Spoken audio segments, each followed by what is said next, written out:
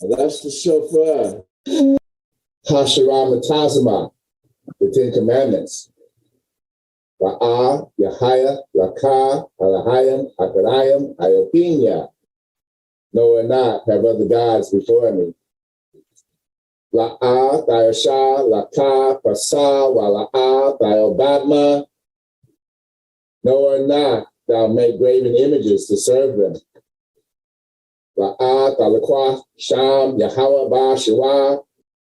No or not thou take the Most High's name in vain. Zakar, Ha-Yuam, Ha, Shabbat, La, Kodashwa. Remember the Sabbath day, keep it holy. Kabal, Avaka, Wa, Maka, honor your father and mother. Ba'ah, Atazak, no and not thou murder. Ba'ah, Bakanab, no and not thou murder. Ba'ah, Bakanab, no and not thou steal. Ba'ah, Shakar, no and not thou testify falsely. Ba'ah, Kamad, Kala, Shira, La, Rakaya. No and not thou covet, which is our neighbors. Selah, hallelujah. Amen. Praise Yah. Hallelujah. Hallelujah. Selah. Thank you, Elder. Hallelujah. Hashiram Tazama, the Ten Commandments. Ba'a, Yahaya, Laka, Alahayim, Akarayim, Iopinia. No and not have other gods before me. La'a, Diasha. And everything you should do is in Yah's name. You've got to do everything that he says in his name. Yeah. Praise Yah. Praise Yah. Praise Yah. Romans 11:5. That's what we was talking about, that remnant. Praise Yah. Praise Yah. Praise Yah. Thank you, Yah. Praise Yah. Yes. Romans 11:5. That's what we was talking about, that remnant. Respect Yah's house. Hey, my Yah is so. Hey, my Yah is so. Torah, Torah, Torah, Yah. Torah, Torah, Yah. Praise Yah. We sing praises to your name. Oh yeah. We sing praises to your name. Oh yeah. For your name is great and greatly to be praised. Praise Yah. Praise Yah. We sing. All praises to the Most High. Peace and blessings, everyone. I'm big on the screen. Hold on, let me get me big off the screen. There we go. A little more normal on the screen. All right, give me a second. Get myself set up. Hold on. Might get the mic just right. Get my positioning right. Let me what I'm looking for. Oh, volume. Volume. All right. Volume is okay. Yep, volume's right. Now, let's get, hold on, clean my desk up a little bit. Everything's situated. It's kind of hot in here. All right, let's get started. Let me come to the chat. Shabbat Shalom, everyone worldwide. Shout out to Shabbat Shalom, thy word is truth. Shabbat Shalom, Donna Yas, Yadasa, Laura Yah. I'm just seeing the last, let me put to show the comments on stage. Bingo. Oh, let me put my banner too. I think of Not Y'all now. Whenever I think of the banner, I think of Not Y'all saying, don't forget to put the banner up. Show. There we go. Now we got the banner up. I got the live chat thing on the screen. Shout out to War Ready Yasharallah. Shalom means peace and blessings to the Most High. For those who are new to the ministry or find this video later, on the replays. It might be your first time or not your first time, but you don't understand like the language we're speaking. We're speaking original Habariyah tongue that's transliterated as Hebrew. It's not the later Paleo or the later ancient. Bluetooth pairing request. No, don't pair. Cancel. Hold on. Where's that? Cancel that. Ooh, it won't let me cancel. Hold on. What in the world? Hold on, hold on. I don't even know what's happening. It won't let me cancel. It won't let me click it. Pair, passkey. Okay. Well, it took me. I don't. Hold on. Can y'all even hear me? Cancel. Cancel. Wow. Okay. Well, that was crazy. I don't know what y'all saw at home or heard, but could y'all let me know if y'all can hear me right now and see me? But something popped on my screen and it said Bluetooth pairing request with some passkey and some crazy number. And then it wouldn't allow me to click cancel or pair. I tried to put cancel. So I was like, pairing request? I'm like, no, I'm not pairing with nothing. I don't even know what this is. And it didn't have nothing for, it wouldn't let me click cancel or what's the name? And so, and then I realized I was off the screen on the live. So I don't know if y'all saw on the live, I was taken off the screen. I don't even know. Then I was like, uh-oh, I don't know what I'm going to do with this.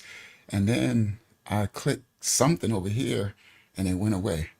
So let me pray a prayer. Father, all in your will, may you cover this this live stream and this word that you got us coming out tonight, this word about the Hollywood marine spirits and these rituals and these celebrated entities, which we call celebrities, celebrated entities. I taught you about this English language, of this bastardized language of spells and curses, how everything is in this language, all of these words. You understand it's celebrated entities. You understand this star power. You understand? So these are energies, these are portals, and Hollywood is one of the biggest portals on the earth. We're going to get into that in a second. And their rituals that they have, their initiations, their hidden oaths, their oaths that they make, and to make these people celebrated entities on earth. You understand? Entities. So all of these things are written in the English language, but these spirits, let me explain, these spirits hide in the letters. In the English language tongue, they have spirits that hide, ancient spirits, all type of fallen stuff, hide inside of the words of the English tongue. So within these words, you know what I mean, like control, programming, you know, entertainment, you know what I mean? All of these words are coded messages, and spirits, devils, hide within these words. So they have saying celebrities that celebrating these entities. You understand? And all of this, just like the city of Los Angeles is the city of lost angels. That's fallen angels. That's why Hollywood is also from the wood tree. You understand? So we're going to break some of this down today. The holly tree, not the wood tree. I apologize. From the holly tree. So all of these words in the English language, they have deeper esoteric, they call it esoteric, but I'm going to call it deeper spiritual meanings and implications. And each of these things, remember I told y'all in the last live, each of these things are spirits and they're doors, right? So every time we call on these words and we act out, we are opening doors into our lives. So they have children, us, and everything. You know, before now, people are not really trying to be celebrated entities, celebrities as much, because we're seeing we're seeing what they're paying for that covenant that they made. These celebrated entities, celebrities. So once you understand, praise the Most High, Shalom Yamalah, Shalom Hayazak, Sister Roberta.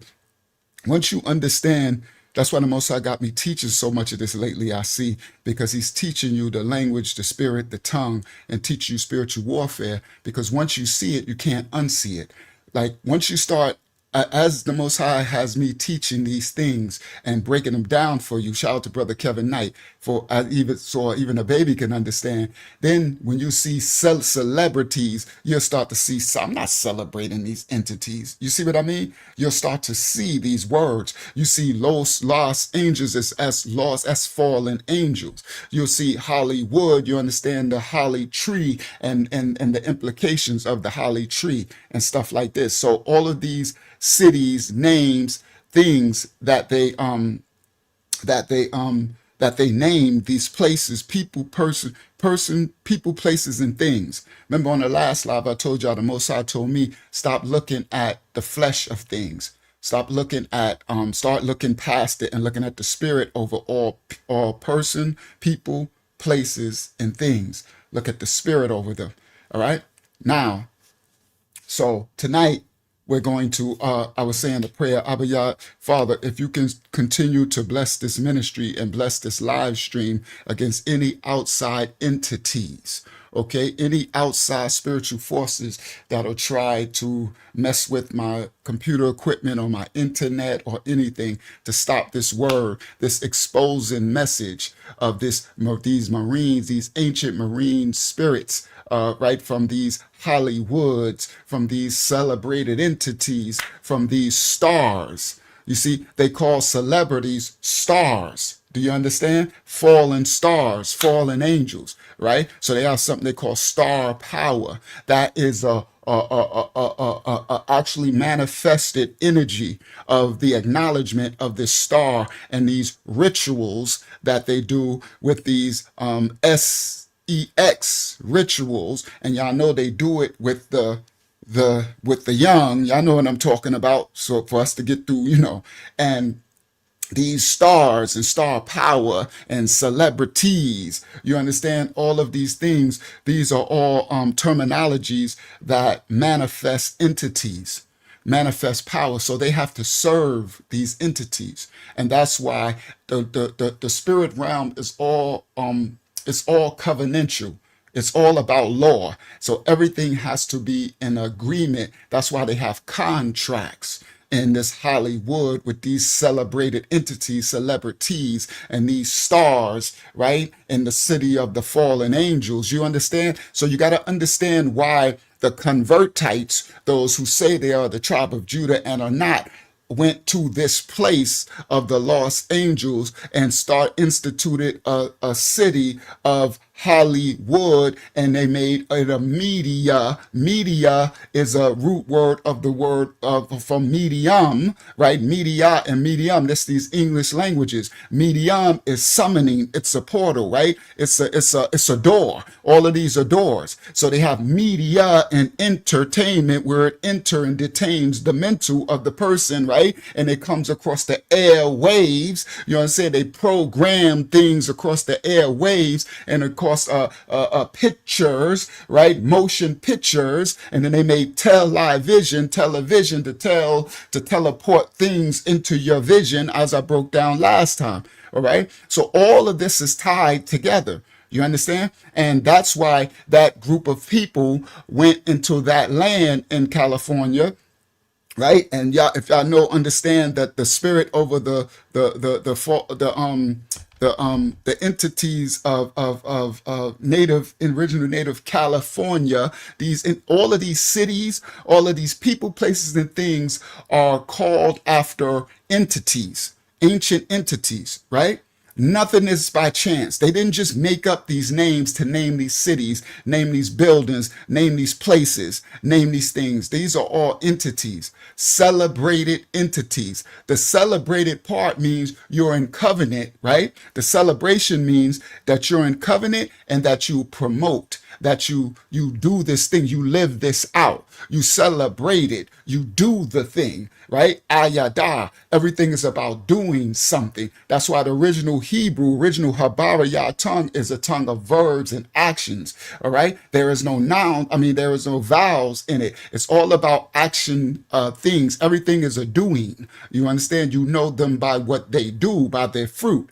So nothing that this second world and in America and these countries, nothing they do is just willy-nilly. Nothing is just on the surface. Everything has a meaning behind it. They all have a meaning behind it. Okay? So tonight, Father, all in your will, send your righteous malayaks, angels, and heavenly hosts to cover this lesson in spirit and in truth. All right. So I said, when I first started, I said shalayam. And I said, for those who are new, you'll hear us say the word shalayam, and you won't really understand, like, what is a shalayam, right? You like, y'all might have heard the modern Hebrew or Yiddish, a Babylonian Hebrew word shalom, shalom, right? Which I guess means peace and blessings, right? And then you might have heard us teach the more antiquated paleo ancient Habariya word of shalom, Shalam, because there is no O's in Habariya in Hebrew. I know people don't know that, but there's no vowels. So a lot of people are still speaking this Canaanite Hebrew tongue, right? So just like the word on our Mashiach, that's not, there's no I in Mashiach.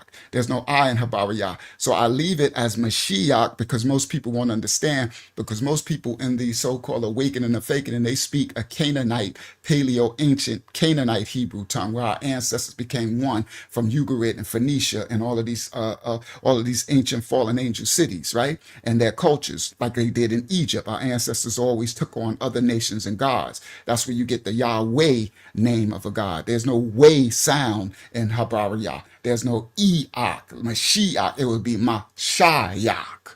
Okay, there's only an I sound. All right, now, so the original Shalom, the original word for peace and blessings of the Most High would be more closely to Shalom, Shalam. Once you put an I-E-O-A-E-I-O-U, a A sound, meaning a vowel, into any Hebrew word, it's no longer the original tongue. All right, it's some type of Canaanite some type of Canaanite culture tongue, whether it's Acadia, Phoenicia, Ugarit, or one of the later Assyrian, Syrian, Persian, whatever. Now, but now the reason why you see our ministry say Shalayam is because the Most High's name was in every Adiyat letter. The original Habariyat tongue has Adiyats. Those are called letters in the English language. And each Adiyat had Yah's name in it. That's why the city of the original people was called Yara Shalom, Jerusalem. Another city, Yahadiah, Judea. The tribe was called tribe of Yaada, Judah. They weren't called Jews, they was called Yads. It was Yaada. There was no J in the original tongue, just like there's no U, there's no I, there's no A, there's no E, there's no O sound. So it's Yaada, the tribe of Yaada, and they were called Yads for short, okay? Not Oods, ever. That's fallen angel, that's later. Okay, now, so they took the Most High's name out of the Bible over 7,000 times. Everywhere that the Most High's name was, they replaced it with Lord and God, these entities. Hold on. These celebrated entities. Hold on, let me put my invite on the screen. Sorry, I'm in the spirit. None of this. This is a spirit-led ministry. So for those who think that when I turn that camera on, sometime the Most High, it just speaks. The Rayak Hayakadash, that's the Holy Spirit, just speaks. Okay, it's not Ruach Hokudesh. That's a Canaanite Hebrew tongue, but I understand. We all learn somewhere. That's why I keep Mashiach Assembly so others can understand. For those who see me change my name to Uncle Ya'ayashah from Yahshua, because I know that there's no ooh. Once we know better, we do better. But most people still hold on to the Canaanite tongue because it's a blackity black thing, black people thing. We always hold on to transgression. That's why they in the wilderness, when the Most High brought them out of Egypt, they couldn't let go of Egypt. They immediately built the golden calf and they wanted to still worship the Egyptians, right? That's our people. They just really stiff-necked, hard-headed, stubborn and rebellious. Ain't nothing changed, ain't nothing new under the sun. Right? So anyway, so now let me let Taj in screen. There we go. So I'm not so big on the screen anymore. There we go. Now we cooking with olive oil. Now we're cooking with olive oil, Taj. Shalom, Taj Balayah and Yana out there in Oakland, California. All right, so now they did it in our scriptures. That's why the scripture has to be rightly divided. You understand? Rightly divide the word and understand where they write their likeness and their image and their being in our scriptures. Okay, so in our scriptures, our manuscript, over 7,000 times they removed the name of the Most High, the Ya'ad, the Aliyah, and the Hayat. Okay, and that's his original name, as he said in Psalms, right? It ain't got nothing to do with no Yahweh, ain't got nothing to do with no Yahuwah, ain't got nothing to do with Yahweh, ain't got nothing, well, it got something to do with it. Those things added on to the Ya'ad, the Aliyah, and the Hayat, Yah, those things added on describe something about the Father. When you put Uwa on to Yah, you put Awa on to Yah, you put Way, see, Yahweh onto, what does way mean? That ain't even Hebrew at all, Habariyah. So that's another fallen, but this ain't about that tonight. I'm just giving for the newer people who find us, they'll see us speaking a language and they don't understand. So they'll see us say Shalayam and they're like, what is Shalayam? Later they'll realize, but they don't know what it really means, the foundation. Okay, so now they took the Most High's name out. Oh, okay, let me say this part and then let's move on. Anything that they add on to Yah is something describing Yah. So you need to understand what Awa means, or Hawa means, or Way means, or Uwa means, or Oshua means, or any, right? Ra Shalom, right? Shalom, Shalom, young king. Shalom, young king. Shout out to Taj, Yashiyaha and Ahavaya and to the family out there. And they're getting big. Look at them face changing. They getting big, boy. Them babies, they ain't babies no more. They're younger, them children getting big. So anything that you add onto Yah is it's saying something about the Father. So when you take the city Jerusalem, Yara Shalom. So Yah, and then you got Ra Shalom. If you speak the original tongue, you would know what Ra Shalom mean. Guess what? Shalom. See, you'll know what Ra mean, the Rayash. Then and then each individual letter also describes, right? Because they are spirits, the letters, right? So if you take Ya'ada, yeah, it's Ada, Judah, Ada, Ya Ada. So you will know what Ada means, right? Like Adam, right? Adam's name is Adam. So you got to understand our language is very complex, but it's also in simplicity. But once you understand the original tongue and each Adayah, each letter, they coincide and Shalayam, daughter of Yah, look how big they getting. Shalayam, the locks getting all big. All long and thick.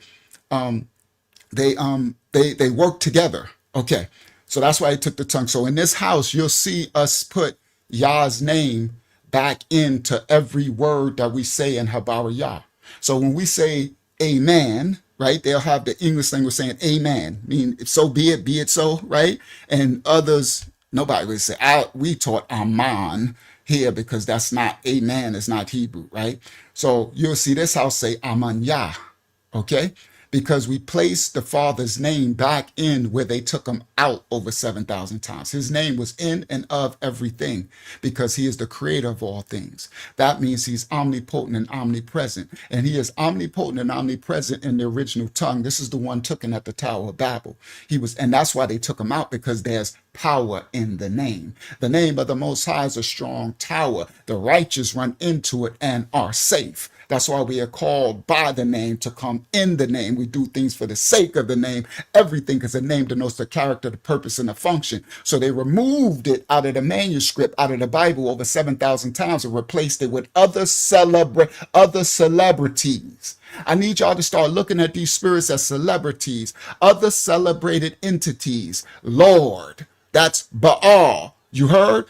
Come on, bro. Come on, guys. For those who understand who Baal is, the world, the Hollywood knows who Baal is. Look at this. They're going to show you right here.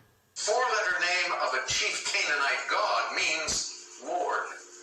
David, what is Baal? Yes, B-A-A-L.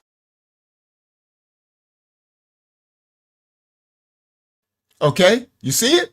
That's media, programming, television, Jeopardy, letting you know that they know what Baal, they said Baal, B-A-A-L. Different languages call it different name. In the original Hebrew tongue, it's Baal. Because remember, I said there's no L sign. There's no A sign. There's no A like that. Baal. There's no L sign. It will be Baal or Baal. Okay? And they know, right? Now, he was called a different name. Baalim, Avi, later Moloch. And they said, the Lord, what is Lord? Four-letter name of a chief Canaanite god means Lord. David, when it's Baal, yes, B-A-A-L.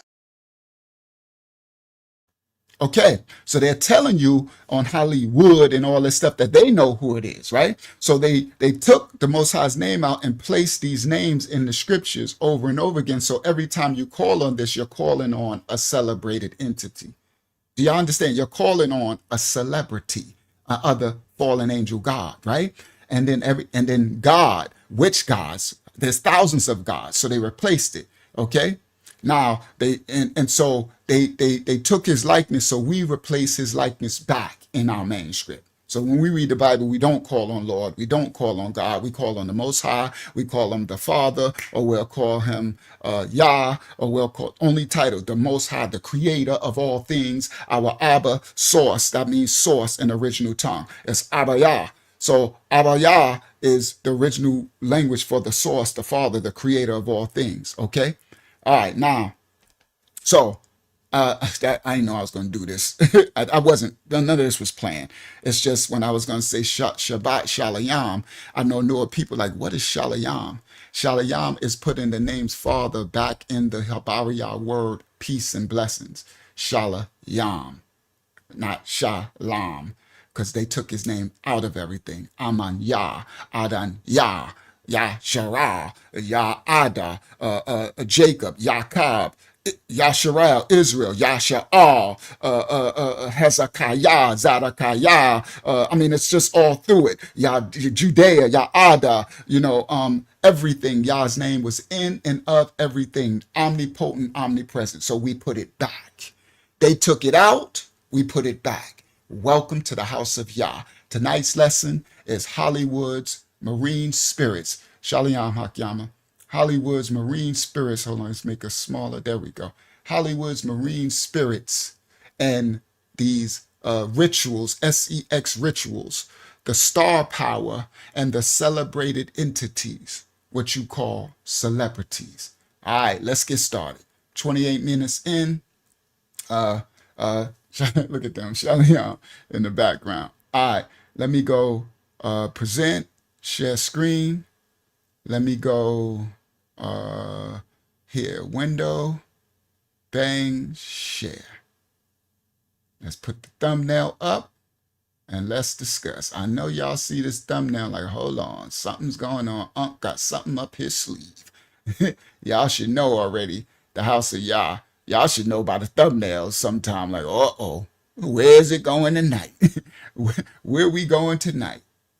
Now the thumbnail says, familiar spirits, Hollywood's marine spirits exposed. All right, now y'all see, who's that on the screen, right? I know y'all like, uh-oh, what? Why are they on the screen? Who that? Who these two? Look at that. Oh yeah, shout out to Inks of Seacher. Tonight, it's going to be a lot of exposing. You're going to learn something. I don't want to give it away, but tonight you're going to learn a lot. Something very, very deep dive about this man right here and this woman right here. These were celebrated entities. And you see, I created this. So you see how I put it on his shoulder? You see? The familiar spirits, the star. And the reason why, so when I created it, I had one on his shoulder. And then I had something, and I said, I need to make two. And then make it just a little different and make it familiar. See? Familiar spirits, stars. See, it's always something when I'm making these thumbnails. That's why it takes me so long. I'll be tired and all that, but it is what it is. Even through the shadow band, somebody will see it. If we save, if we allow to bring one soul to understand spiritual warfare and to salvation, to fight for the salvation of themselves and their families, then it's all worth it. If just one, you heard? If just one. So they could shadow ban all they want. I know it's gonna reach at least one, y'all willing. You understand? Unless they just turn us all off. Last week we had the sister from Zimbabwe find a video and say Shalom. And these people all over the world, children. All right? Praise the Most High word. He said in the scripture, it'll be manifest all over the world in the end times. All right? So I wrote familiar spirits, Hollywood's marine spirits exposed tonight. And these two. There's something coming out tonight, very disturbing, dark, and also revelatory. These are celebrated entities all over the world, these two.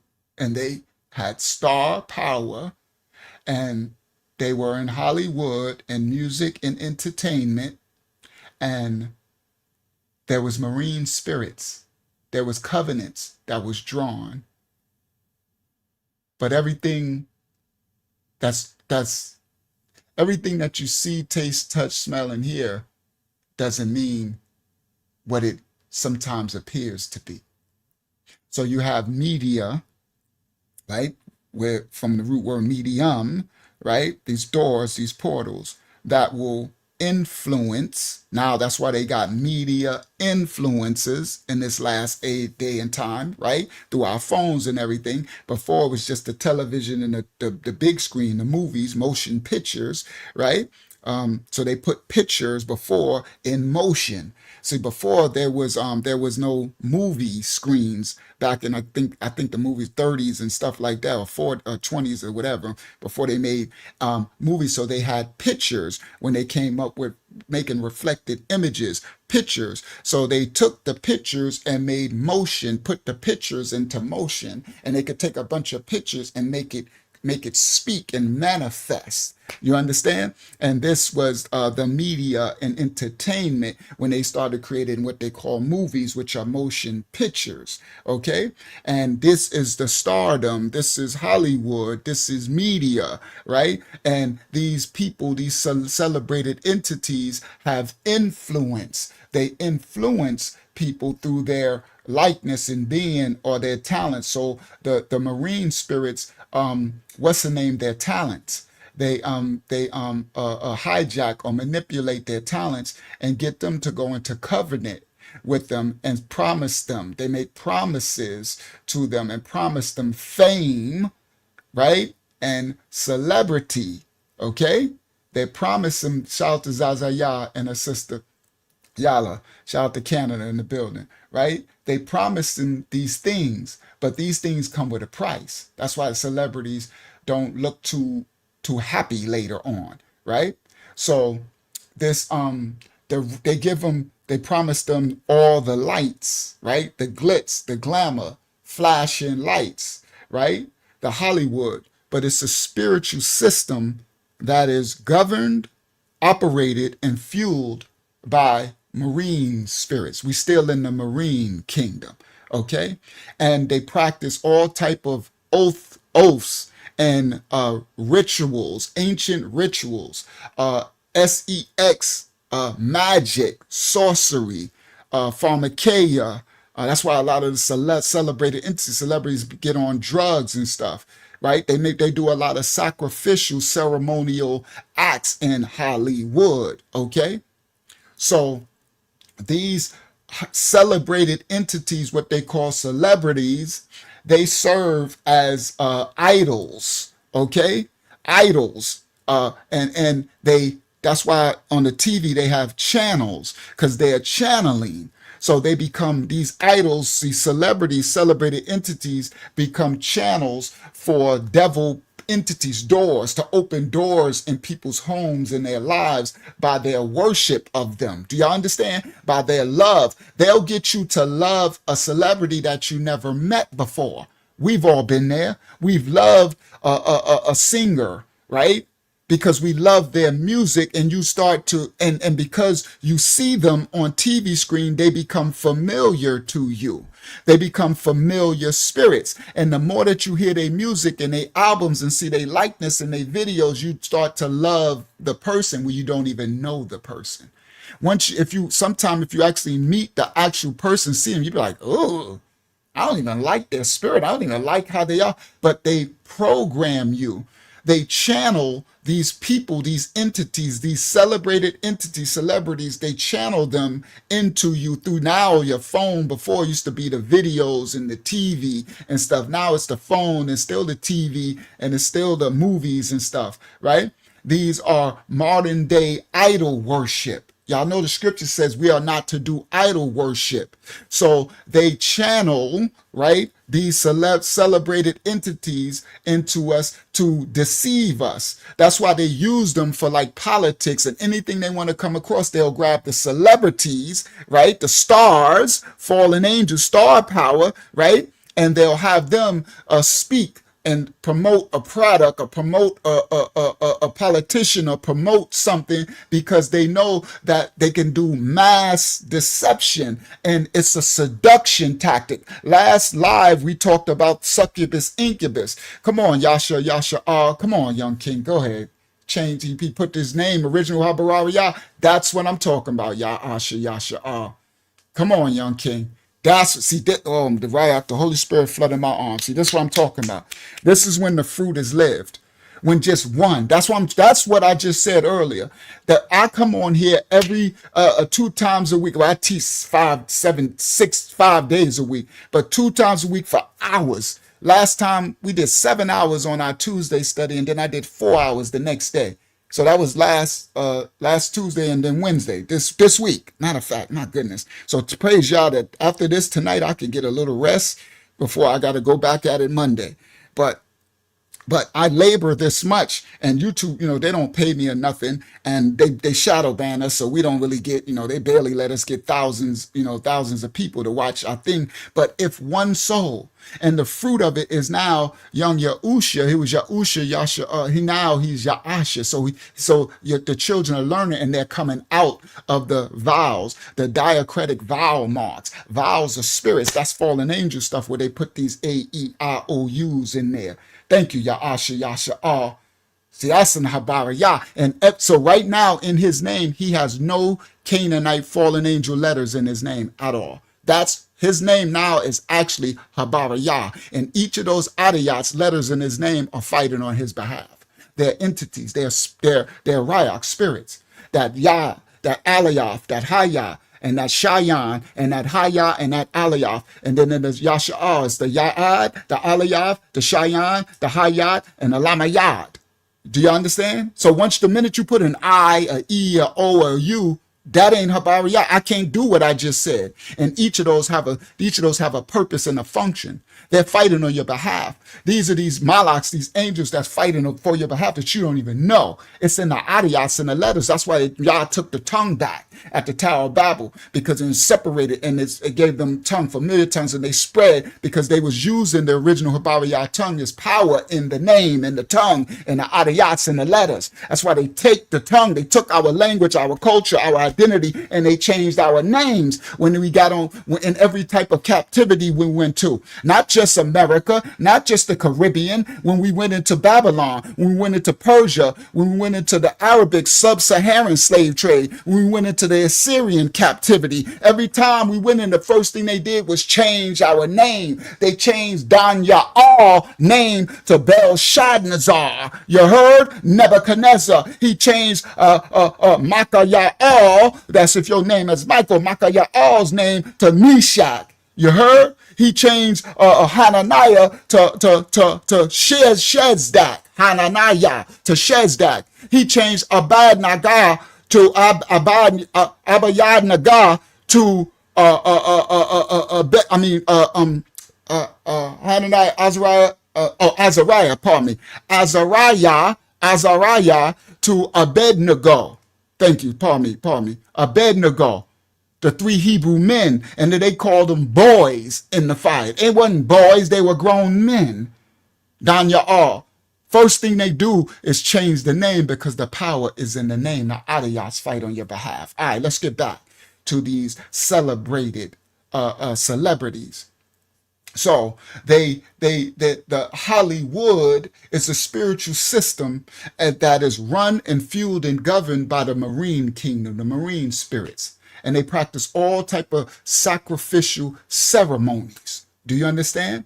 So they channel. That's why they got remote control, controlling, programming channels for the TV and stuff, right? Channeling, right? And they're channeling. And so they use these celebrated entities, celebrities. They make them stars. They make them, right? They make them idols in the modern day, and they use them to seduce. Right? They use them to present familiar spirits in us, the children. They have a lot of people worship them. Right? Y'all know at the Michael Jackson concert, they used to pass out. Every nation, kindred, and tongue. You understand? Every nation of people at its kind, millions and hundreds of thousands of people, and they would pass out and fall out because of if you got to understand, if something or an entity makes you get so whatever, emotional, excited, whatever this is, that you pass out, that means some type of entity took control of your temple, full possession. And you ain't never even know this person. You ain't met him a day in your life. You got that from just listening to the rhythm and the music, his talents. So they manipulate, they prey on the talents and gifts of them and make them into idols. But then they make them sign contracts. That's law. Understand? And these contracts are law abided in the spirit realm. You understand? And so they make these idols, these celebrities, these celebrated entities, they give them power to do mass deception through seduction and familiarity, familiar spirits. To the point where they have you loving the celebrities. They have people. I remember one time back in the days when Public Enemy, I'm an elder, they were really big, and there was some brothers, my brother Ty Fields, from my projects, he has family out in Philly, and Philly was wild, like, New York, Philly, shout out to Philadelphia. Philly was, they was about it. And so his people was around from Philly, and so we were speaking out because we were speaking out against because I know Chuck and right, so we knew, and this when they was big, when they had Fight the Power, and we got to fight the powers that be, and that movie Do the Right Thing and all that, when they was big all over the world, right? That's right, when he made Elvis was a hero to most and all that, and we said something about Chuck. And because I know Chuck and him personally, I know Chuck, and I know, bro, he is some of these celebrities are not what they portray you to be. But if you don't know them personally, you can have familiar spirits and make them like, you could think you love this person, we don't know him. So when the brother heard us talking about them, because we know, I know them from Chuck was on introducing us back in the days. I was a childhood rap star before he was ever a rapper and all that. Those who know the channel, y'all know my history. Go to Uncle Yashua 25 to Life Testimony TV and go watch the videos about my coming up, right? Me coming up. All a lot of the original celebrities know my crew. We was before, at the beginning of hip hop, right? We could have been stars, and so I'm glad the Most High shut all that down. But anyway, so we were speaking against Chuck, and the person they got so offended that it was like he wanted to fight. It's like it got really bad. And I'm like, bro, why are you so invested? You don't even know Chuck enough, but they knew Public Enemy from, and I seen it later. I thought about it later. I said, dag, that's crazy how how these people can have power over people that they never saw before. They never met him, but he was willing to like fight us or shoot or die for some Chuck D. I'm like, bro, you don't know them, bro. If you really knew, you would really feel stupid right now. But this is the seduction and the familiar spirits that they make the celebrities. It's like when the first time I heard Samuel Jackson speak, right? This is back in the days when he played that crackhead in that movie back in the days. We liked Samuel Jackson back then, right? Because he was pleased to play all the street characters, right? And we liked him. And then I remember the first time I heard him speak, he was speaking all like, "Hello, would you like a little Grey Poupon?" Or something. Like it was. I'm like, what? I'm like, hold on. What? Because you think the character that they're playing, right? The actors, they're acting. But then when you hear them and see them, you be like, hold on. This is yeah, thank you. Jungle Fever, Maya. This dude ain't street. This dude ain't like, and it'll throw you off, bro. This is a seduction in the familiar spirits.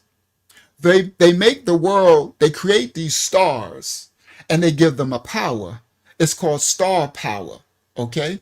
And they do it through ritual initiation, and they do it through spiritual power from the marine kingdom. That's why they make them sign contracts, okay? And this has been going on since all ancient times. And they operate through this mass deception, seduction, manipulation, lust, envy, right? And greed, okay? And also the number one is blood, okay? And the blood. All right. So tonight we're going to explain the connection between the marine spirits and the Hollywood fame, okay?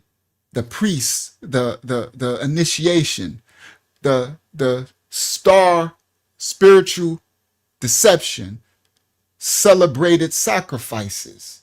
Come on, they be starstruck, okay? You got struck, okay? Now, let's go. This thumbnail, as you see, I'm gonna give a little spoiler alert. We're gonna learn something about Michael Jackson that's going to shock a lot of you. It shocked me, but I'm glad to know what I know. I kind of knew a bit of it. I felt it in my spirit, but I didn't have the fruit. So when I don't have proof of a thing, I really just kind of leave it alone. But I know in my spirit when I feel something, because it'll manifest, it'll say it through my spirit sometime, but I won't speak it out loud because it look like, I don't want to be wrong. And then later you're like, oh man. So this revelation that's going to come out tonight gave me a lot of answers to things that I knew in my spirit already, but now I actually have receipts and fruit that my spirit was right about this individual right here on the screen, that Michael Jackson dude, that dude. And I might have said a couple of things throughout the years of us being online live, but now I have understanding to why my spirit was telling me these things about Michael Jackson. All right? Now, familiar spirits, Hollywood's marine spirits exposed. Hollywood, and then the title is Hollywood's Marine Spirits and SEX Ritual Star Power and the Celebrated Entities Known as Celebrities. All right. Copyright disclaimers are in effect. Let's get started. All right. Now, we're going to, here we go. We're going to, what do I do first? Okay. Let's do Hollywood first. Let's get started with Hollywood. Copyright disclaimers are in effect. We do not own the rights to this video. It's for reactionary purposes and educational reactionary purposes. Hollywood disclaimers in effect. Fair use. Thank you, Laria. Fair use. All right. Stop share. Bang. Up. Present. Share screen. They already shadow banning this live. I'm like, it's only 56 people here. Not true. I'm like, wow, they shadow banning the mess out of this live. And I knew it with the title. I knew it. So when I was working on it, I said, man, maybe I shouldn't put Hollywood. It's like funny because it's hard because I got to try to figure out ways to get around their shadow ban, what they're going to do. And there's certain topics that I know that they are going to shadow ban. They're going to, and wow, 56 is the highest it's been so far. 60 people. That's the devil's a lie, right? So, oh, could y'all like this video? Maybe that can help it reach through some of the shadow ban a little bit, because they don't want people to see this type of stuff, right? That's why it's hard me trying to make. I wish I could just, it wasn't shadow ban. You got other people, they could just do anything, and they let them get hundreds and hundreds of thousands of people, right? They got foolishness with people just doing stuff, and they got 2,000 people on the live. Okay, we struggle to get 100. You understand? And now it's nights like this. Look at them. It didn't reach too far over 60 yet. I'm like, by now it'd be up to 70 something, close to 80 people. You know what I mean? On the last one, so close to 100 people on the last live. All right. So now here we go. I'm like, I knew it though. I knew it. I'm like, these topics. Oh, good. The likes are decent. Thank you guys. These topics like this, they're not gonna spread. They're not gonna spread the notification. They're gonna block it. So what happens is some people won't even know we're live. They'll block the thing because people write me, email me, tell me, Unc, I didn't even know you was live. Not only did I not get a notification, usually if I go through my browsing stuff, it'll see that I could see a red you live. That I knew nothing that you were live. All right, here we go. Copyright disclaimers are in effect for educational purposes only, reactionary purposes only. All right, let me see, make sure it's on the screen. Yes, let go. This amazing tree.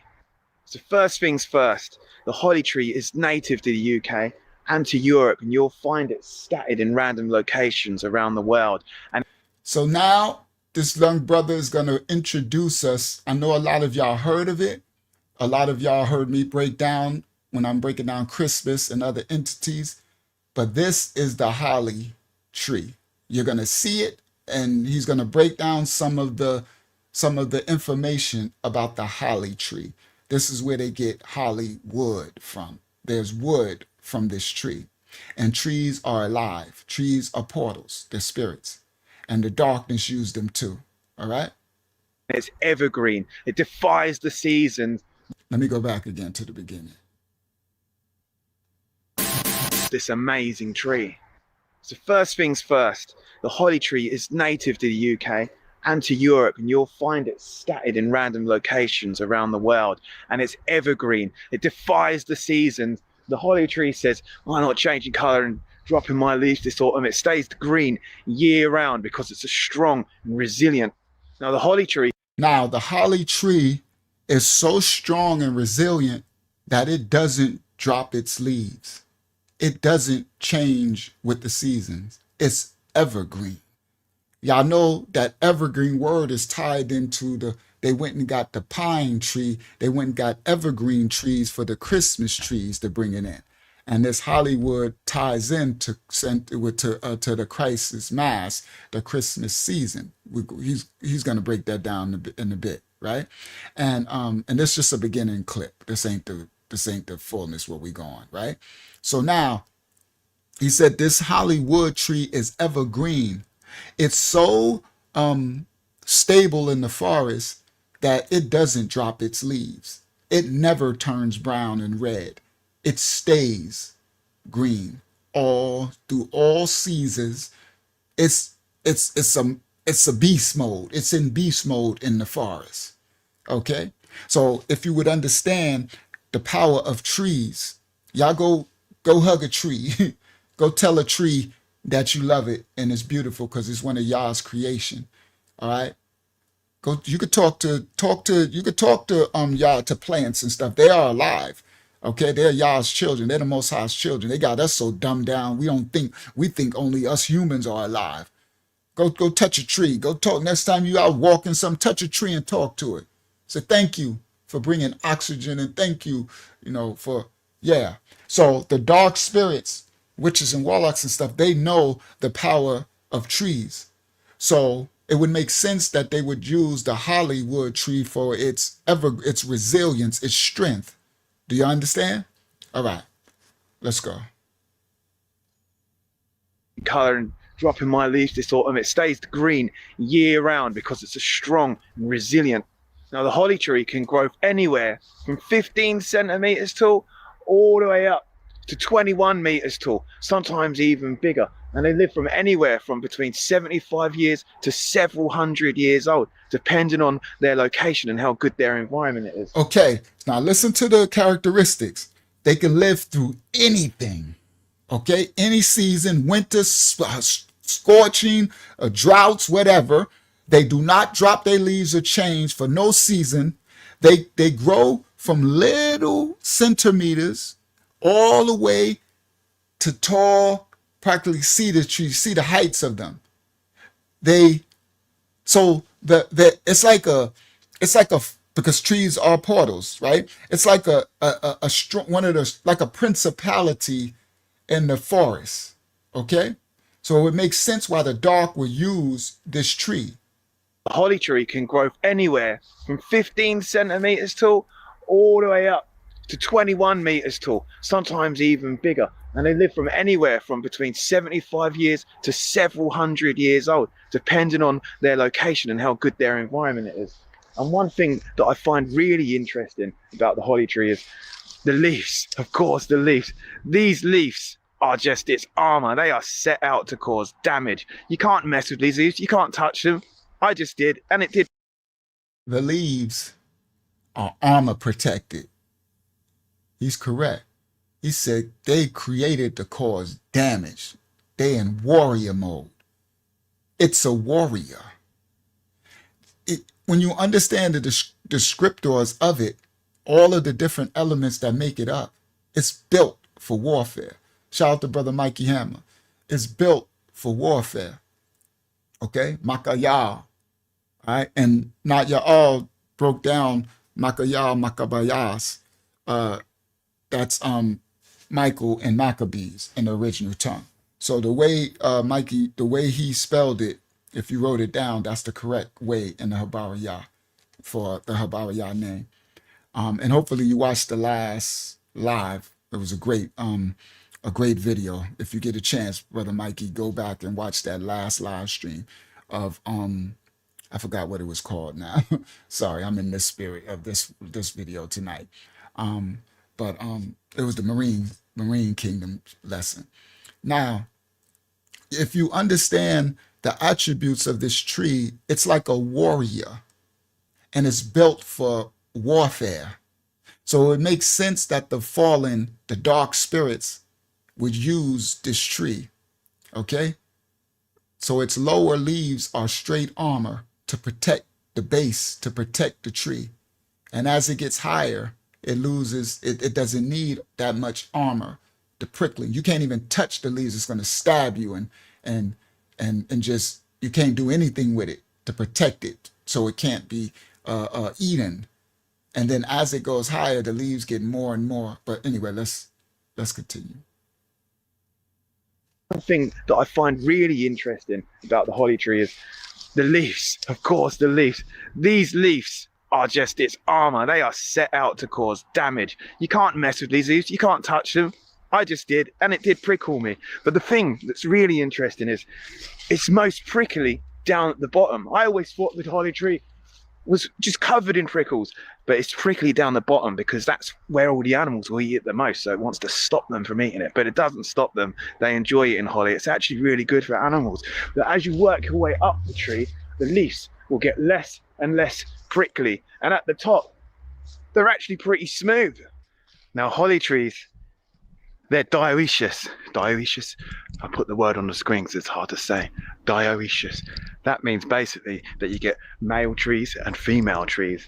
And you can tell the difference between a boy or a girl holly tree because it's only a girl that produces the berries.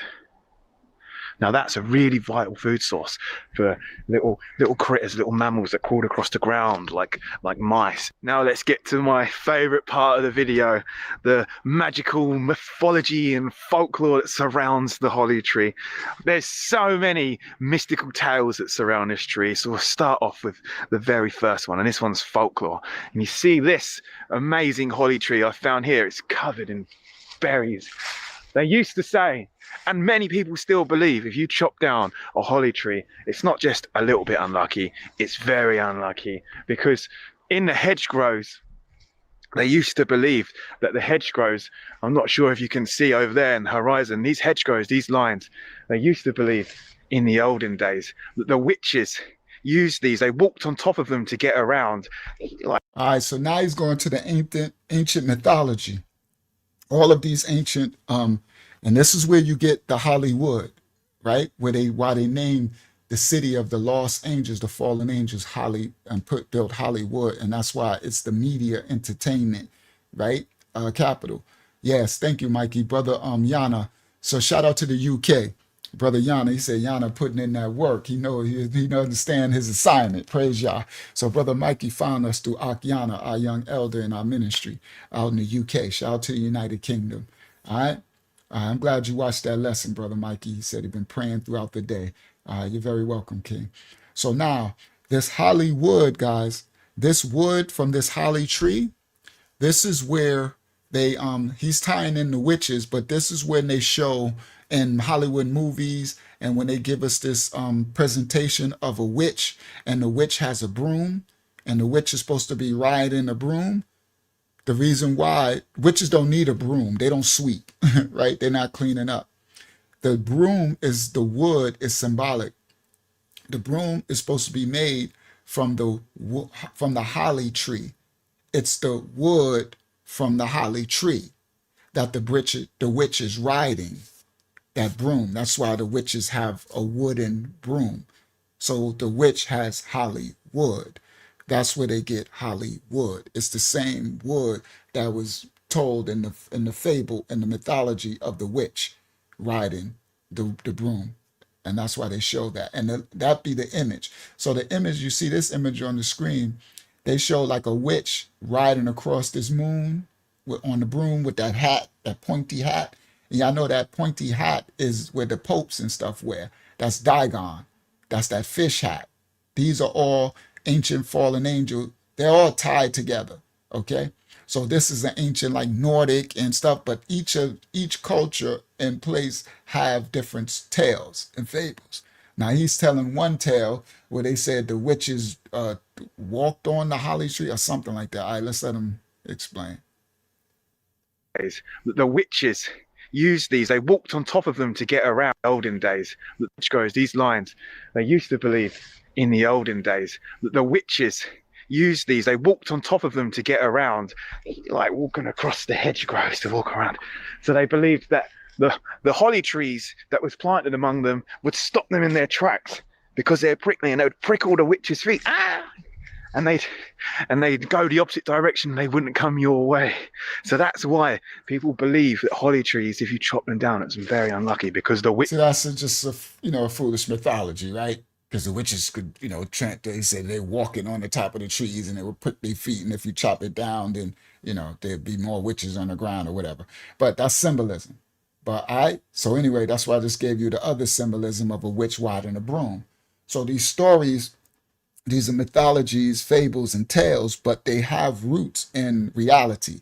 So any ancient fable, tale, mythology, or story, they would tell the stories to pass the information on, but it would grow into fairy tales and stories, but there's truths inserted in all. You have to discern through and do the diligence. All right. That's why you got to do that with all things. Diligently seek the word and seek the truth and understand it.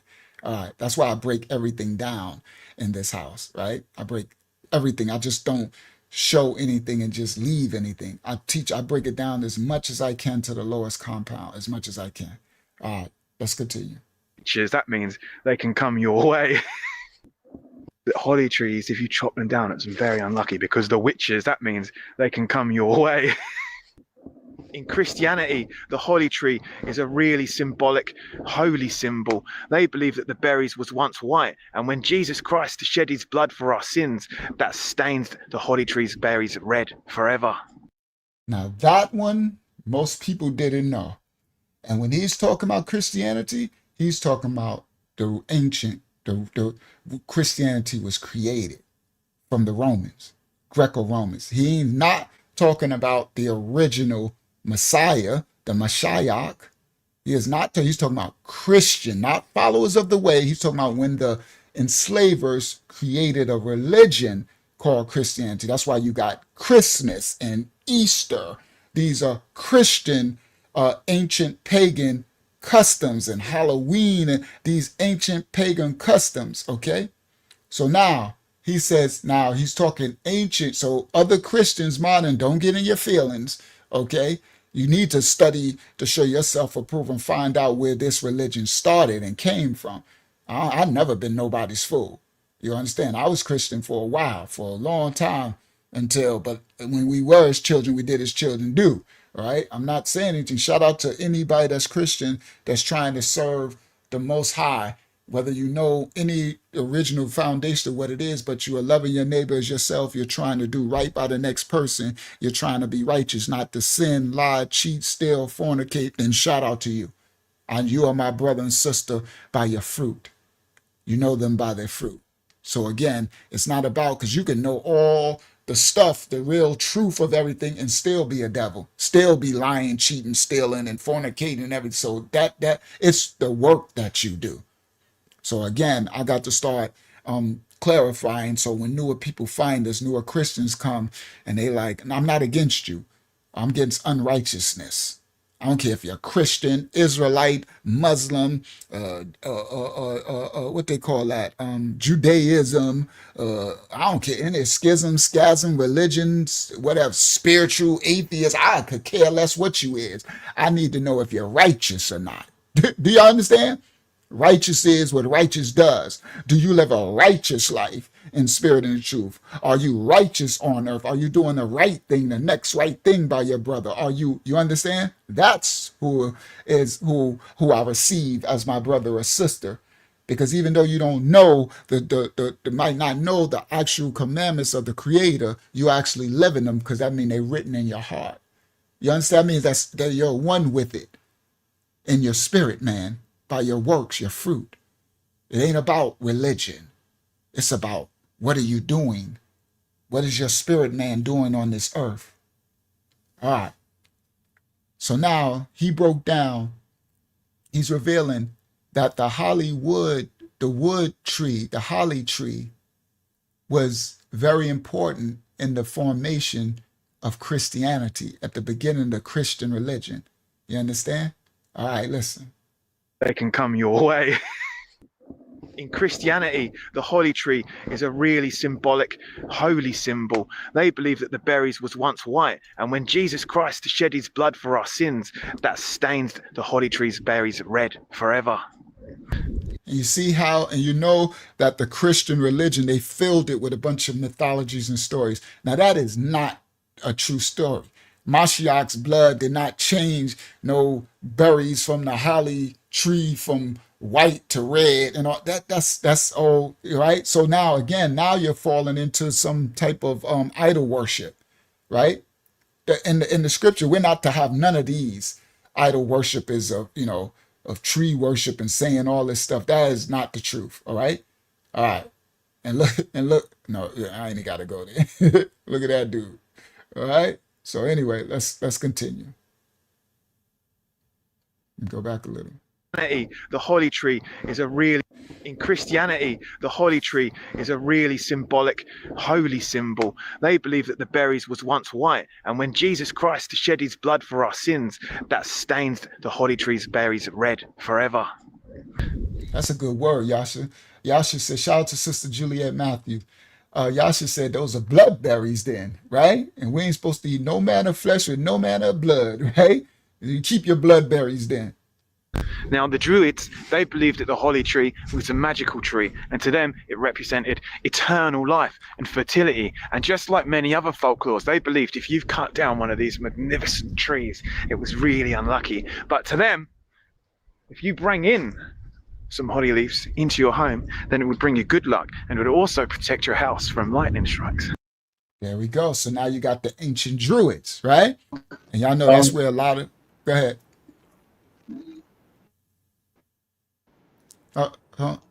I have a question. Go ahead. Go ahead. Does am I in and out? No, no, I Okay, hear you is clearly. that like saying that his, okay, good. So saying that his blood stained the white berries and made them House red, from is that lightning an strike. admission that he was hung from a tree? It could be some symbolic. I see what you're saying. You're like, well, then did they hang him on a holly tree that his blood stained the berry? Because you know he was hung from a tree, but people they don't teach y'all that, right? They teach y'all he was hung on a cross. No, he was nailed to a cross beam that he carried down Golgotha, and then they nailed the cross beam to the tree. The cross beam went around his neck. He was holding on that, right? And they nailed that to a tree. He was hung from a tree. That's in your scripture. So that's funny, Yasha. It's like, well, did they hang him on a holly tree? Did it have berries and that's why his blood went onto the right? For your little symbolism. But again, they don't even teach you he was hung from a tree, right? They're telling you worship a cross. You understand? And you don't even know what that cross means. You don't even know that death symbol, the symbol of death. You understand? And that's why they hung us from trees. You know, the so-called blacks, right? They said that. That's what the KKK and stuff burned crosses in our yard, and they hung us and said we're gonna. Back in the ancient days, they said we're gonna hang you just like we did your king.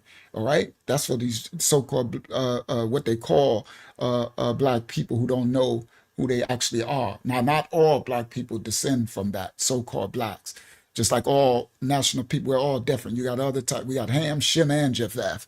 You understand? Not everybody descends from the lineage. All right, from Abraham lineage down. You know, through from Eber through Abraham all the way down to Jacob through Isaac, Yasak.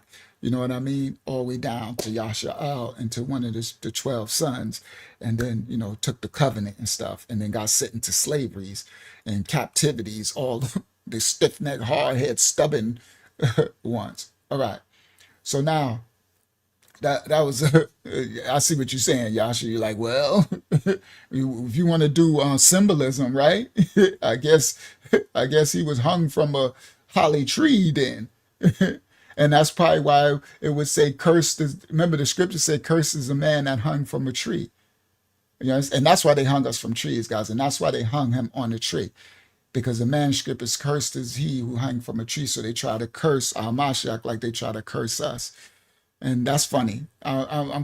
We don't even know. We don't know what kind of tree it was because it doesn't say that in the scripture, unless it say it in some type of in one of the apocryphal books somewhere. Unless it say what kind of tree that was in the apocryphal somewhere.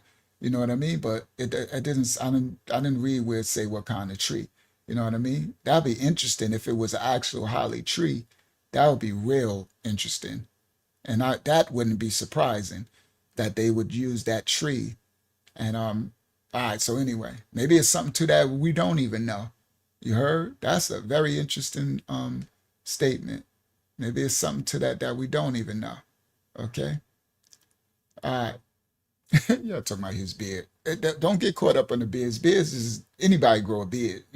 You got all well, not any. Well, a lot of men could grow beards, but some grow them thicker than others. It doesn't denote nothing, right? So I know in the Habariya tradition of a growing a beard, that's symbolized. It's not nothing to do with the fullness of the beard. It's just a man shouldn't have a bald face in the original Hebrew culture because then it got something to do with edophilia thing. Y'all know I don't want to say the word, right? So that the grown man who shaved everything off his face could appear to be much younger and deceive and mess with, the little ones. You get what I'm saying? So the beard is to denote that aging, an age on the thing. That's why we are not to be bald faced. But just because these other, you got plenty of people got big, big beards. I just said it because you pointed it out, and then Larry, I was like, interesting. I don't. That's not interesting. He just has a beard. That's all. It just means his dad grew a lot of. He was able to grow a lot. It's all genetic. It's just grow a lot of facial hair. That don't mean absolutely nothing. I'm just, y'all know how I do. I teach when I see something. So okay, and then that helps others because others don't understand. A lot won't understand that the original Habariya men were called to not be bald face. It's not. It's unlawful for a grown Habariya man to have a bald face. And then in somebody's unmuted. And then in Babylon, in the world, they teach you, like in corporate America, they teach you to cut your face bald, right? They call it worker type, right? They teach you. That's why you go into even to the service. They cut all your hair off and cut your face bald. Okay. So all right, praise y'all. So now y'all got that. Zayana said, "I know what y'all meant." So what do they then? What's going on? Y'all tell me. Yeah, I'm gonna wait. It's just full. All right. So so Zayana says she know what she meant. What did y'all meant? Because I see the ladies is responding to this. I'm trying to. Okay. So his beard is full. So what did she mean, Zayana? Because I'm a little lost. All right. Because y'all understand, we as men, we cover the woman. All right. So we understand it. Okay. So that's why I'm bringing out, because, nothing wrong. People can make reactions, but I seen her, right? Like, his beard is really full. And then like, that's interesting. Right. And I'm like, no, it ain't. That don't mean nothing. Absolutely. It just mean his dad he was able to grow a full beard. That's it. You got some that grow them well, like this other Jamaican dude, his video, he got locks. That's pretty dope. His locks and his beard go all the way down, and he got like 7 locks that come all the way. I'd say, Dad, that's crazy, right? So you don't have nothing to apologize for. You don't have to apologize for. Yeah, Larry, I'm checking everything that moving, but I'm glad I saw it. And then Zayana coming into mind. I know what you mean. Y'all shut it down. No, you don't. All right.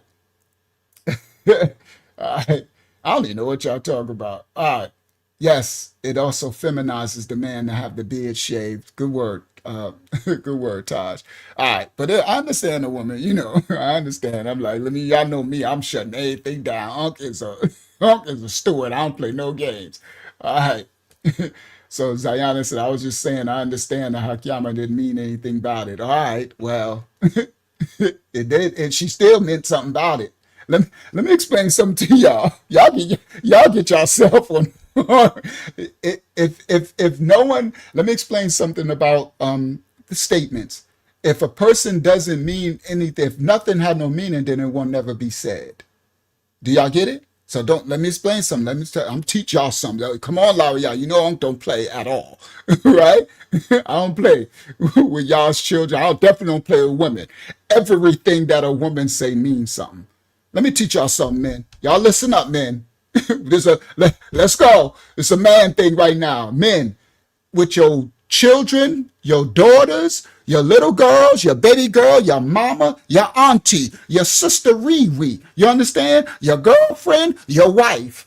Everything a woman says means something. Don't you ever let a woman, even if she don't know really what she say, go, well, it didn't mean that. Yes, it do. Boy, I'm a mess. My daughter Shemaya called me this morning, 3:00 in the morning. She's in the hole. She getting old, tall. She taking on all type of spirits. I'm like, oh my goodness, my baby girl gone. But I'm reading through everything she say. Do you understand? I just got her on while I'm working on this live stream, and I got her on speaker, and everything she say, I'm reading through everything. Come on, Malakia. Come on, Malakaya. Malakaya. Yes, I don't play no games. Everything a woman say means something. Now, men, we might say stuff that really don't mean. We could say some Bible sometime, because men is just, we're not as complex as a woman, right? A man, sometimes he could just, what you say? I ain't say nothing. Right? A man could, come on, one true Scott. I don't play. Like, I teach men how to be men. I can teach some of the women who don't even understand some of the things about themselves. Ain't nothing that ever comes out of woman's mouth don't mean nothing. Oh, you bet, boy. And sometimes they might not understand, but I know I see spirits and everything. So anyway, not saying something negative, but I call stuff out. All right. So praise Yah. All right. So now, all right, let's continue with the lesson. That part. Come on, Mikey. I don't play. That's why a lot of people love our channel, because we've the elders, the men has lost their position, right? You know, they have feminized men. Men has lost their intellect. They lost their covering. Women can respect the covering. Don't get that twisted one bit. They might not like it all the time, but at the end of the day, they respect it. That's one thing. A woman, even when they get out of their feelings, they be like, you know what? I was in my feelings a little bit, but I gotta respect Unc. Unc don't play. He ain't let nobody. He don't play.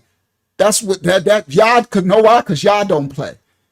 The Father see and hear everything. And we're supposed to be in his image, likeness, and being. The Most High created man first and gave him dominion, Rada Yah, over everything on the earth. Do you not understand? We are supposed to cover everything.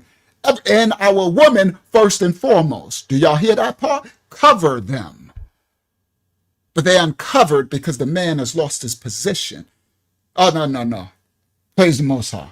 That's why people who are allowed to find the channel, they either like it or leave it, love it or leave it alone. That was a song. You better love it or leave it alone.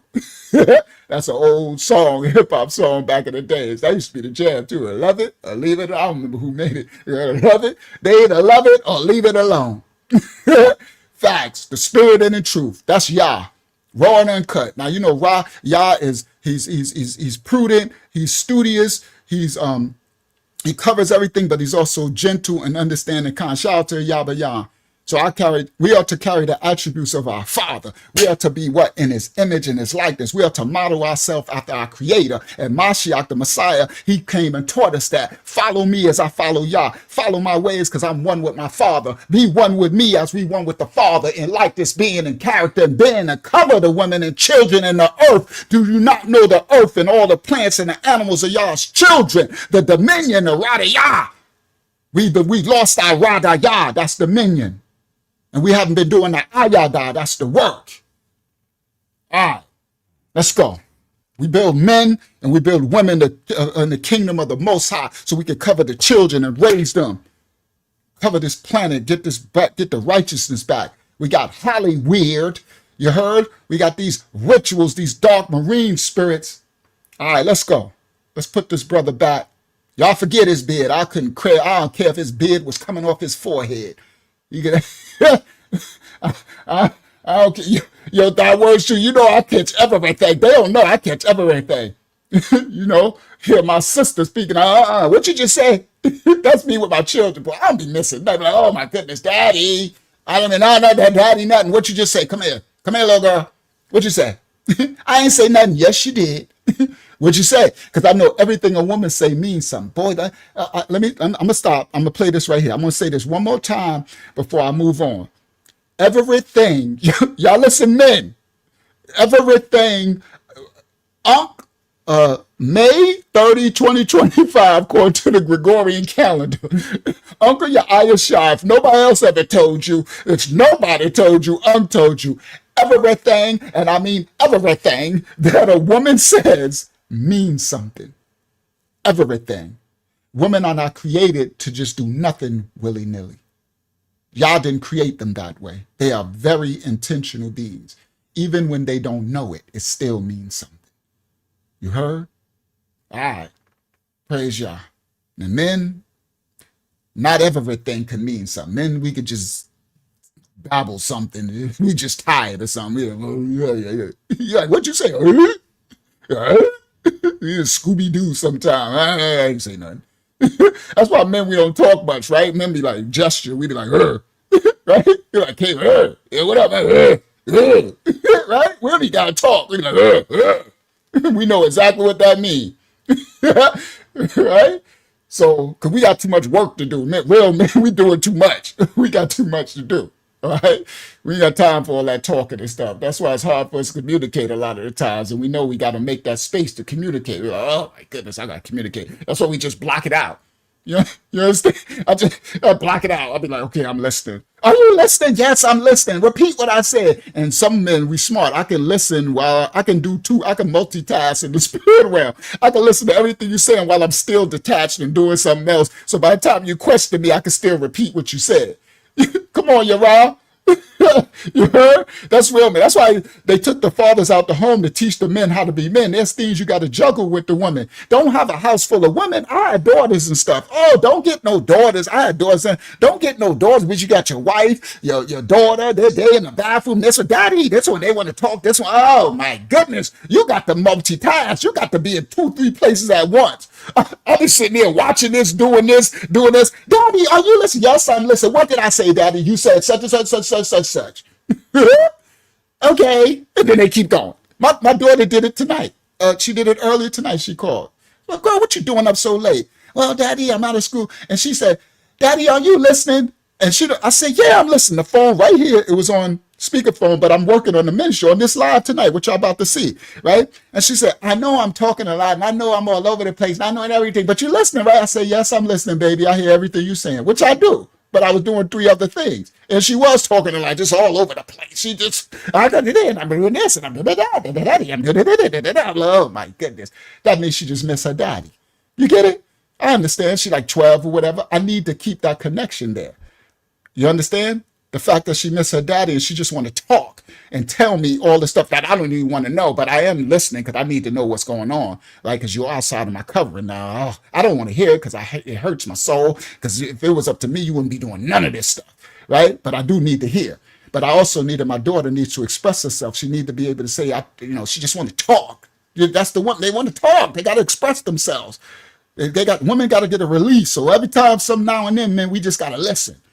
You understand? You just listen. They don't want you to, a lot of times, they don't want you to answer the question. They don't want you to figure out the problem. They just want you to listen a lot of the times. So you got to carve out the time, guys. This to help your marriage and stuff, your relationships. With your children, too. You have to carve out the time just to give them a space, not to figure out the problem, just listen. Right? And then sometimes if it get too bad, it's like, all right, baby girl, or all right, wifey, or all right, somebody, I got to interject here. Right? And But all the time, they don't want that. They just want to release. They want to vent. They just want to talk. Just let them speak. And then you gotta multitask. They won't. If they think you're not listening, they think you do it. Then you're gonna get yourself in trouble. so I'm sorry. It's just the truth, guys. It's just a game of life, bro. You just gotta. We're created different. All right. So praise y'all. And that's why they took the men out the home so the men can teach the young men how to this skill set. This trait of covering their wife and their children, their women, because a woman is a special creature. She's created from the man, his helpmeet. That's why the devils and the Hasatanim, they go after the woman to destroy the nation, the men and the children, to get the kingdom. They destroy the woman, you destroy the kingdom. Woman is a special creature, a very special being. All right, and have to be treated. It's very complex to be able to understand and treat it. All right. But that's why they took the men out of the home to not teach the men so the men can be the covering to understand. So the woman, they took the men out, so the woman raising the men, so the men are raised effeminate and it's unbalanced. So now you just have a complete unbalanced structure, an unbalanced kingdom of people breeding disorder. That's where you get, so the societies are diseased because they're out of the Creator's order. All right, praise the Most High. Let's get back to the study. And y'all leave. If I hear one more thing about a beard, I'm popping all y'all. Spiritually popping all y'all. All right. Anyway, y'all mean, boy, I don't play no games. That's how I be in the house. That's how I be. And I hear everything. But men, you got the multitask. I could hear them kids or something like your girl, your wife, your baby girl, the bigger girl. You be like my sister. Even my sister, they hear, oh, I think you my daddy. I don't think I'm nothing, but I know one thing. Where you going?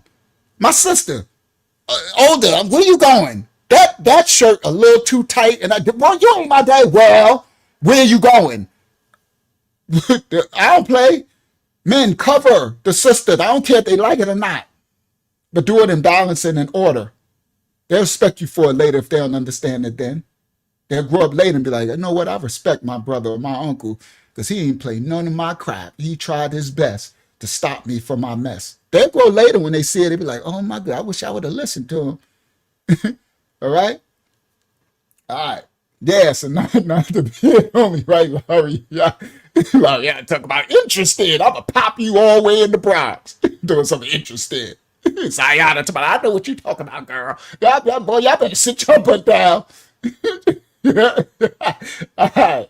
Praise y'all. All right, let's continue. Let's continue with the brother with the big beard. Now, I like a big beard, so I understand too. I always tell y'all that, man. I wish my beard, boy, I would have the crazy one. Nah, I would cut it down. It'd be so, it fulls. It's a nice full, but it doesn't grow to a big afro. It'll grow to the afro. One time, y'all didn't see it, but I think it's before I was live.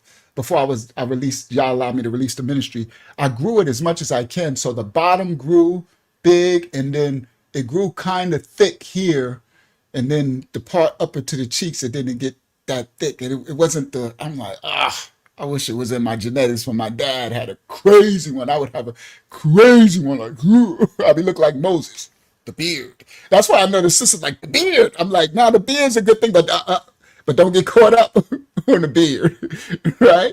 You be a whole Nephilim. I know the Nephilim got me, right? All right. All right, so let's continue. All right, let's go back. That's funny. I don't be playing no games. I cover my sisters. One of these magnificent trees. It was really. All right, so let's go back. So they talked about Christianity with the Hollywood tree and the berries. And Yasha said, that's interesting. So they saying that, are they actually admitting that Mashiach was hung from a tree? They should, because it's all in the Bible. Hakyama put that scripture on the screen if she could find one, Hakyama, if you could find one and put it where it says he was hung from a tree. Yasha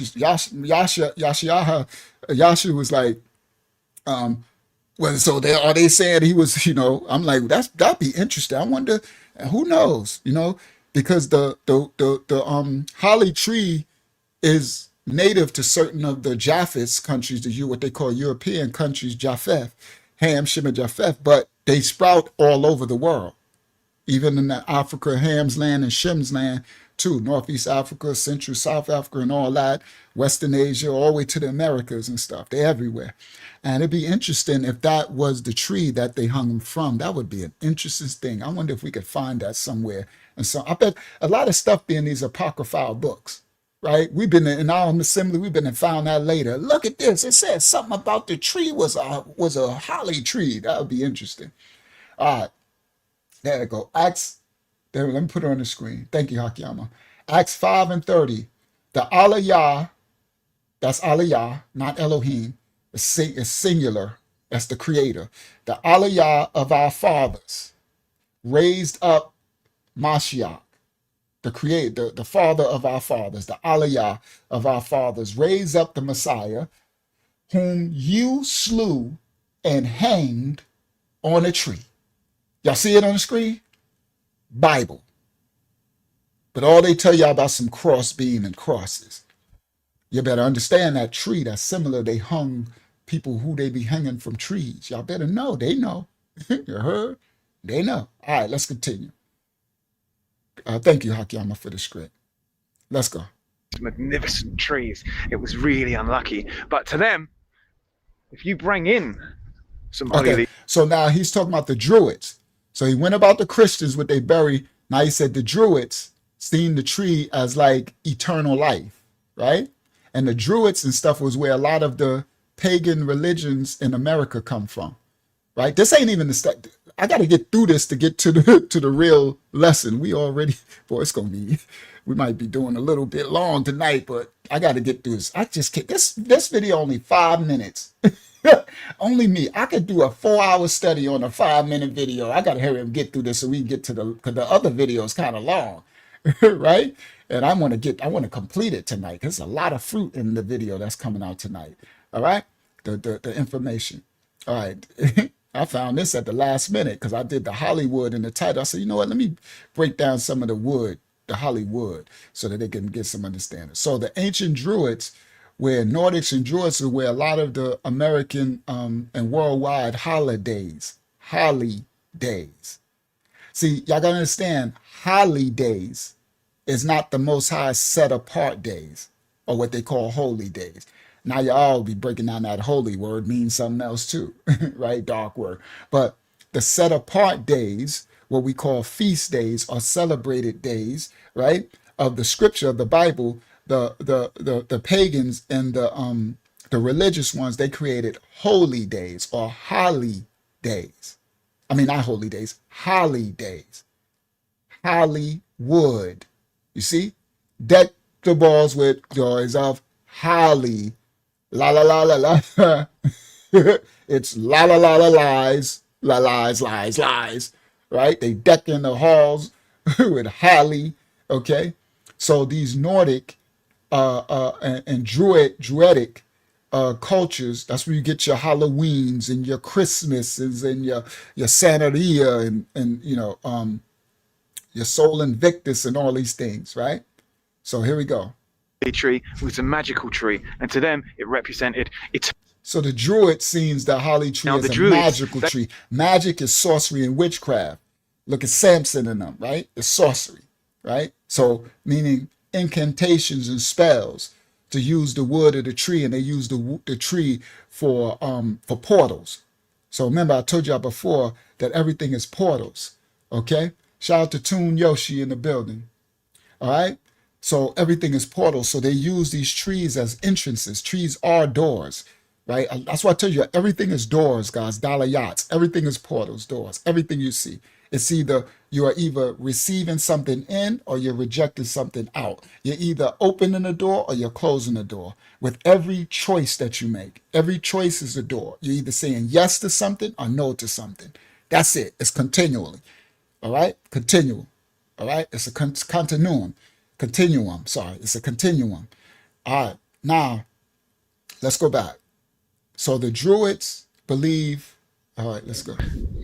Now, the Druids, they believed that the holly tree was a magical tree, and to them it represented eternal life and fertility. And just like many other folklores, they believed if you've cut down one of these magnificent trees, it was really unlucky. But to them, if you bring in some holly leaves into your home, then it would bring you good luck, and it would also. Now that's where in the Christmas religion, the Christmas holiday practice, they bring in a wreath.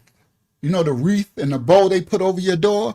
Not symbolic blood over your doorpost, right? They bring in a wreath. We also cut down a evergreen tree and they bring it into their home and they fasten it with, you see, they fasten it with nails, and then they put silver and gold on the tree. And in the book of Yirmiyahu, Jeremiah tells you never do this. This is ancient fallen angel practices. You understand? And they did an evergreen tree. That's why they bring in evergreen trees and pine trees. And that's why, and that's that ties into what's the name too? Grove, holly groves, grove worship. Now remember, it's called holly groves. Now remember, all we've been talking about right now was holly. This is a holly tree. We're talking Hollywood. We're talking about holly days. Now I said the groves are the holly groves. See, I told y'all this English language, everything is within the languages. That's why you got to understand the tongue that you're speaking. And that's why they take our languages and twist it and took the original Habari. That's why y'all took the original Habari tongue back. Because if you knew it and understand it, if you're wicked, you can use it to open portals and doors. You can use it for dark purposes. And there's a lot of power in the original Habari tongue. So that's why even in the Canaanite Hebrew tongue with all your eyes and you ain't no power in that. I'm sorry, you think it is, but it's not. Those A-E-I-O-U's, those A, not the A of the Aliyah, in those words and letters you're saying, it cancel out the power of the word. But you don't know, even in your names. The minute you got an I and an O and something in your name, it canceled out. You have no idea. But it's okay. Praise y'all for learning, those who can receive and understand. All right. So now, yeah, Lil Wayne, Holly Grove, come on. And, they place that over all of our cities. They got one in Florida called Hollywood, Florida. They got cities, towns. They'll name your buildings, your neighborhood. They'll build your projects on top of ancient burial grounds and cemeteries and temple mounds and stuff. Okay, shout out to Sister Amanda W. All right, yes, and the symbols, German and Latin, absolutely. All right, so all right, let's go back. He's breaking down the Druid. They believe that the Hollywood is eternal life. Now y'all know we don't believe in no tree gives you no eternal life. Okay. It would bring you good luck, and it would also protect your house from. So then they say to bring the Hollywood a branch and stuff into your house and bring you good luck and all this stuff, right? These are ancient superstitions and stuff, mythologies and stuff. But these, okay, when I say superstitions, I don't mean that they don't have power. They actually have power. They do things. It might not be what they teach you would do. You might think it's bringing you good luck, but it's probably doing the reverse. You understand? Because that's why the Most High says we are not to do these idol worships. We are not to participate in these practices, these traditions of men. You understand? That go back because all of it, a lot of it ties back to fallen angels. That's why we're not called to worship trees, and we're not called to worship these entities. That's what the tribe of Dan and the Native Americans, the Mongoloid ones, even the original ones, and the Ishmaelites, the Arabs and stuff. These certain cultures, they take on many gods. Everything's God. All type of trees are God, and bushes is God, and fruits is God, and wolves is God, and rats are gods, and snakes are gods. And you see, it's idol worship. We're not called to do that. Okay? All right. Now, just once you Scott said, I had a holly tree in my garden for years, always looked good. Then my neighbor got jealous and took it down, said it was an accident. Wow. And remember, it's not, these trees are not wicked. I'm glad you wrote that, One True Sky, because I don't want you to think that these trees are not wicked. It's the people using the tree as a portal, as a spirit. The Most High created all of these. Every tree, every plant, every rock, everything are children of the Most High. Okay. Now, so if you had a holly tree in your yard or something, the tree is not wicked. It'll be wicked if you went to the tree and tried to worship the tree and try to make it make spells and take the leaves and try to pronounce. Now you're making a portal. You're using Yah's creation for a wicked means. I'm glad you wrote that, One True Sky, because all Yah's trees are beautiful and anointed. They have a purpose on this earth. But the darkness takes Yah's creation and use it for dark purposes. Okay? Yes, that's where they make the wands from. That's why even my baby girl Shemaiah, when she was little, she got rid of all her wands because her mom used to take her to Disney World and all that stuff. And it was back when they had that movie Frozen, the little cartoon movie when my baby girl was really little. And she had all these costumes like the Frozen. They had wands, or Harry Potter. They had a wand. Like later, once I taught her, she threw all those wands away. Those magic wands are sorcery and witchcraft. And that's where they make the wands. Thank you, Toon Yoshi. They made the wands out of the holly wood, out of the wood from the holly tree, right? And and the witch's broom and the wands, all the sorcery they put in movies and all this stuff. All right? All right, let's continue. If you bring in some holly leaves into your home, then it would bring you good luck and it would also protect your house from lightning strikes. Now, I've saved my favourite tale for last. This tale comes from the Celtic beliefs. You might know them as the pagans. It's a crazy story. Every year, twice a year, there is an epic battle between two kings. The two kings are the Holly King and the Oak King. They're brothers, but they're... There we go. The ancient Druidic, Nordic, and Celtic pagan cultures is what formed all of the rituals in America. And they spread around the world. All right, America's built on these dark cultural practices, okay, pagan practices, right, idol worship and stuff. It's all dark, fallen angel stuff, right? Now, look at this. See these two? These are gods. These are using these trees as portals. The holly wood, the holly tree, and the oak. And the oak, if y'all watch my Christmas lesson, that's what I broke down. Christ Mass. It's the oak. That oak god, it got something to do with Saturnalia. What's the name? The Saturn, that holiday where Christmas come from, the whole season of the witch. Now this oak, that's the one where they have the Yule log. So the Yule, that's the Yule log and burning the log in the fire, and then the what's that other thing that they hang over when they kiss people? Yeah, Saturnalia. when they kiss people, that thing. Y'all know that thing Mistletoe. thank you, the mistletoe. Okay? It's supposed to be, and remember, the mistletoe is what's the name? A branch, a part of a tree, a branch. That's what this stuff is. That's this fallen angel stuff. These are ancient fallen angel gods. You don't have to be scared of this stuff. You need to understand it so you're in covenant with it. And we give our children over to this stuff, right? And we bring that tree in and we have them bow down and give presents. You understand? As they bow down to put the stuff under the tree, we deck the tree and we do all this. This is fallen angel stuff. It ties back to Nimrod and all this type of stuff. Okay? All right. Now, let's go. 2 kings. The 2 kings are the Holly King and the Oak King. They're brothers, but they're also enemies who battle each other. That's interesting. Zaya said the one on the right must be feminine because it got berries, but it said they're brothers, right? That's that transforming thing. Remember, succubus, incubus are the same thing. All right, let's go back. Here, there is an epic battle between 2 kings. The 2 kings are the Holly King and the Oak King. They're brothers, but they're also enemies who battle each other twice a year, conquering each other as the seasons change. The Oak King is at his most powerful at the summer solstice, and he defeats the Holly King. This allows the Oak King to reign during the light half of the year through the... So the Oak King is in the summer solstice, okay? The Oak King, right?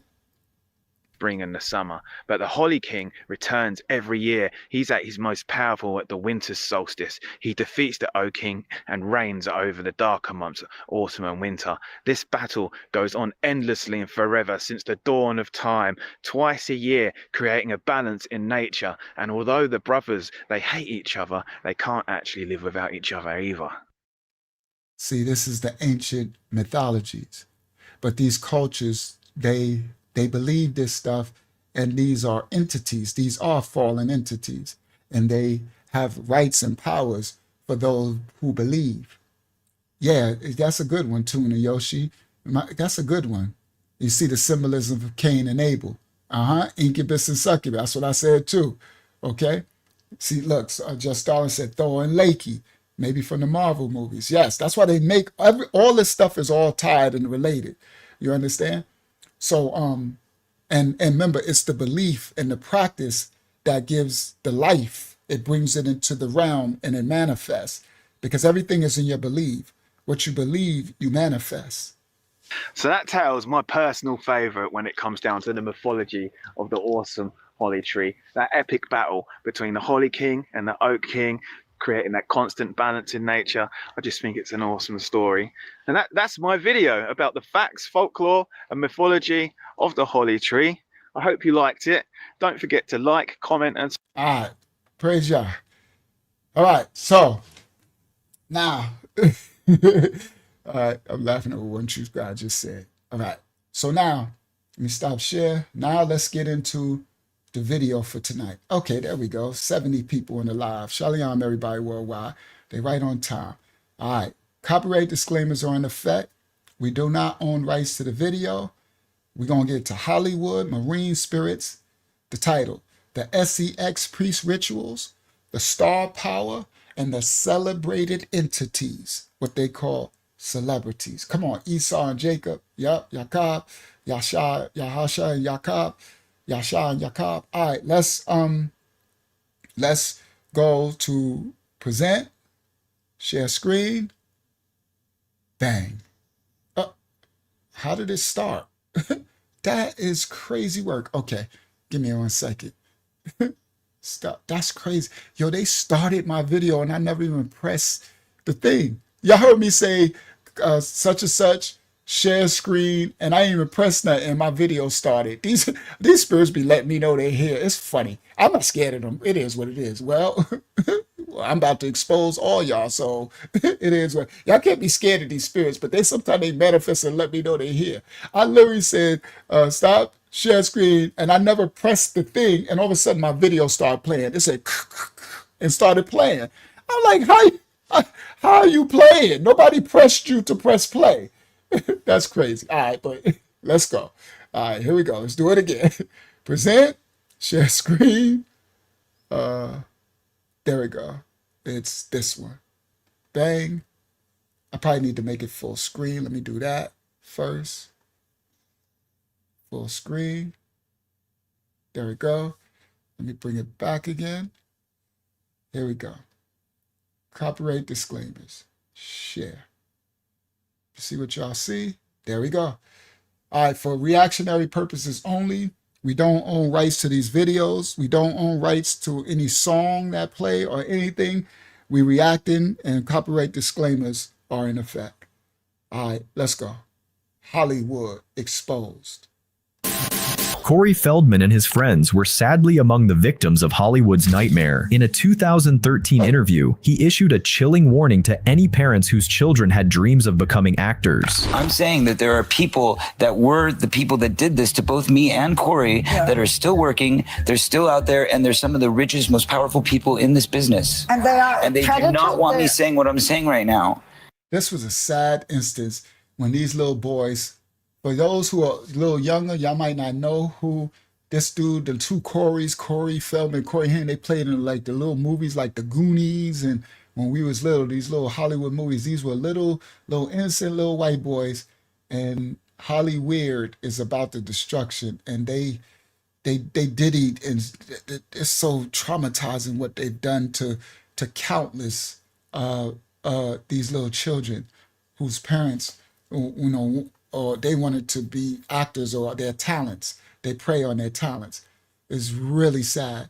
And he came out and he spoke about it. And, they got destroyed him for it. But he was one of the early ones speaking about what they did to him and the other little Corey and all the rest of the people, these little child actors. It's so sad. So anyway, let's go. Corey Feldman and his friends were sadly among the victims of Hollywood's nightmare. In a 2013 interview, he issued a chilling warning to any parents whose children had dreams of becoming actors. I'm saying that there are people that were the people that did this to both me and Corey that are still working, they're still out there, and they're some of the richest, most powerful people in this business. And they are. And they do not want me saying what I'm saying right now. Are you saying that they're pedophiles? Yes. And that they're still in this business? Yes. Now, you're legendary for the parties that you throw. Mm-hmm. You throw a great party. I'm a legend, baby, for a whole bunch of things. Yes. Huh? Yeah. A killer party. What's the ingredient? What do you do to make just an amazing killer party cake? This is what you need to do.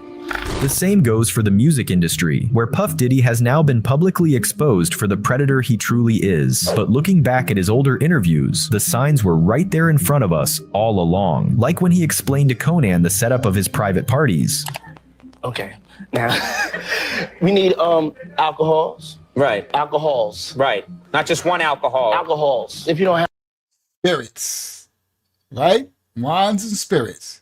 So to have his parties, now this was early, for anybody knew, it's the early 90s, and Puff on there, that's why like, I'm a celebrity. That's when he was in his fullness, and nobody knew what he was doing, right? He said we need alcohols, right? He's setting up what he need to do his parties, right? Here we go. A killer party. What's the ingredient? What do you do to make just an amazing killer party cake? This is what you need to do. The same goes for the music industry, where Puff Diddy has now been publicly exposed for the predator he truly is. But looking back at his older interviews, the signs were right there in front of us all along, like when he explained to Conan the setup of his private parties. Okay, now we need alcohols. Right. Alcohols. Right. Not just one alcohol. Alcohols. If you don't have what they need, they're gonna leave. Right. Gotta keep them there. Right. You need locks on the doors. Okay, this is sounding kind of dangerous now. It's a little kinky, but rock with me, but just check it out. You need locks on the doors, alcohols, spirits, locks on the doors. A lot of heat. A lot of heat. Yeah. Heat. You mean that physically the place has to be hot? You don't have no air conditioning. No air conditioning. No. Why is that? Heat affects the alcohol, and it also affects everybody gets a little bit more comfortable and loose. Builds up a nice little sweat. I meant to clip it. I apologize. I did so much work because this video is very good, what y'all about to witness tonight. And I forgot one piece. I was supposed to find this clip. His his ex-bodyguard spoke from the, the stuff coming out in the trial, and it spoke. This is not about Diddy tonight. We about to go somewhere. It's just really good in a second. And it spoke in the trial, and his bodyguard spoke about how hot it was in the hotel rooms, that Diddy would turn. So his bodyguard said he would, every hotel, and he used the same hotels, like he had a covenant agreement, and he said after their freak-offs, the room would be so trashed, right? They would bring pools and fill it with baby oil, and he said Diddy would turn all the thermostats up to 90 something degrees in the hotel room, right? And he said it got so bad that certain of the hotels, Gene Deal said this, his bodyguard, I was going to play the clip. I apologize. I'm going to just say it now. Y'all, the clip is out there. I was going to cut it and play it right here so y'all can see, but I'm doing so much work. But he said, just recently, this was like 2 days ago, he announced this, all right? And because a lot of stuff is coming out about from the trial. And he said that, Gene Deal said that in certain of the hotels, it got so bad that the hotel staff would bring portable heaters, like heaters, and plug it into the room, and a bunch of heaters, and heat the room up to make sure it's like 100 degrees in there before Puff get there. And with all the, and remember, they was putting stuff in the oil, in the waters, and the drugs, right? The ecstasy, all those drugs and all those all that stuff, and then the liquor and the alcohol. And now remember this right here, where he's talking in the early 90s. This before anybody knew. So before this clip, I saw Gene Dale just say that. He said, and Gene Dale he said, you can't tell me he ain't the devil. He said, Gene Dale said, he said, who can stand? He said, that's why they be passing out and need to be rehydrated and stuff. And this is correct. This is called sorcery. This is witchcraft. This is playing with the elements. Puff is correct. He's correct on this interview when he said the heat, turning up that heat, is triggering the spirits and stuff, and the drugs and the alcohol. It's amplifying the effects of it. Okay? Yeah. That's why they're so dehydrated from the sweating and it's amplifying. It's amplifying to making whatever in the Molly or the ecstasy, whatever drugs, it's going to make it's crazy sorcery, right? And he admitted this stuff in public before anybody even knew what it was. These old That just sounds disgusting. What are you talking A lot of heat. Yeah. Heat. You mean yeah. Rock with me, but just check it out. You need a lot of heat. A lot of heat. Yeah. Heat. You mean that physically the place has to be hot? You don't have no air conditioning. No air conditioning. No. Why is that? Heat affects the alcohol, and it also affects everybody gets a little bit more comfortable and loose. Builds up a nice little sweat. That just sounds disgusting. What are you talking about? Depends on the way you look at it. Depends. Oh, people start getting it gets kind of sexy. Is that what you're saying? Yeah, you sexy. New word for you. Yeah. You see, even the host like, that sounds kind of disgusting. And then y'all gotta understand, they're doing that anal stuff, and it smells and heat and sweat and nasty, and they peeing and oh my goodness. That's why Gene Deal was like, the hotel rooms was trash, and the people in the hotel rooms didn't even want to clean up, but they was paying so much money. He was paying so much money for it. Okay? All right. Depends on the way you look at it. Depends. Oh. And see, what's his name said, that's disgusting. He said it depends on the way it's Greek. That's straight Greek stuff. Come on now, y'all. Y'all better go to our other lives, straight to Greco-Roman, straight Greek olive oil stuff in the gymnasiums and the saunas. Come on, guys. This is why the hot rooms, the hot tubs and the saunas, where these men be in a sauna room and they be sweating and and it's hot and they're just naked. And I'm like, I never like that. I'm like, you go pass out in there, and they be in there naked, these nasty men. That's what they used to do in the Greek. This is how they created. No disrespect, but this is how the religion of Christianity was created. Not the followers of the Messiah, not the original followers of the way. This religion that they made, that the Greeks created, okay? That religion, yes. So these things, these are all ancient practices. And so when Conan said, he said, that just sounds like nasty. He said, well, it depends on depends on how you look at it. because Puff is doing it. It's not nasty to him because it's rituals. These are the Hollywood rituals. These are sex rituals, okay? For celebrated entities. Come on with the title. Let's go. Celebrated yes, that's where the Olympics come from. Celebrated entities, their rituals, their inductions, their oaths, these contracts that they made. These all about souls. It's entities, okay? And they use the pharmakeia and all this stuff. All right, let's go. It's like, everybody gets a little bit more comfortable and loose. Builds up a nice little sweat. Locks on the doors. Yeah. First thing he said, you need locks on the doors. You see, that's imprisonment. That means I'm going to get them drunk. And they was putting the potion, that's Circe. That's where they get the word church, cup of iniquity. Potions in the Circe. Circe is the woman with the cup with the blood, these are blood rituals too, that they would punish them. They would do things to bleeding and stuff and all that, right? And crying out and fear and torment, right? So they would drug them, put it in the liquor and the stuff, all that, turn up the heat, right? And lock the doors and do this fear and this torment. This houses of torment. These are the rituals, okay? Hollywood. So you see, first thing he said is lock the doors. That's the first thing. Okay, this is sounding kind of dangerous now.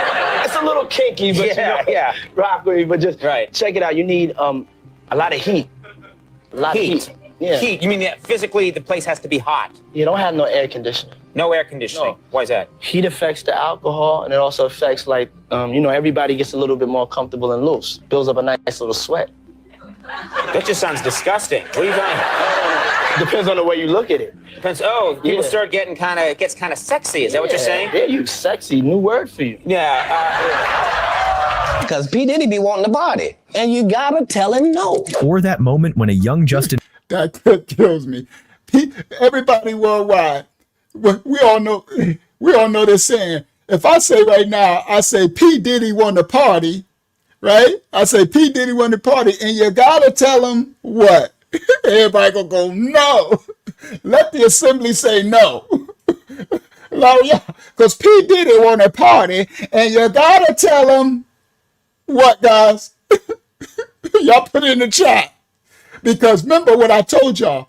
I said from the last lesson, these spiritual covenants, right? I said everything is doors, everything is dollar yachts, everything is portals, right? I said it's either kanya, which is the original word for Habariya word for yes. Some say Khan for short. For the newer people, when you see some of the awakening, they'll say Khan, that means yes, it's kanya. Or they'll say laya, that means, or la, that means no. Everything is about a decision. It's either a yes or a no. So when I say P. Diddy wants to party, and you gotta tell him, laya, no, absolutely not, emphatically now cipher no. You heard that part. You gotta tell him no. You gotta not, and what that's saying is you won't agree with the covenant. The laws of the heaven, they make you got to say no. That's the everything, all these spirits. No. Close the door. You see? They'll try. Remember I said before, it's always about open doors and closing doors. And what did he say? And I said, sometimes you'll get yourself locked in the room. You understand? They know these darkness. They know this stuff. All right, let's continue. Depends on the way you look at it. Depends. Oh, people start getting gets kind of sexy. Is that what you're saying? Yeah, you sexy. New word for you. Because P. Diddy be wanting to party, and you gotta tell him no. Or that moment when a young Justin Bieber was mid-rant about his life with Diddy, only to be abruptly cut off. Got me a Lamborghini. That's nice. I haven't gotten it yet, though. Yeah, I know. When is that coming, that Lamborghini? We talked about this last He time. had the Lamborghini for a day or two, and he had access to the house, and he knows better than to be talking about the things that he does with Big Brother Puff on national television. He even predicted his own arrest. Now, I want to point out something. I want y'all to look. This ain't about Diddy. This is real quick. This clip be over in 1 second. We about to go somewhere much deeper than, somewhere else. Now, I want y'all to look at this clip again. Watch Diddy's face when Justin first said about the Lamborghini.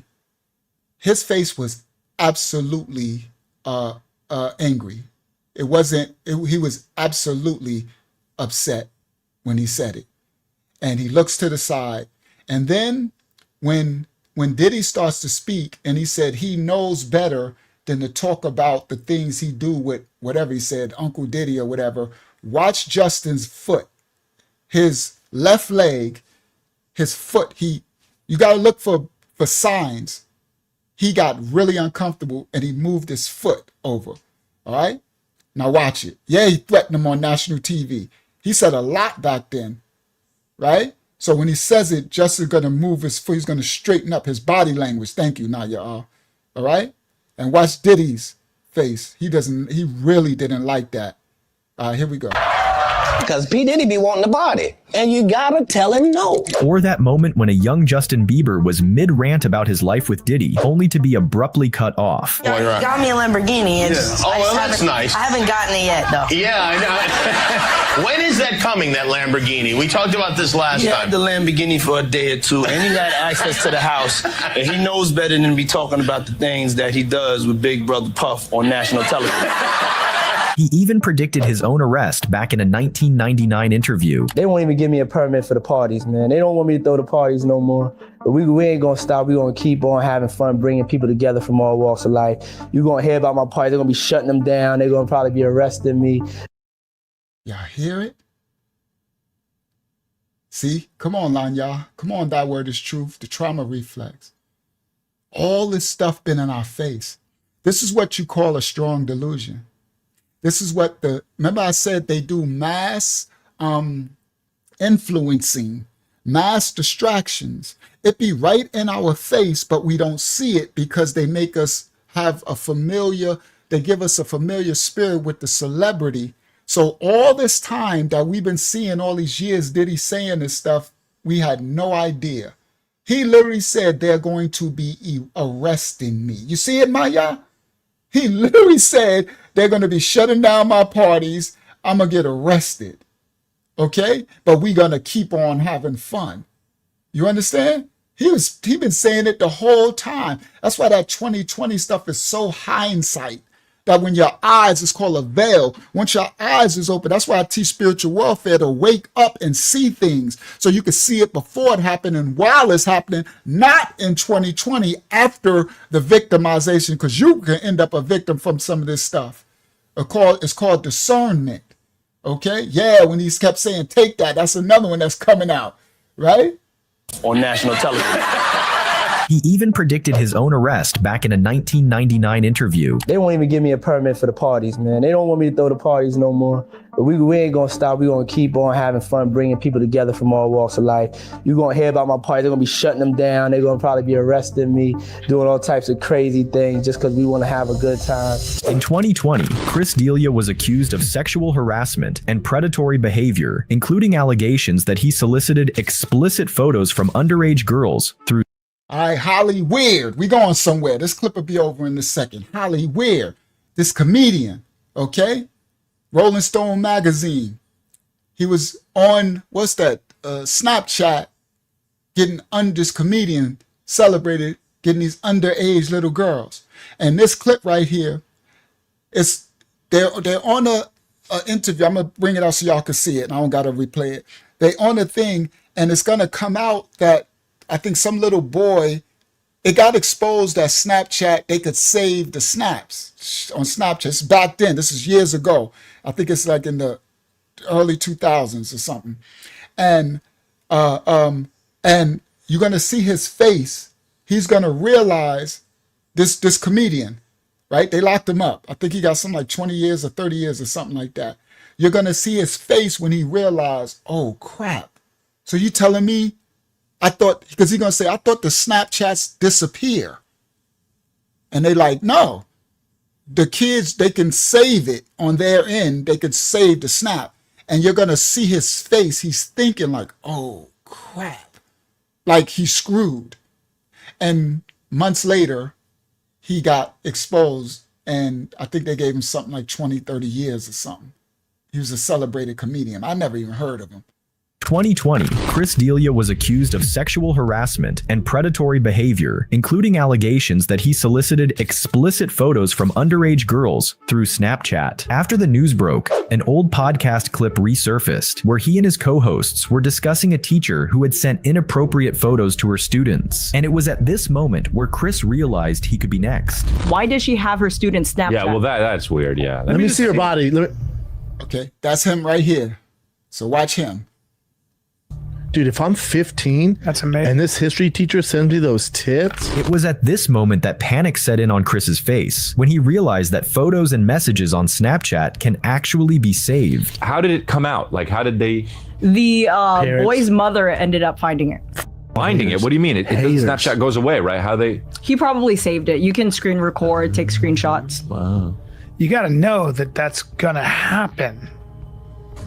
Some people do some crazy shit. We do begin tonight with singer. You see, did y'all see the moment?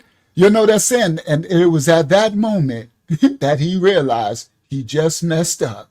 You see his eyebrow went up? He like, they can save the thing? So all that stuff I was doing, you telling me somebody might have it somewhere? Because he thought it just disappears. It was at that moment. And this was an earlier interview. And then later in 2020, he got indicted and they locked him up for it, for the things. Actually be saved. How did it come out? Like, how did they? The boy's mother ended up finding it. Finding it? What do you mean? Snapchat goes away, right? How they? He probably saved it. You can screen record, take screenshots. Wow. You got to know that that's gonna happen. Some people do some crazy shit. We do begin tonight with singer R. Kelly, sentenced to 30 years behind bars after his conviction on racketeering and sex trafficking charges. R. Kelly is spending more time in prison after being sentenced federally for child pornography and enticement of minors for sex. If we had paid closer attention, we might have seen R. Kelly's intentions long before they made headlines. When asked whether he was attracted to underage girls, instead of giving a clear answer, he dodged the question, revealing more than he probably intended. And I'm wondering about you. Do you like teenage girls? When you say teenage, how are we talking? What the? I'm sorry. What in the Hades? Yasha, what is happening? Did this grown man ask another grown man? Come on, bro. Come on, Lavia. So hopefully I said your name correct.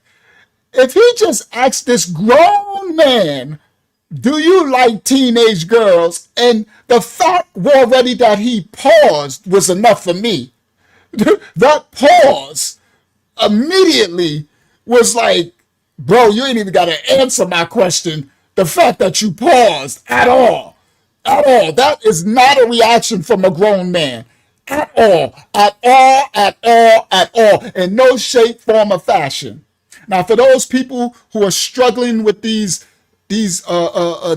inappropriate, this dis-ease or this disorder, then you need to get help and counseling, and you need to get repentance, and you need to get healing from the Most High, and you need to change your life. Because you don't ever in your life ask a grown man a question like that, and there should be no pause at all. First of all, somebody done told you, you might get punched in the face, bro. Bro, watch your mouth. Like, come on, bro. This like, all right, let's go back. That part crazy. And I remember this interview too. It's so crazy the things that we see later when our eyes start to really open. You understand? R. Kelly, sentenced to 30 years behind bars after his conviction on racketeering and sex trafficking charges. R. Kelly is spending more time in prison after being sentenced federally for child pornography and enticement of minors for sex. If we had paid closer attention, we might have seen R. Kelly's intentions long before they made headlines. When asked whether he was attracted to underage girls, instead of giving a clear answer, he dodged the question, revealing more than he probably intended. And I'm wondering about you. Do you like teenage girls? When you say teenage, how are we talking? Girls who are teenagers. 19? 19 and younger. I have some 19-year-old friends, but I don't like anybody illegal if that's what we're talking about, underage. Oh my goodness. Somebody needed to get that little boy help then. See, it's stuff like this that these people don't realize that started the investigation. So later on, like, see, that's how the feds work. Later on, like 10, 15 years later, when they come get them, and they round them up and they give them 30 years, and everybody like, what? Because they start compiling stuff early. This stuff is crazy. They start compiling stuff early. Okay? And I'm not saying it's righteous that some institutions go after certain people and they leave others alone. That's the darkness. That's how it is. You know, the money, the power, the darkness, because you know there's entities above R. Kelly, above Diddy, above it, and they are allowed to continue this darkness from the fallen angel and all these dark practices, right? Untouched, but there's levels to darkness. So yes, but you could cry foul. It just is what it is. Don't do the dark thing. Be in righteousness and spirit and truth. And you don't have to worry about this type of stuff. All right, let's continue. This fool just said, what do you mean by teenagers? What do you mean? What do I mean? Teenagers. Teenagers. Whatever teen. You heard? When you say teenage, how old are we talking? Girls who are teenagers. 19? 19 and younger. I have some 19-year-old friends, but I don't like friends. Oh my goodness! All I hear is Bismarcky, and he say he's just a friend, and he say he's just that was a lie. 19-year-old friends. Anybody illegal if that's what we're talking about, underage. Our next guest is in his 7th season playing Hyde on the Fox sitcom That 70s Show. Please welcome Danny Masterson. In 2023, Danny Masterson was convicted of assaulting 2 women and sentenced to 30 years to life in prison. Following the headline, a 2004 clip from his appearance on the Conan O'Brien show resurfaced, and suddenly, everyone realized that the hints were right in front of our eyes. There's also certain words that there's nothing you can do about. Like my friend Bodie Elfman, he always teases me and he says, "Hi, my name is Danny Masterson. Would you like to touch my balls?"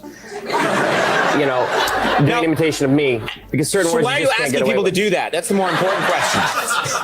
I've heard about you, and you'll be caught soon. I know you will. I will. In one of the most awkward... Y'all see that? He said, I heard about you, and you'll be caught soon. I know you will.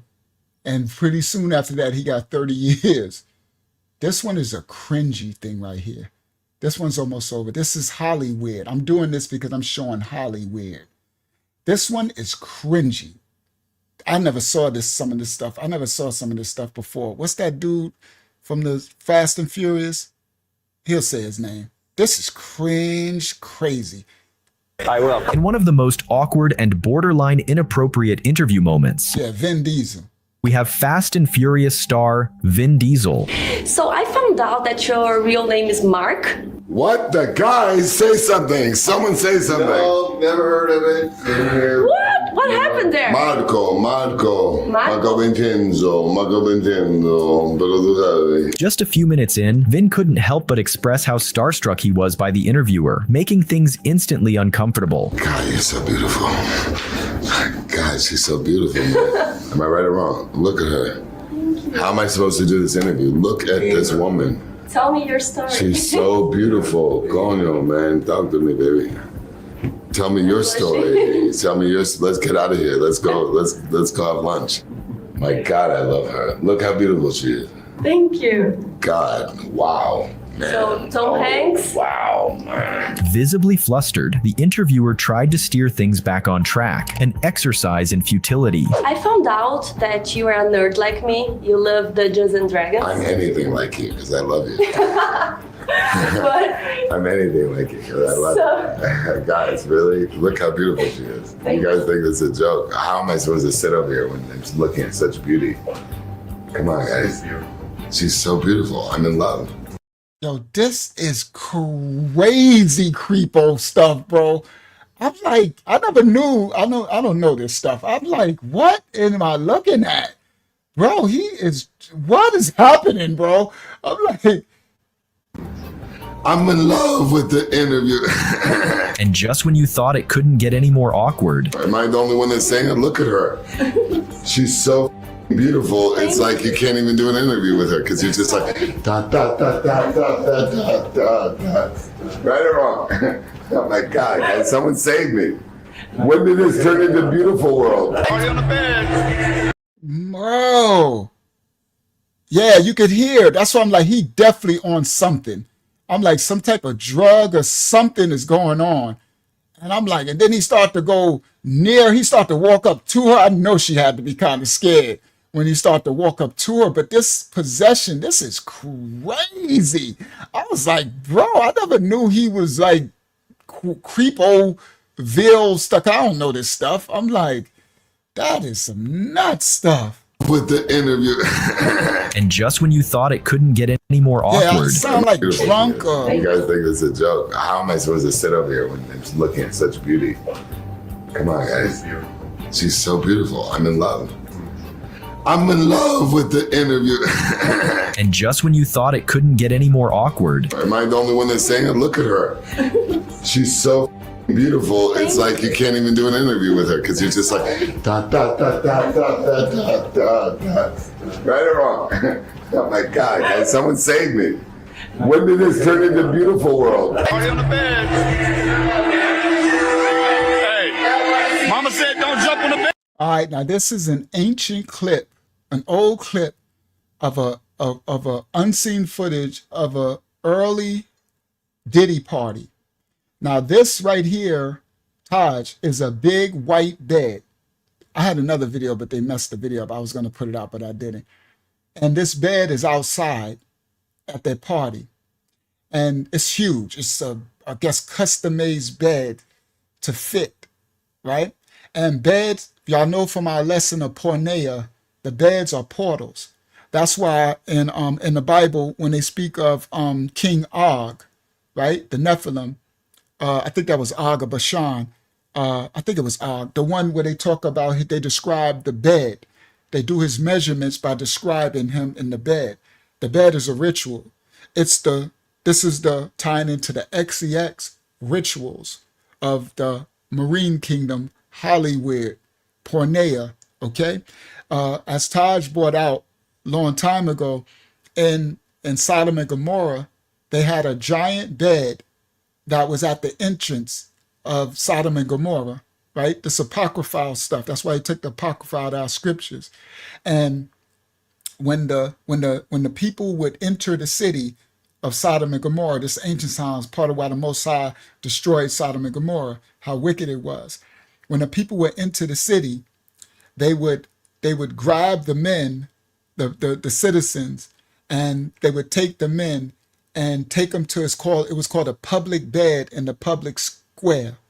And they would take the men, and they had chains on the bed, and they would chain them, and then all the men from the city would grape the men to death, to strip the people. That's why you didn't want to go into Sodom and Gomorrah. That's why when Yah sent the angels, the Malayaks, into Sodom and Gomorrah, they wanted to grape the men. They went to Lot's house, and each man, young and old, all the men of the city came, and they had a bed in the town square, a great big bed. And this is what Diddy, so these entities in the world, they replicate. These stories from scripture, all ancient cultures have these stories. The bed is a temple. That's why it's all about the ritualistic destruction of the Most High's covenant between man and woman coming together as one. They want to blaspheme that act. So they defile the bed. That's why the scriptures speak on a defilement of the marriage bed. It's the covenant. Beds are portals. That's why in the scripture they'll denote beds, and in ancient cultures and religions, they'll talk about the bed, the portal of the bed, and strip clubs and poles and what's her name, Ishtar and Inanna and these fallen angel. All of these. This is all. So this bed is ritualistic. That's why Diddy would have this big bed at his parties. And so this is an unseen footage clip of an early 90s Diddy's party. and all the people are jumping on the bed. And then in this clip, Diddy says, don't jump on the bed. Remember, your mama told y'all don't be jumping on the bed. But then you're going to hear the DJ. Y'all got to listen for it. It's going to show up on the screen, but the DJ say, we got children here. We got children in this party. And this is at night. And they're jumping on this bed. All right. I got an image. I should have pulled it up. I did a video where all of them are in the bed together. It's about 20 of them. It was Diddy, Aaliyah, Jennifer Lopez, Dame Dash, his mama, Andre Harrell. It's a lot. It's like 20 of them men and women. They all in this big white bed. It's this bed. And they taking pictures. I'm going to show you. And then Aaliyah got her hand. This is when Diddy was with Jennifer Lopez. So Jennifer Lopez is laying on he had a red shirt. She's laying on his chest. And Aaliyah's laying on another sister. And Aaliyah got her hand on his inner thigh, Diddy. While Jennifer got her hand, her neck, her head on his chest. And that's when he was with. It's crazy picture. I did a video, but the spirit realm attacked the video. And it never went out. I did a great video and they messed my sound up and I was traumatized. I worked so hard. It took me hours to put it together and I just left it alone. All right. And this was this bed, the portal. The bed is a portal. You understand? That's why when I broke down succubus and incubus, that happens in the bed. Even when you're in the dream, the succubus, incubus, they visit you. You're in the bed, even though you're in the spirit dream realm. So when they bring the succubus, incubus back from that portal with the dream, you're in your bed.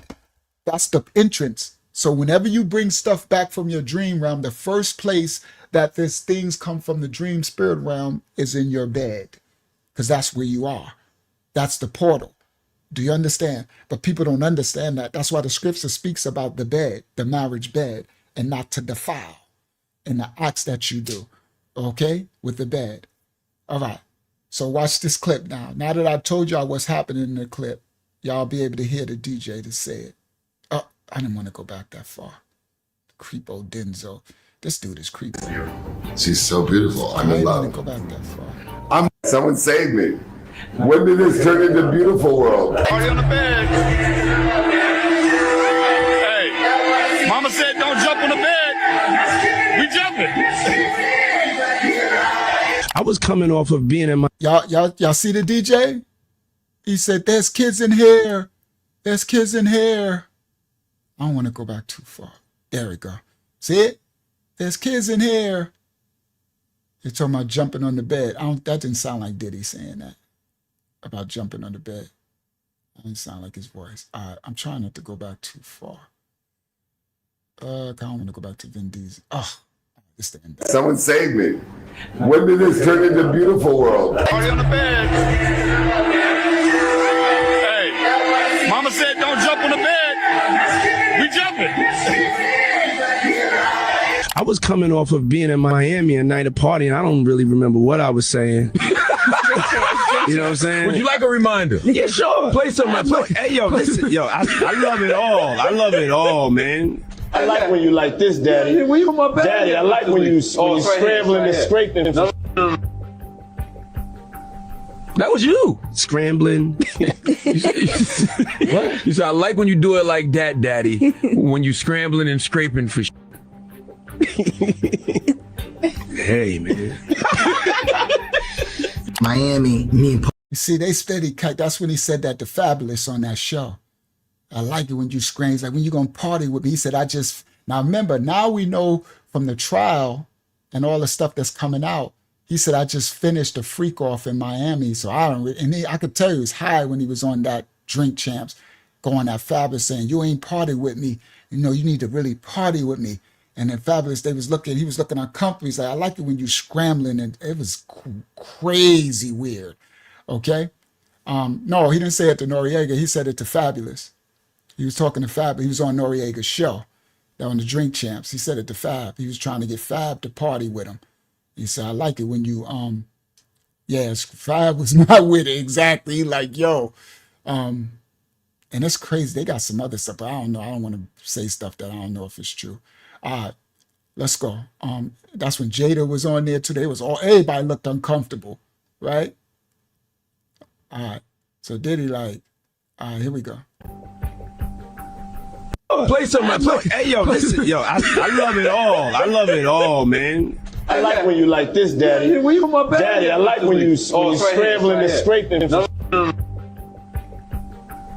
That was you. Scrambling. What? You said, I like when you do it like that, Daddy. When you scrambling and scraping for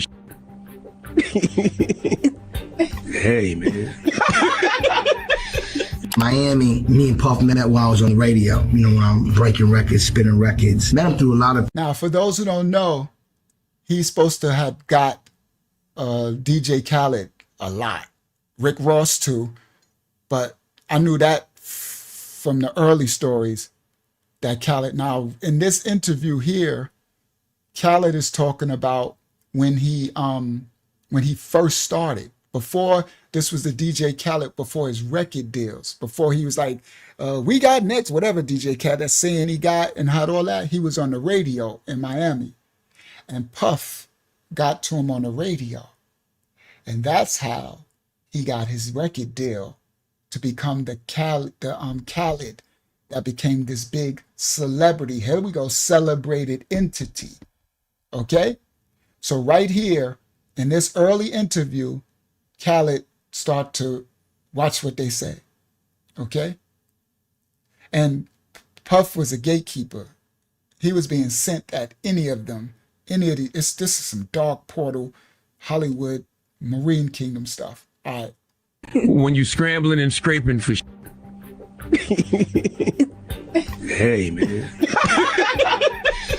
Miami, me and Puff met while I was on the radio. You know, when I'm breaking records, spinning records. Met him through a lot of people, you know what I'm saying? We just became real brothers. Yeah, I can't tell you about the first time I met him, the real truth.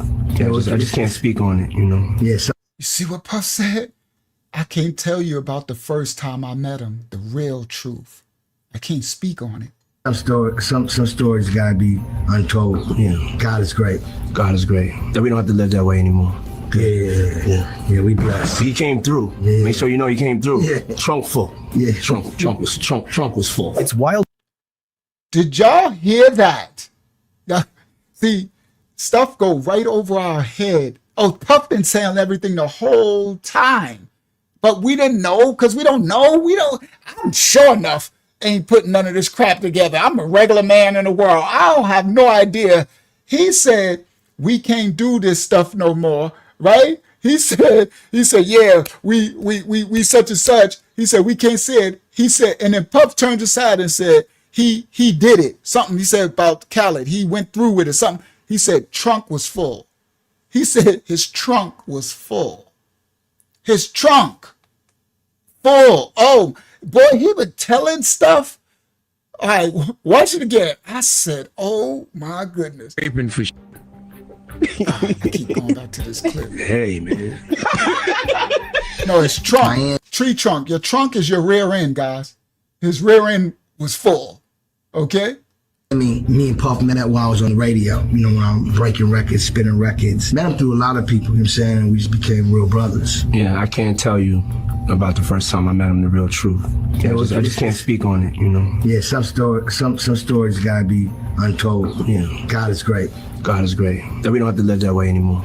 Yeah, we blessed. He came through. Yeah. Make sure you know he came through. Yeah. Trunk full. Yeah. Trunk was full. It's wild to think the signs were right there in plain sight this whole time, but thankfully, the truth has a way of rising to the surface, and eventually, people get what they deserve. Rewinding back to a 1991 interview, Cosby casually explained exactly what he was doing on national television. Spanish Fly was the thing that all boys from age 11 on up to death, we will still be searching for Spanish Fly.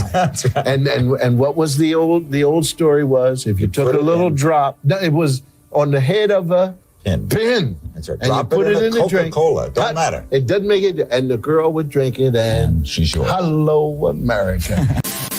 Now, I want to break something down because I read the comments under this and everybody was talking about they can't believe the new generation, there's so much y'all don't know that I'm awakening to now, us older generation that was in our face the whole time.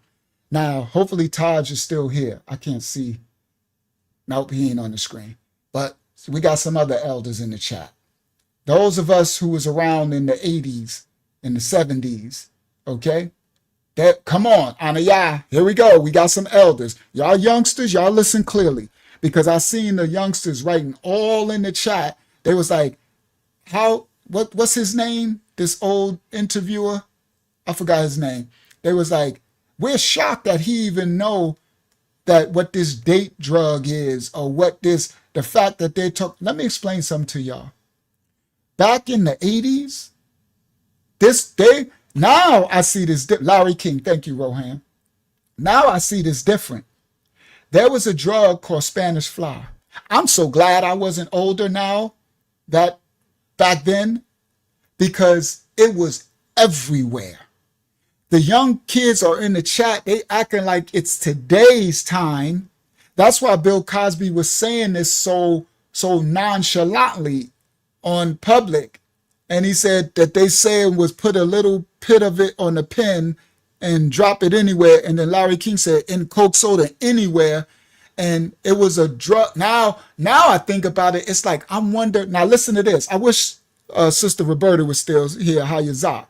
But any other elder, young elders, guys, when we was young, right? When I was young, because Bill Cosby is like, he was my elder, right? So at this time, that Spanish fly was all over. It was sold in the store. I mean, your neighborhood store. It wasn't like today. It was a drug, but now when I was little, it was pink. Now we were little, but we knew about it, right? But for Cosby, they were grown men, so they were the ones using it.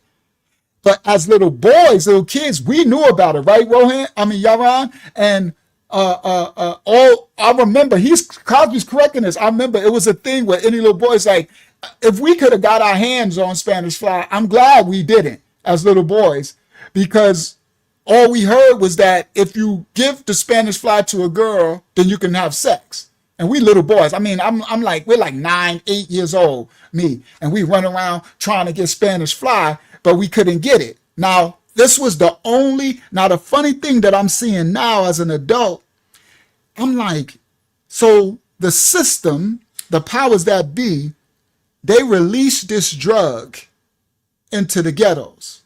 Okay, see, Elwood said I could never find it. Come on, see, Elwood's my elder.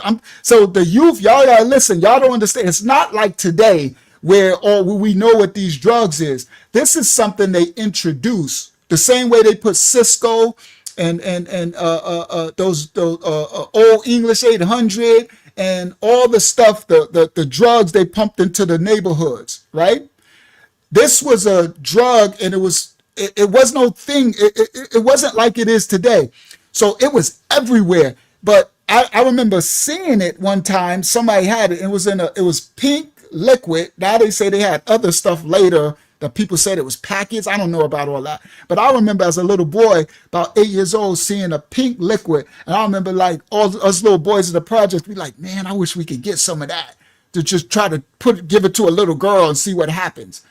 Because we don't know what it was. Now I'm thinking about it. I'm like, this, because y'all know everything that they released into the ghettos were intentional. Y'all listen, everything was intentional. So who was that? Mayaka good job. He changed his Habariya name. He said, Earthborn in 1970. I heard about it from Jamaica, so didn't fully understand what it was, how it looked, just like it was used. Yes. And it was a thing where we didn't understand. We didn't know what it was. Okay? We didn't know the stuff that they was pushing into the ghettos, into the neighborhood on the natural branch. They was experimenting. Come on, Lava y'all. Come on. Sister Phyllis Richards. Y'all listen. Listen, youngsters. Listen to the elders. They was experimenting. Like they experimented with Henrietta Lacks. They experimented with the what's the name experiment, Tuskegee. They were putting experimental drugs. They did it with the what's that called? The psychedelics, hallucinogenic drugs.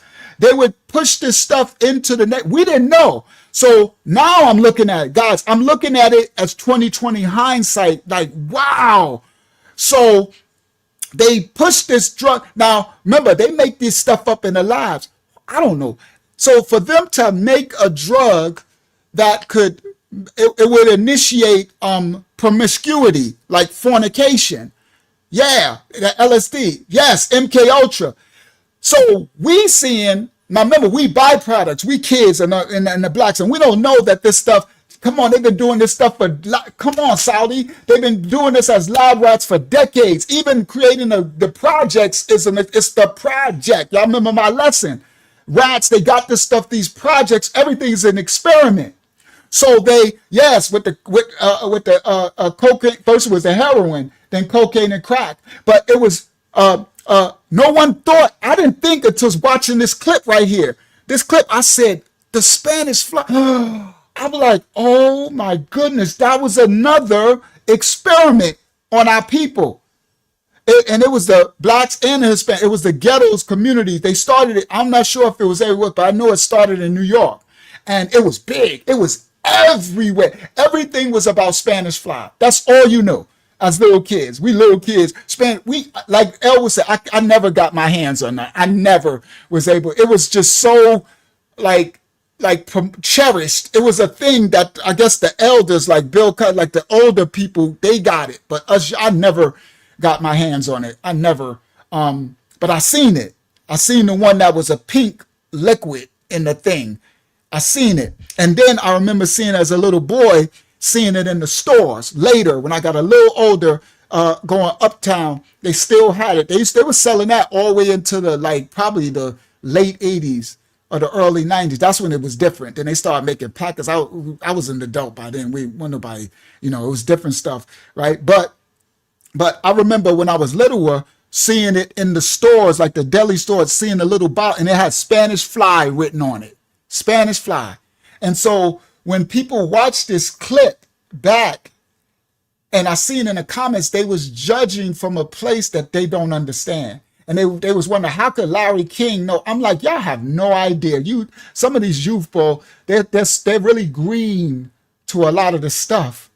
And Taj is backstage. All right, let me let him in. Because I was like, I know Taj know. There you go. Look at the elder. I'm like, I know Taj know, because he's older than me. So that generation older than me, they were the ones, if you were a teenager during that time or older, you were probably trying to use the Spanish fly on your girlfriend. I remember that because the generation older than me, that's what they was doing. The older, ones we looked up to, because I'm like 7 and 8 and stuff. And we talking 70s and early 80s and stuff, right? 70s and stuff, right? Well, 70s and stuff. No, we're talking 70s, all right? Because they did in the 80s, but by then I was started selling drugs at 12 and stuff. I was already out there. Praise y'all for coming out of sin and iniquity, right? I grew up in the project. So, but this the 70s I'm talking about. We little, and the older teen, the older teens and the 20, it was a big thing. And even the sisters knew. So it wasn't even a thing on that too. It wasn't a thing that you even had to sneak it. When it was really early, even the sisters would want it was like the way that the other generation started taking ecstasy pills.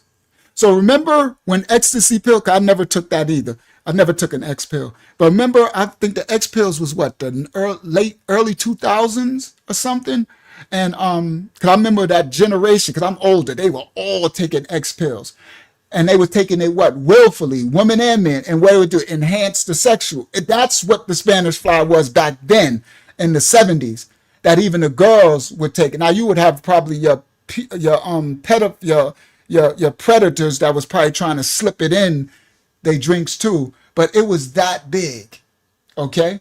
Yes, it would have been just like using X today.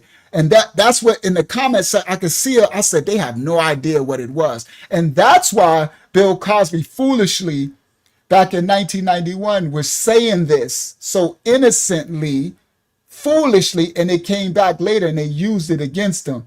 And the public opinion today, they didn't understand. And that's why, what's his name? The white dude, I forgot his name again or that quick. He was agreeing with it. He even knew. Everyone knew. And now, guys, I was like, they did an experiment. That Spanish fly. Now remember, it's all about porneia, rituals. Larry King, thank you guys. Rituals. to make us to defile the bed, the portal. Remember, even the thing of what they want to do to the little ones, y'all know what I'm talking about, and also defile that exit at the end of your spinal cord, the rectum, right? This is a defilement of the Most High's law. It's always about defilement of the bed, okay? Wow, bro, this is crazy work. When I seen, I said, they did that. Spanish Fly was another MK Ultra, and it was everywhere, bro. It was huge, right, Lanya? And eventually, people get what they deserve. Rewinding back to a 1991 interview, Cosby casually explained exactly what he was doing on national television. Spanish Fly was the thing that all boys from age 11 on up to death, we will still be searching for Spanish Fly. That's right. And what was the old story was, if you took a little drop, no, it was on the head of a pin. That's right. And drop you put it in the drink. Coca-Cola. Don't matter. It doesn't make it. And the girl would drink it, and she's yours. Hello, America. Michael sat next to him, and he just whispered. All right, here we go. Now, the meat of tonight's study. Oh, ecstasy was from the 80s too, and they had a different name for it, and now they got a different name for it again, right? And they call it MD something. That's what Diddy is using.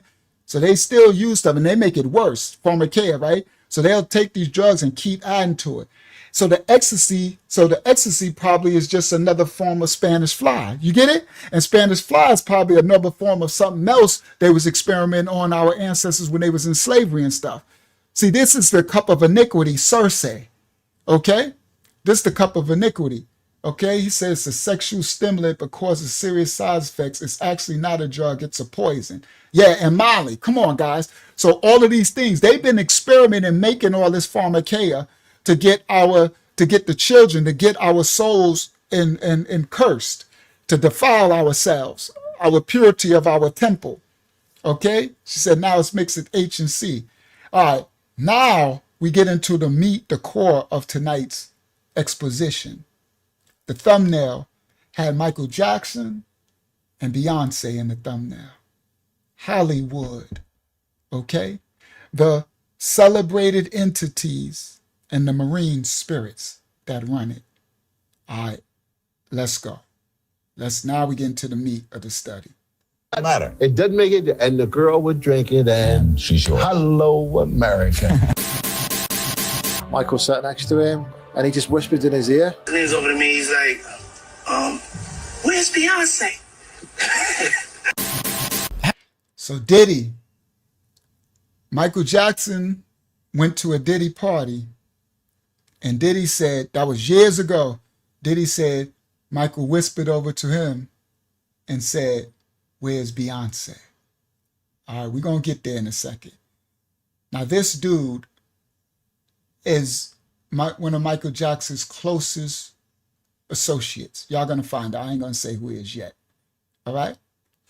And they lied on Michael Jackson. This, what I'm about to show tonight, I'm like, I knew it. There was things I wouldn't say, but there's things I know in my spirit.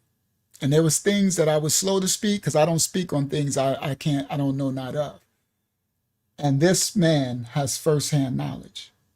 He was with him 24/7, 365 for years and years. His number one personal bodyguard in his house and everything. And he's been telling the truth. And this man has hundreds of hours of footage that no one has on the earth. And that footage is worth hundreds of millions of dollars. But he won't sell it because he don't need the money. And he says he's going to release it. And he says the footage he has proves that everything they said about Michael is a lie. This white man, he said it's all a lie. Because Michael hired him to film his whole life 24/7. He said the film never stopped rolling. And he got all of the footage. And he said, they all lying. It's all a lie. All right, I just want to do that preface. Now, let's go. Mike went to a Diddy party, and Diddy said, he asked him, where's Beyonce? This is the tie-in the thumbnail, Michael Jackson and Beyonce. And he just whispered in his ear. He leans over to me, he's like, where's Beyonce? How did you meet Michael Jackson? So, next thing we know, he's doing crazy stuff like dangling babies over balconies, and Bashir's filming it, and there's doctors around everywhere. It's all out of control. I'm glad I've got platforms like this where we don't get edited, because I say this on TV and then the final version doesn't ever get used. As I'm on the phone to Yuri, Mark Lester rings me up. Now when Mark called, my heart went. I thought, jeez. I said, it's not. Oh no, he didn't testify at Diddy trial. Not him. All right. Now this is an intro to what's about to come out, these clips. So y'all listen. This helped me a lot, because praise y'all for the righteous and the dark who bear false witness. Let's go. Let's let the truth come to light. Good, is it? Because now What was there something recent that came out with the doctor and stuff, or not? And was that the doctor who went to jail, Conrad Murray, did an interview with the Sun newspaper, and he said and it was sad for me to read. Hold on, Sister Hayazak, I'll take that back. I don't know if he testified. I'm sorry, because I don't even know. He could have, but I didn't. So I've been and said something, and you find out like, no, he did. I don't know. So if he did, I wouldn't be surprised if they summoned him, because he knows the doctor. He was with with Michael, and I don't want to give it out, but Diddy's security and the doctor that killed Michael, Diddy has something to do with this. That's coming out now. But all right, let's continue. So I correct myself, Sister Hayazak. He could have testified. I don't know it. I apologize. But I said, it's not good, is it? Because now what was there something recent that came out with the doctor and stuff, or not? And was the doctor who went to jail, Conrad Murray, did an interview with the Sun newspaper, and he said and it was sad for me to read. So he got paid to do an interview with the Sun newspaper. He said in the last few weeks of Michael's life, the doctor lived with Michael, he was crying out, saying, please get Matt Fidesz and his other best friend, Mark Lester, to the house. So he said that Conrad Muhammad, the doctor, the one who killed Michael, he said that in his last few days alive, Michael was crying out, saying, get Mark Fidesz. That's him, Matt Fidesz. That's him. Y'all going to find out who he is in a second. And then his other friend before he died. To try and fix the situation. And for whatever reason, that message didn't get to us like that. I read it in the newspaper just like everyone else did. Bloody hell. Dr. Murray, gave an interview. So in my head, I gave me a bit of reassurance that, Michael saw me as a real friend and wanted some help. But it's also sad in it as well, like that side of it. Yeah. And there should be more speaking out about him. There's so many people who should be speaking out about Michael now and to slam all this nonsense shut. Not just me and 5 or 6 others of his friends who are willing to put your name out there. Do you know what most of it is? They don't want to upset the commercial establishment of the media because that's what pays their bills. Whereas with me, because I'm financially free and I don't need the media, I don't need to make any more money. I don't care less. I'm just sticking up for a mate. I'll do it for you. I'll do it for anyone. I couldn't care less if it was Michael Jackson. I was just doing it for a friend who's wrongly accused. But everyone else has got an agenda linked to it. They want to keep people happy. That's the problem. There existed the childhood talent of all childhood talents. Now, let's throw it back to Michael Jackson, okay? Because remember, his voice, what was he, 5, 6 years old? Take a listen, you guys. When I had you, I treated you bad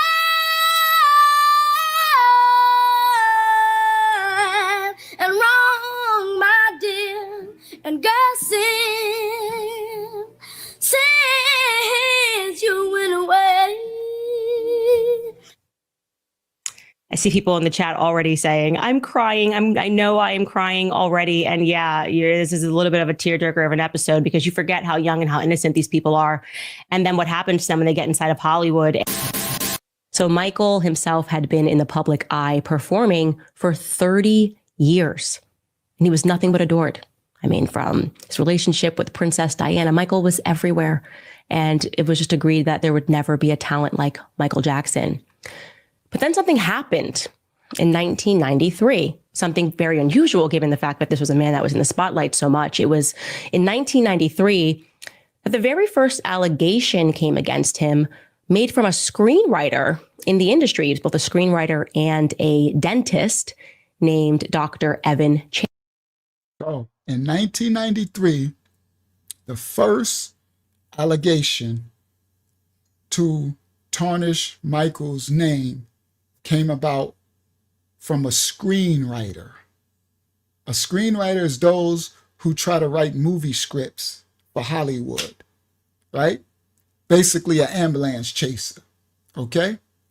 And he was a dentist, all right?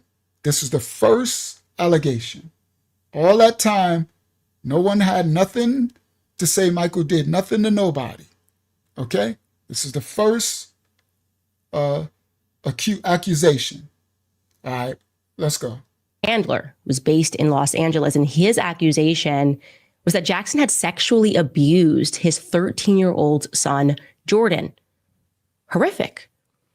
Now, how this came about was that Jordan told his psychiatrist that Jackson had molested him. And then the LAPD began a criminal investigation. But the investigation actually found no physical evidence against Jackson, and it was closed. The case was closed less than 1 year later. Now, that should have stopped the media from reporting on it. Michael Jackson wasn't guilty, but we know the media has never let facts get in the way of them having a good time. They broke the allegations worldwide, which led Michael Jackson to cancel the second leg of his Dangerous World Tour in August of that same year. And he cited health issues, health problems that were stemming from the stress of the entire scandal. First and foremost, how did Michael Jackson meet little Jordan Chandler? It's actually kind of, the stars must have just aligned, literally the star being Michael Jackson. His car broke down on the side of the road. And he called the police. He was like, I'm Michael Jackson. Can you please come help me deal with this car? And they were like, no, actually, we can't help you deal with your car on the side of the road. So, Brother Trent Gang, that's a lie. Now we're about to hear, this is about to be really good. So most of the things that we thought we knew, you're about to hear it from the person who was with him 24/7, all right? He's going to tell everything, and all that's a lie. Mike was actually smashing. That's the funny part. I didn't know what to name this. I was going to name it Michael, hold on, I got it right here, but I knew I was going to name it Michael Jackson Tonight You Hear Live Footage of Michael smashing something. Yeah, Mike. So we about to get some real insight. Everything that they said about him was a whole lie. Everything. All right?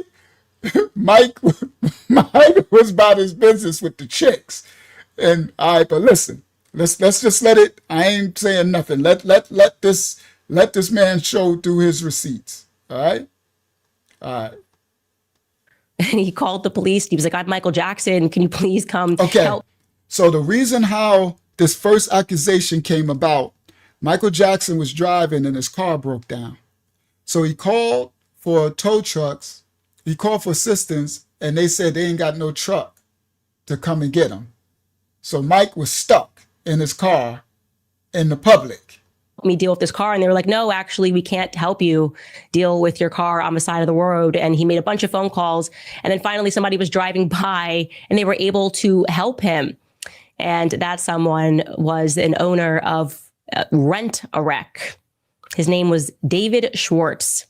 David Schwartz then gets Michael Jackson, tows the king of pop, could you imagine this, back to his shop and obviously calls his wife. And her name is June Chandler Schwartz. And he's like, literally the most famous person in the world is standing in our shop. You might want to get down here real quick. So this dude named David Schwartz owned the Rent-A-Wreck. For those who know, Rent-A-Wreck was the joint. You could rent a wrecked car, old beat up car. And Mike couldn't get a tow truck, and so Mike was smashing everything that moved. That's hilarious. Wait till you see the bodyguard thing. He's about to tell everything. It's crazy, right? It's crazy work. So anyway, so this is how the first allegations against him got started. So Mike couldn't get a tow truck. The owner of a rent-a-wreck, he saw him stranded. He didn't know it was Mike. He pulled over to help a stranded car. He get there, it's Michael Jackson. So he helps pull Mike's car to his rent-a-wreck shop. He get into the shop. He called his wife, like, you're not going to believe this. Michael Jackson in our shop, right? So his wife, all right, now here we go. Guess what? June got down there real quick and she brought Chandler Schwartz, and he's like literally a wreck. His name was David Schwartz. David Schwartz then gets Michael Jackson, tows the king of pop, could you imagine this, back to his shop, and obviously calls his wife, and her name is June Chandler Schwartz, and he's like literally the most famous person in the world is standing in our shop. You might want to get down here real quick. And guess what? June got down there real quick and she brought her young son, Jordan, with her. And then the relationship was born. Michael Jackson, as so many fans were surrounded. So that's Jordan. So the mother came, she brought her young son. His stepdad was the one that helped Michael's car. And that's how he met this little boy, Jordan. All right? All right. Surrounding him at this rec place, he began speaking to the little boy, but June got down there real quick and she brought her young son, Jordan, with her. And then the relationship was born. Michael Jackson, as so many fans were surrounding him at this rec place, he began speaking to the little boy because he, I guess, felt uncomfortable about all the press. They had a conversation and he felt that the family was just so kind to him that they became really close friends. He traveled around with Jordan. He brought Jordan's mother with him, took them everywhere. You know, Jordan's mother, June Schwartz, thought that her ex-husband was insane and knew that he was lying. So Jordan's stepdad, the one who had initially picked up Michael Jackson. All right, so here we go. So I clip because it goes on.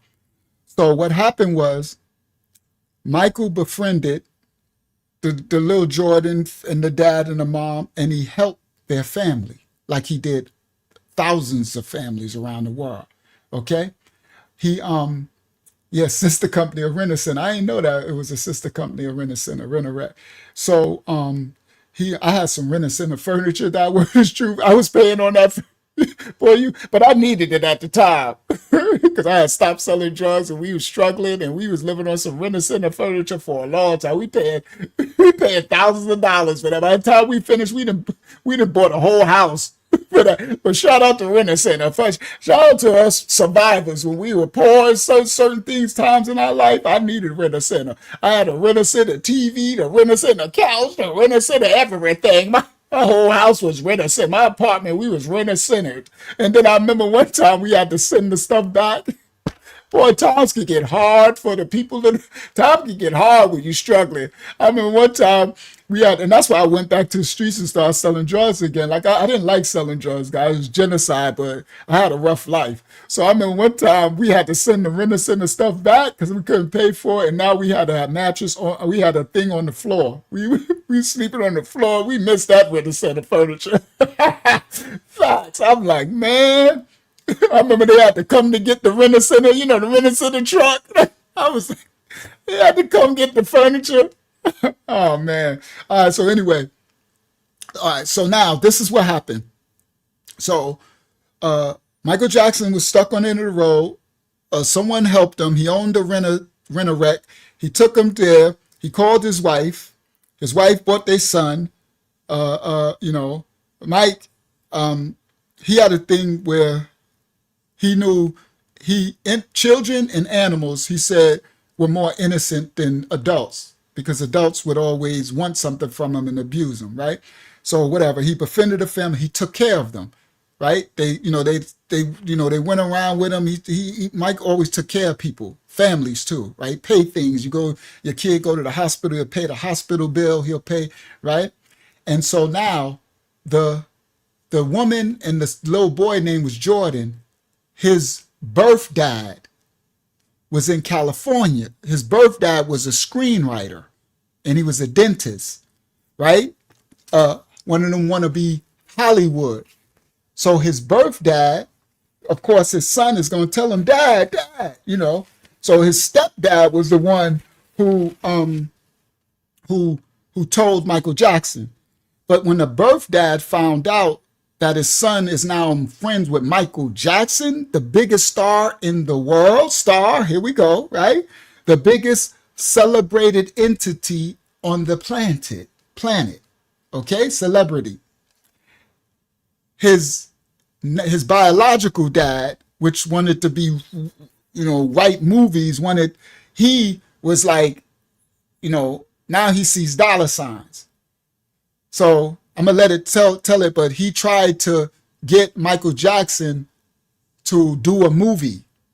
He tried to use his son to get Michael Jackson the script to do my movie, and Michael rejected it because Mike didn't just receive everything from everybody because everybody wanted to use him. He didn't trust adults too much, right? And so when Michael rejected the script from the natural born dad, he became vicious, and he stated, I'm gonna lie on him. I'm gonna destroy him because of bad. And this was a time, guys, before they made a law. This California, they didn't have a law. So before, when this happened, this is 93. When this happened, there was no law. What could happen is you could get sued in civil court. Mean a person could cause a civil complaint, meaning monetary. They could sue you for money without having to bring a criminal case. So it was just straight civil, straight money. And because of Michael Jackson's case, later they put an amendment in the law that you can't just bring a civil suit without the criminal in California. I'm not sure it's in every state, but you have to file a criminal case as well, because people would everybody realized after this, because they got paid out, they got $20 million. And that's when it was just open game.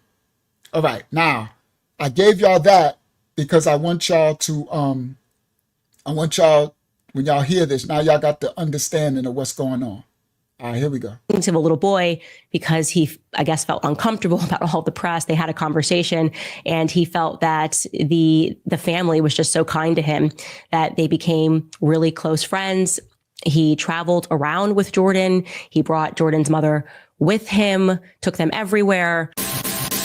You know, Jordan's mother, June Schwartz, thought that her ex-husband was insane and knew that he was lying. So Jordan's stepdad, the one who had initially picked up Michael Jackson, a man named David Schwartz, decided to confront the biological father and secretly record him. Like, what are you doing here? Why are you doing this? Here is that recording of Evan Chandler, the dentist. So the mother is mad. The stepdad who found him, because they know Michael's innocent. They know Michael didn't do nothing to the little boy. But the dad, the dentist, he drugged his son. He had him in a dentist chair and he drugged him and recorded him and had him saying stuff, implementing the thoughts in his head, and made him go to a psychiatrist and say that Michael did something to him. But the mother knew it was a lie. And the stepdad, the one who told Michael, he knew it was a lie. So the stepdad recorded him. This is the recording you're about to hear. So the stepdad recorded the little boy's real dad who tried to charge Michael with this molestation stuff, right? And this is the recording. From hell. This man is going to be humiliated beyond belief, and I will not believe that he will not believe what's going to happen. He said this, it's going to clear up later. This in the recording, he said this man is going to be humiliated beyond belief. So the stepdad is calling the real dad to ask him, why are you doing this to Michael? But this the dude on the screen, the real dad, the screenwriter. And he don't know that the stepdad is recording this. And he said he's going to be humiliated. Listen. Beyond his worst nightmares. He's going to be humiliated beyond his worst nightmare. Sell one more record. He won't sell one more record. found. I mean, I interviewed several, and I picked the nastiest son of a bitch I could find. Once I make. He said, this attorney I found, I interviewed several, and I picked the nastiest son of a bee. Okay? Live recording. Y'all listen. That phone call, this guy is just going to destroy everybody in sight. Any devious, nasty, cruel way that he can do it. And He said, this lawyer I just hired is going to destroy anybody in sight in any devious, nastiest way that he can do it. Destroy Michael Jackson's character. Y'all listen. I've given him full authority to do that. It'll be He said, I've given the lawyer full authority to do that. a massacre. I don't get He said it's going to be a massacre, what he's going to do to Michael Jackson. what I want. If I go through with this. Hold on. He said it's going to be a massacre if I don't get what I want. I'm going to put it back. All right? Now I'm going to put it back again so y'all can hear it without me stopping it. Nightmare. That's one more record. This attorney I found, I mean, I interviewed several, and I picked the nastiest son of a bitch I could find. Once I make that phone call, this guy is just going to destroy everybody in sight. Any devious, nasty, cruel way that he can do it. And I've given him full authority to do that. It'll be a massacre. I don't get what I want. If I go through with this, I win big time. I will get everything I want, and they will be destroyed forever. They will be destroyed. June is going to lose Jordy. She will have no right to ever see him again. Yeah. That's a fact, Dave. He said, if I don't get what I want, they're going to be destroyed. They're going to lose everything. His ex-wife, June, is going to lose Jordy, his son. You understand? Because he wants money now from Michael. He's trying to extort him. Okay? And the stepdad is recording it. But what people don't know, this is how Michael beat that case. But they don't tell you this in the public. Okay? They make you think that he paid his way out of it.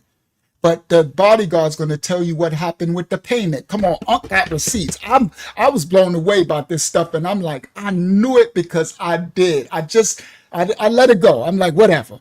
But something in my right, I just knew that he wasn't dark. That there was. All right, let's just let it play. Let's just let it play. All right. I mean, I interviewed several, and I picked the nastiest son of a bitch I could find. Once I make that phone call, this guy is just going to destroy everybody in sight. Any devious, nasty, cruel way that he can do it. And I've given him full authority to do that. It'll be a massacre. I don't get what I want. If I go through with this, I win big time. I will get everything I want, and they will be destroyed forever. They will be destroyed. June is going to lose Jordy. She will have no right to ever see him again. Yeah. That's a fact, Dave. That's what's Does that help? Michael's career will be over. Does that help Jordy? Michael's career will be over. And does that help Jordy? It's irrelevant to me. It's irrelevant to me whether or not my son is helped. This is about money and power. He sounds. You see, the stepdad said, but does that help Jordy? Because he's like, his career going to be ruined. He said, it's irrelevant to me about helping his son. This is how the case against Michael was started. Y'all heard the first hand, okay? He says it's irrelevant to me. Career will be over. And does that help Jordy? It's irrelevant to me. It's irrelevant to me whether or not my son is helped. This is about money and power. He sounds like a really nice guy, really nice father. Even crazier update, by the way. Evan Chandler, that dad you're listening to, who started the initial allegation against Michael Jackson, well, he was kind of suicided. I mean, he committed suicide in November of 2009, 5 months after Michael Jackson was overdosed. Yes, Evan Chandler shot himself in the head. There were no witnesses. There was no note. He was found by his building concierge. Okay. We don't remember even that Michael Jackson. Now, this darkness sound, that sounds like another level. I took out these other clips because there was something with the convertites, and they kept saying the word, and I just took it out because I don't want to get out this video flagged too bad. Because what's her name? His sister, Mike's sister, Latoya, got married to a convertite thing, and this goes deep, the wickedness. All of a sudden, he's unalived, the dude. Okay? Y'all know how this Marine Kingdom stuff works, all right? All right, here we go. Jackson, despite all of those media headlines, there was no note. He was found by his building concierge. Okay. We don't remember even that Michael Jackson, despite all of those media headlines and being accused of being a pedophile, he actually won his case. Yeah, despite 10 years of investigation, no proof was ever actually produced. I'm going to allow Ian Carroll, one of my favorite TikTokers, to explain that to you. Take a listen. The FBI were investigating Jackson for 10 full years, and they presented no evidence of criminal conduct on Jackson's part. The files have been declassified and you can view them yourself. They include a raid of his home where they confiscated all electronics. This is their ID number that you'll see. We're talking computers, hard drives, cell phones, where they say the amount of gigabytes. And then following are pages like this where they have the ID of the different devices and they all say nothing. Literally, they all say this.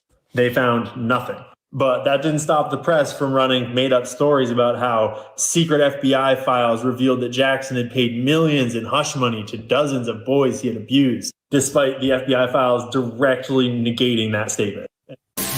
So where did you meet Michael Jackson then? Okay, here we go. Now we're going to get to the straight receipts. The receipts that y'all ain't never heard and seen. Y'all about to find out about the first case, the second case, what was going on, what he did, what Mike was into, everything. This man tell everything to the point where the family, y'all see, let's just go. Copyright disclaimers are in effect for educational purposes only, reactionary purposes. Let's go. Okay, so this reporter, he did the story. So he said, how did you meet Michael Jackson? This man, y'all find out in a second, he's the man that was closest to Michael Jackson for 15 years before his death. Every day, all day, you're going to find out. So it says, how did you meet him? Nothing happened. I thought it'd be for the local newspaper. Went away. Didn't think much of it. 3 or 4 days later, landlines were ringing off the hook. Like, hold on. Let me go back a little because he talks funny. He's talk. I think that's Australian accent or something. Let me go back a little. Hold on. So he said, I went too far. The FBI files directly negating that statement. So where did you meet Michael Jackson then? Okay, so this reporter, he did the story. Nothing happened. I thought it'd be for the local newspaper. Went away. Didn't think much of it. All right, I got a screenshot for y'all. Thank you. I just remembered. Y'all know me. I do background. I do research to make it understanding. Let me grab my screenshot. Where is it?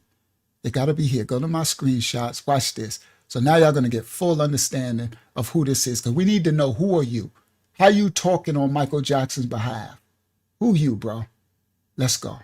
Double click. Y'all know, Unc, I do diligence. The Most High tell me, study, show yourself approved, and do diligence. I do not bring y'all nothing willy-nilly. I show everything. Stop, screen, present, share screen. I go above and beyond. It's Ayada. It's what I'm called to do. All right, here we go. This is who this is. Now, this is an article. Let me make it bigger. It should get bigger. There we go. A millionaire at 19. This is the newspaper. We're gonna read. We're gonna find out who he is. He's gonna tell it, but I want y'all to see it. A millionaire at 19, thanks to the playtime bullies. It's the article. This is how he met Michael Jackson. Y'all listen clearly. A victim of school bullies yesterday thanked his tormentors for spurring him on to become a millionaire businessman at the age of 19. The brother y'all just seen on the screen, y'all about to see him with Michael. He was the one, remember back in the days when somebody used to be guarding and Michael used to go around with an umbrella over his head? That's the dude holding the umbrella. Y'all about to see all this. Fruit, straight receipts. No, straight receipts. All right, listen. It says, a victim of school bullies yesterday thanked his tormentors for spurring him on to become a millionaire businessman at the age of 19. Matt Fiddies, this before he knew Mike, secretly learned the martial arts, Taekwondo, and then used his expertise to turn the tables on the boys who were making his life a misery. Now he employs 26 people and has nearly 700 members at his $50 a month center called the Matt Fiddies Black Belt Academy. He's worth hundreds of millions now. Now, when he met Michael, he was 19 millionaire. Y'all listen clearly. That's why he said he don't need nobody's money. He still don't. He just telling the truth because he said he's calling his mate. He's Australian. He said, this is my friend. I love Michael and they're lying on him. And I was with him. He telling everything. Now listen, it says, this is the article. This is how he met him. Now he employs 26 people and has nearly 700 members at his $50 a month center, the Matt Fidesz Black Belt Academy in Barnstaple, North Devon. He lives in UK, United Kingdom now. He puts his success down to the strength of purpose he gained in resisting the bullies in elementary school. He said, for years I suffered abuse. They would pick on me because I was different. I always worked at school, meaning he did his schoolwork and never messed around, so I was seen as a classroom geek. But now I have made a success out of my life, so I suppose I have had the last laugh. Matt, who became British junior champion in freestyle martial arts at 13. So his mom, he was getting bullied. His mom put him in martial arts in elementary school. And by the time he reached 13, he was a freestyle martial arts champion. He said, I hope my story gives hope to other children who are being bullied at school. Bullying is an awful thing and it devastates lots of children's lives. But I suppose I became more and more determined not to suffer. This article is in the United Kingdom from, I think, the 90s or the late 80s or the early 90s, this article. He recalled the moment as a 15-year-old when he decided that enough was enough. He said, I was at a fair is a carnival, and a group of children started pushing me around. Matt then used his martial arts skill to defend himself. He sent the gang packing and was never bothered by bullies again.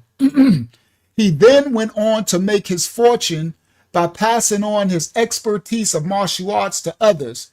Matt started the martial arts classes at the age of 17 when his parents moved from his hometown of Swindon in the United Kingdom to Barnstaple. He set up a night class at a village hall which attracted just 10 people, meaning teaching karate. But within weeks, word got around, and 2 months later, he was instructing 200 people. Matt, who lives with his 20-year-old girlfriend, he was 19, Melissa, said, my classes have really taken off now, and we have people of all ages attending. I have made a lot of money, and on paper, I am worth around £1 million. Matt, who drives a Porsche, added, I bet the people who bullied me may have not done as well as this, but I always knew they were small-minded.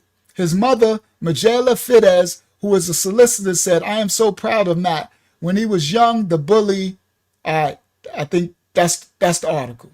Oh, there we go, a little bit more. When he was young, proud of Matt. When he was young, the bullying was terrible. He had no confidence. But when he took up Taekwondo, it made him more sure of himself. It taught him control and helped him to control his fears. And that was the article. And they put a picture of him at the age of 7 when they was bullying him. And they did this article at 19.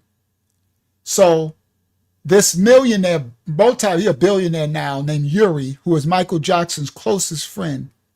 I'm just going to give y'all an update so when he says it, because he talks in his Australian accent, you can't really understand. So he started, when they put this article in the paper, he started going all over the newspapers and the press and TV. And Michael Jackson's closest friend, Yuri, a billionaire, he wanted to meet him. And Yuri introduced this 19-year-old martial arts instructor to Michael Jackson. And that's how he became his bodyguard and later his best friend. All right, now, I just need to show y'all receipts because you know how Unc do. We don't play in this house. All right, here we go.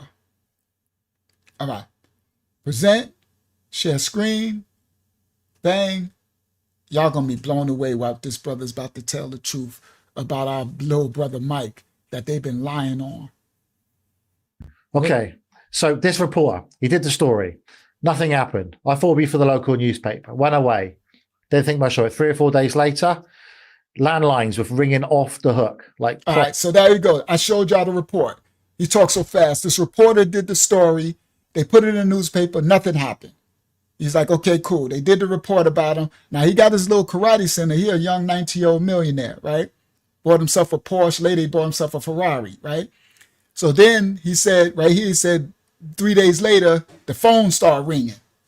You remember, this was back in 98. Yeah. This is when mainstream media was 20 million copies per day for each edition of each Daily Mail and Sun and Star. It was mad. What's going on? I can't understand it.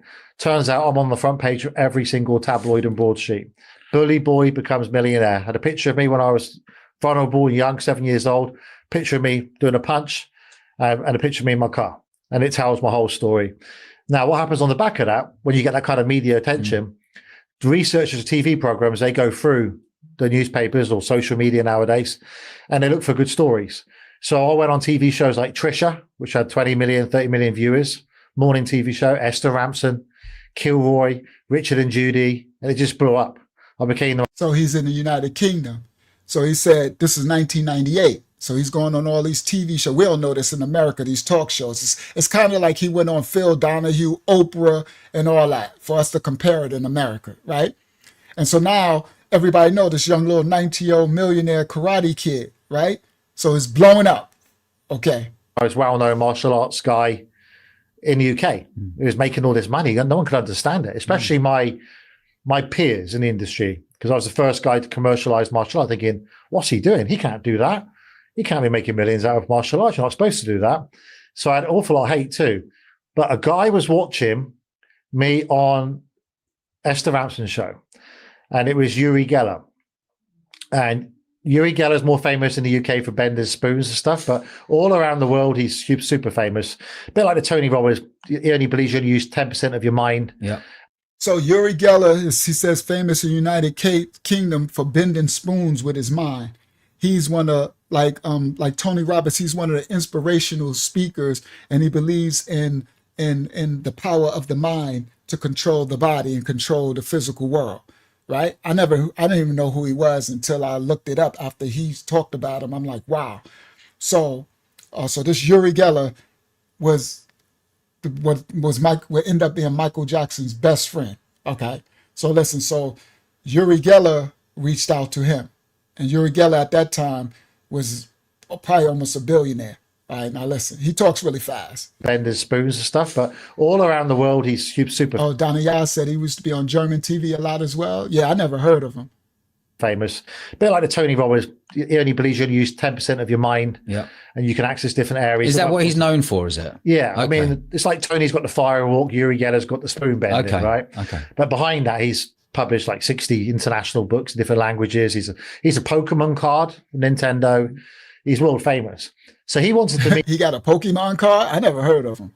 me, and he wanted to make a series of videos where he would do positive mindset to stop bullying, because bullying was a massive problem back then, and I would do the physical moves. And we're going to distribute it to kids all over the UK free of charge. So shout out to Fariyah in the UK. So his brothers and sisters in the UK. Fariyah said, I remember these shows, like Trisha had a little stint in the US at one point. Now he said Uri reached out to him because Uri wanted to partner with Matt, right? This phenomenon, 19-year-old martial arts phenomenon that got famous for bullying. And Uri, yeah, that sounds like sorcery, Anna, yeah. Mental manipulate sounds like mental sorcery. But he says Uri wanted to create a international program and to help the kids with bullying. So Uri wanted to train their mind, and he wanted to partner with Matt and have Matt train their physical. So the mind to get them, the young kids to be able to protect themselves against bullying, and then Matt could teach them the physical. And they did it. So he says they went together, and it became, and all over Europe, it became a bestseller thing, and they made millions and millions. It was successful. And he said Europe they became close because they traveled the world with this program. He talks so fast. That's why I'm speaking for him. Can access different areas. Is that what he's known for? Is it? Who's backstage? Yasser? Taj. All right, let me let him in. All right, here we go. Let me go back just a little bit. You talk so fast. Geller's more famous in the UK for bending spoons and stuff, but all around the world he's super famous. A bit like the Tony Robbins, he only believes you only use 10% of your mind, and you can access different areas. Is that what he's known for? Is it? Yeah, Okay. I mean, it's like Tony's got the fire walk, Uri Geller's got the spoon bending, right? Okay. But behind that, he's published like 60 international books in different languages. He's a Pokemon card, Nintendo. He's world famous. So he wanted to meet me, and he wanted to make a series of videos where he would do positive mindset to stop bullying, because bullying was a massive problem back then, and I would do the physical moves. And we we're going to distribute it to kids all over the UK free of charge on VHS. We didn't get around to doing that video. We did a fitness-based one where he did motivational mind stuff, and I did like kickbox aerobics. And that went to #1. It was huge all around Asia and so on. We became very close friends, and people might not know this, but he's extremely successful, like super wealthy. His house, like a £20 million replica of the White House in Sondheim-on-Thames, next to George Clooney's home. So being around that environment all the time was very motivating for me. Became close friends. He's godfather to my oldest daughter, Madison. And when I go to see him, it'd always end with a walk. He always believed in walking 2 hours a day along the River Thames and round his land. And phone calls would come in from very famous people, like royalty and presidents and so forth. But I'd never heard any phone calls from Michael Jackson or no one. So nor would I even be looking for that. Then I went back to Barnstable one day, and Uri Geller would ring you at unusual times of the day. A lot of these big stars do, because they got companies in Australia. They need to stay awake for TV shows. So I had a phone call coming at 3 a.m. on a landline. He said to me, Matt, you got to come to my house now. And if you don't, you'll regret it for the rest of your life. I can't tell you why. I said, Uri, you need to tell me why. What am I supposed to tell my overhead? Who's over? I have half his bed over there.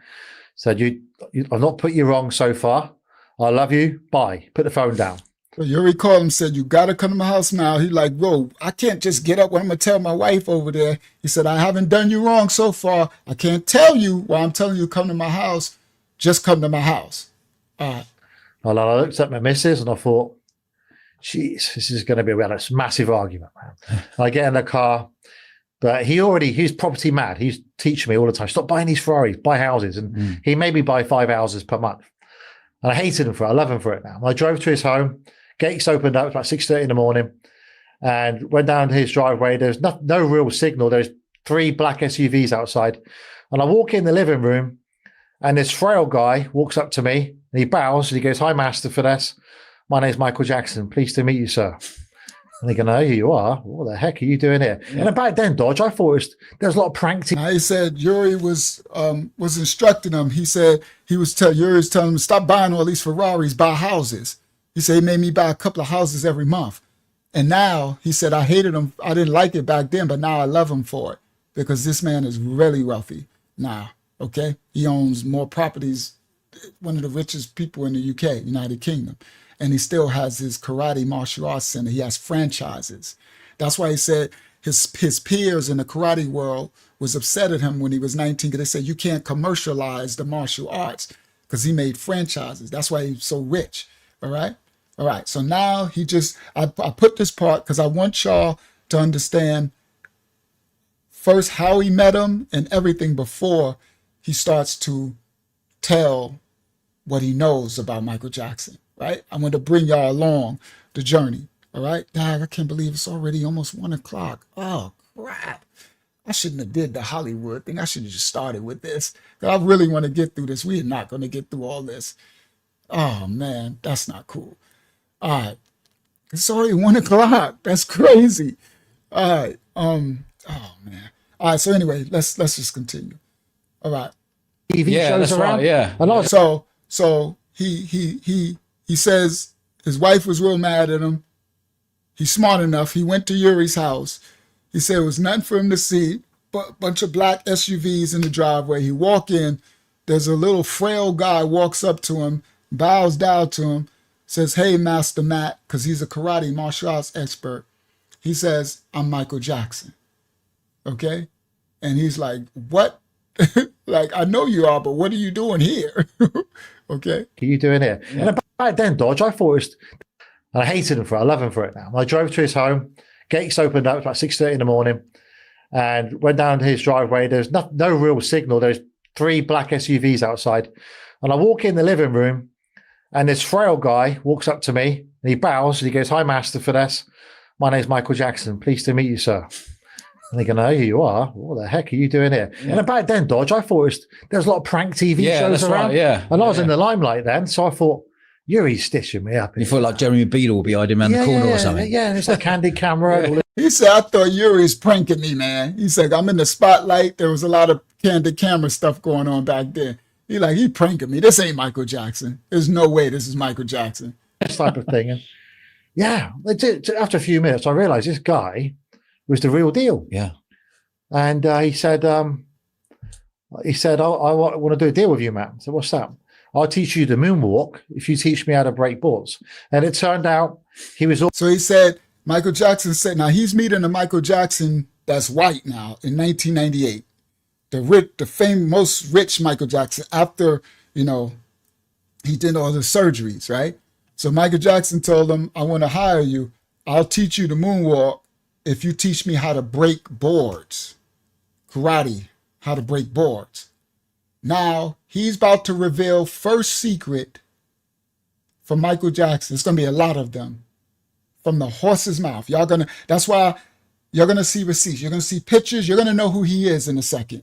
This man ain't he's a multi-millionaire right now. They can't buy him. He stood up for Mike during his trials. He never backed down. All of it. He's going to show receipts. He's going to all this is firsthand. We about to get the first. Come on, Aubrey, y'all. Mike want to break things. Mike said, "You need to teach me how to break the boards," right? Listen. Now, this is hold on. He's about to release the first inside knowledge of Mike. There's things we don't know. It's going to be a lot of things we about to find out about Mike. Crazy stuff. All right, here we go. Jeremy Beadle will be hiding around the corner or something. Yeah, and it's a candid camera, all this type of thing. And yeah, after a few minutes, I realized this guy was the real deal. Yeah. And he said, I want to do a deal with you, man. I said, "What's that?" "I'll teach you the moonwalk if you teach me how to break boards." And it turned out he was already a black belt. So his dad, Joseph Jackson, made sure all the Jackson 5, because they're famous for so young, they studied martial arts. They studied Kung Fu. He just dropped the first bombshell. He said, it turns out Michael Jackson was already a black belt. Now, the funny thing is I did hear from one of these stories back in the days that Joseph Jackson did. Yeah, see, you heard about it too, right, already? I did too. That's why when he said it, I'm like, I heard that Joseph Jackson had them become martial artists, that they were all were trained in martial arts. I heard that, okay? And I'm like, so when he said, I'm like, that first thing, that's the mind. I said, now that's still hilarious. Michael Jackson was a black belt. So Mike was saying, I wanted you to teach me how to break the boards, martial art. Now, he was 19, a young martial arts. The reason why Mike knew about him because he had got famous, right? That's why I showed y'all the clip. He was all over the talk shows and everything. And then Yuri had partnered with him, and he's going to find out when Yuri partnered with him to do the bullying for the kids. He got close with Yuri. He didn't know Yuri and Michael Jackson was been friends way before he was even famous. So Yuri just called him up one night like, "You need to come to my house right now." I guess because Michael's in the UK. So he was at Yuri's house. And Mike probably want to meet him. Okay? All right. Now, watch this. Hold on. He's going to drop so much stuff that's not known. "I'll teach you the moonwalk if you teach me how to break boards." And it turned out he was already a black belt. So his dad, Joseph Jackson, made sure all the Jackson 5, because they're famous for so young, they studied martial arts. They studied kung fu. And he wanted to go to second degree black belt along with his best friend, Mark Lester, who played the original Oliver Twist. Yeah. And funny enough, they're dodging that, don't they? They do. Yeah. Yeah. And so that was the plan. So that's why he wanted to meet me. But we just hit it off. We became good buddies, good friends. And we stayed up for like 3 days and we're laughing and joking. And I took him around Reading in my car, in my convertible, and people just thought it was a lookalike. He would come and stay with me in Barnstable. People thought it was a lookalike. And who's going to believe an 18-year-old hanging around with a megastar like that, you know? And he kind of felt secure with me too because of the martial arts side of it. I could tell early on he had bigger plans, that things were not good in his camp. He lost his long-term bodyguards and he was having these like temp bodyguards. It cost him about $150,000 a month, he told me. And he couldn't answer his phone around him and stuff like that. He was finding it hard. So me being a nice guy, I said, look, Michael, I'll take over your personal protection for free. For free? For free. I didn't need the money. Yeah. I think that's part of the reason it worked. Okay, yeah. I very much believe in non-transactional relationships. As soon as you monetize things, it can become an issue. And I think that's why I stayed the full 10 years as his mate. Yeah. That's true. He said once you involve mammon, it complicates the issue. He said, I didn't need the money. You just liked him. Let's just do it. And yeah, he jumped at it. You know, he just jumped at it. Plus, I supplied my family, my brother-in-law, and one of my brothers, and I got access to all this team of instructors. So I said, wherever you are in the world, you know, just give me a buzz and I will make it happen. He took it a little bit too, I didn't mean it like whatever he's doing, but did he instantly like you straight away, do you think? Yeah, no, only because Uri Geller told him you could trust this guy. Yeah, okay. He's a millionaire. Yeah. He ain't nothing from you. Yuri let me in his world. Yeah. How come they let you in so easily and so quickly? Someone like Yuri, and then all of a sudden you're meeting Michael Jackson, and then what was going through your mind? You must be thinking, hold on a minute, I'm meeting Michael Jackson here. This is mad. Well, what's going through my mind is how the hell am I going to go home to Barnstable and explain to and tell everyone what I've done at the weekend? Yeah. You know, and no one was going to help me. Yeah. I was like, Yuri, how do I explain? What do I tell my brothers? What do I tell my mum and dad? What do I say? You can't tell no one anything. So I can't. You know, I can't even tell them the truth because they think I'm flipping lost the plot, you know? So this secret went on for, I don't know, maybe a year. And then he's around Michael Jackson and he can't tell nobody.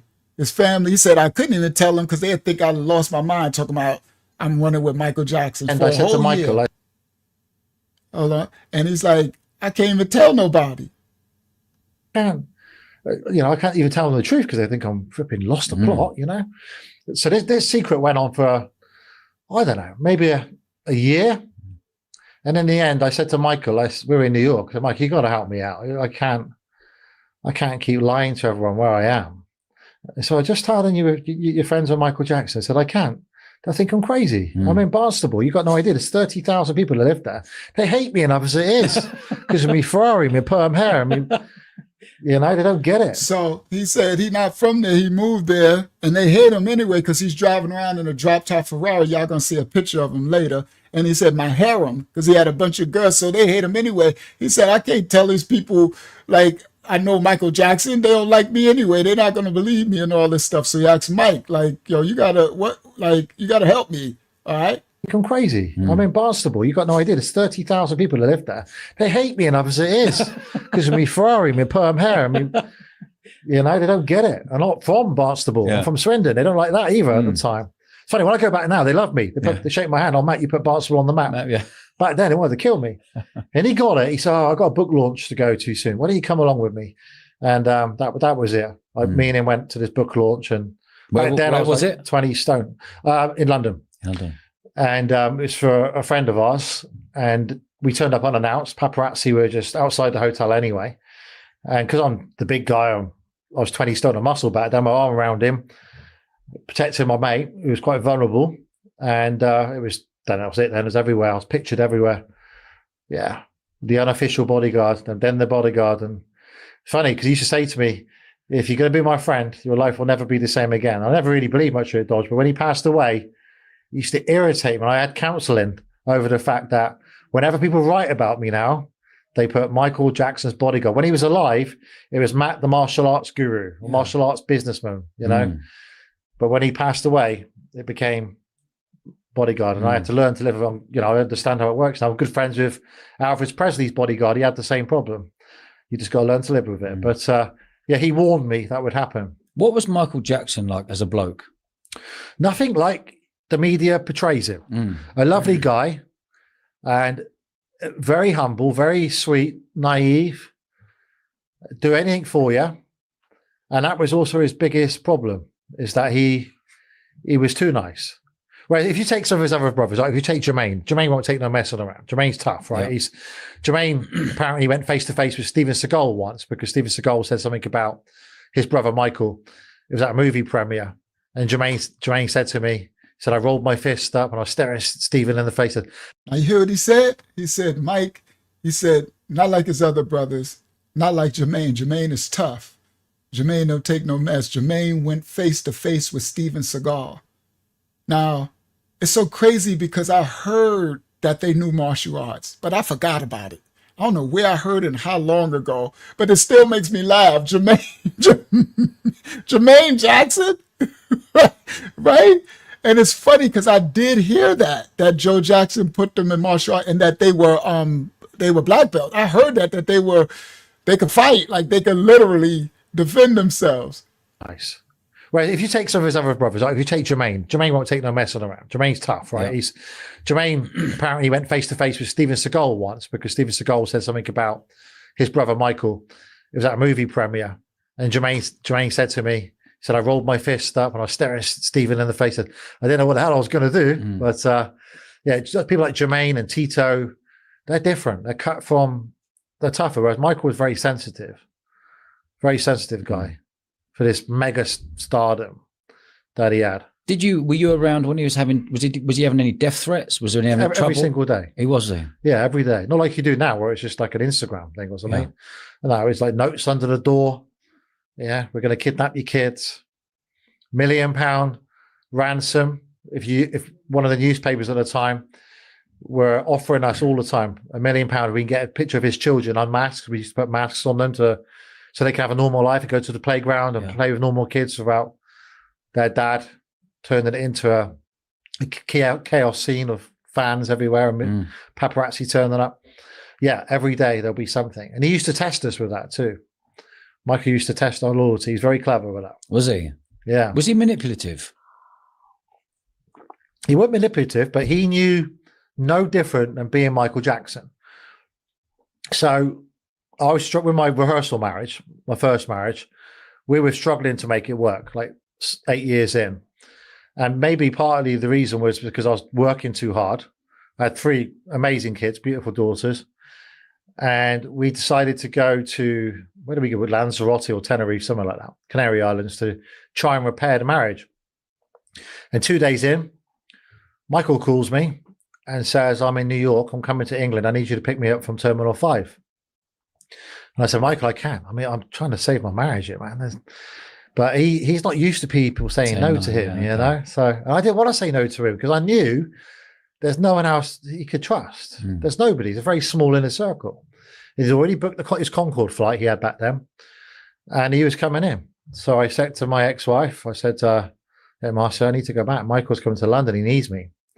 It's important. And that didn't go down well. And then straight away, I came up with this idea that there'd be no flights available. So I had a quick look, and it looked quite difficult to get a flight back to England. So I called Michael back up. So, Michael, I can't come. There's no flights. I'll sort that out for you. He's Michael Jackson. I think you can do anything you want. So he sorted out the airplane, and he got me back and picked him up from the airport. My wife went back to Barnstable, and I lived with him for a couple of weeks at a hotel in London, a room office suite. He felt a bit guilty a few days in because I said to him, you do realize that I was trying to repair my marriage then. You just disrupted the whole damn thing. And he called Marcia up and he invited her and the kids to come and stay in a hotel suite and took them shopping to Hamleys and stuff like that. But there's loads and loads of stories about him. Was he gay? No, he wanted you to think whatever you thought. He was brainwashed by Motown Records at 5 years old that you mustn't ever get married. You mustn't ever show your sexuality, be gay or straight, because you'll kill your fan base. It's like an old school thinking. Yeah. That's the way Motown brought them up. So when Tito Jackson got married, he's the first of the Jackson 5 to get married. Michael was crying all the time and was angry with Tito. And then Jermaine got married, and he thought that was the end of the Jacksons, the end of the Jackson 5. So he kept this protective barrier around him to not let anyone in. Obviously, he's public where he's married to Lisa Marie Presley, Elvis's daughter. And did he do that for show to marry? All right. So on the last one, we was talking about the Elvis thing, and someone wrote in the chat they didn't know that Michael was married to Elvis' daughter. I remember that. And we kind of thought it was fake too, because we didn't know Michael. He's about to tell the truth. So Michael Jackson was married to Elvis Presley's daughter, Lisa Marie Presley. But what he's about to say is, Lisa Marie Presley, even when they was not married later, she still was one of the last people he talked to before he died on the phone. He used to talk to her every day on the phone. We don't know the inner circle. He's telling the inner circle, all right? So like this reporter, I mean, this what's the name? This host is asking, was that a relationship for show? Because that's what we thought. Like they made us try to think he gay, right? I remember that, right? They might, and it's like, that's a fake marriage, right? Him and Lisa Marie Presley. But he about to tell y'all that wasn't fake. This dude, watch this story. Here go nugget number 2. This one is a bomb drop right here. This one made me laugh. Nugget number 2. Where he's married to Lisa Marie Presley, Elvis's daughter.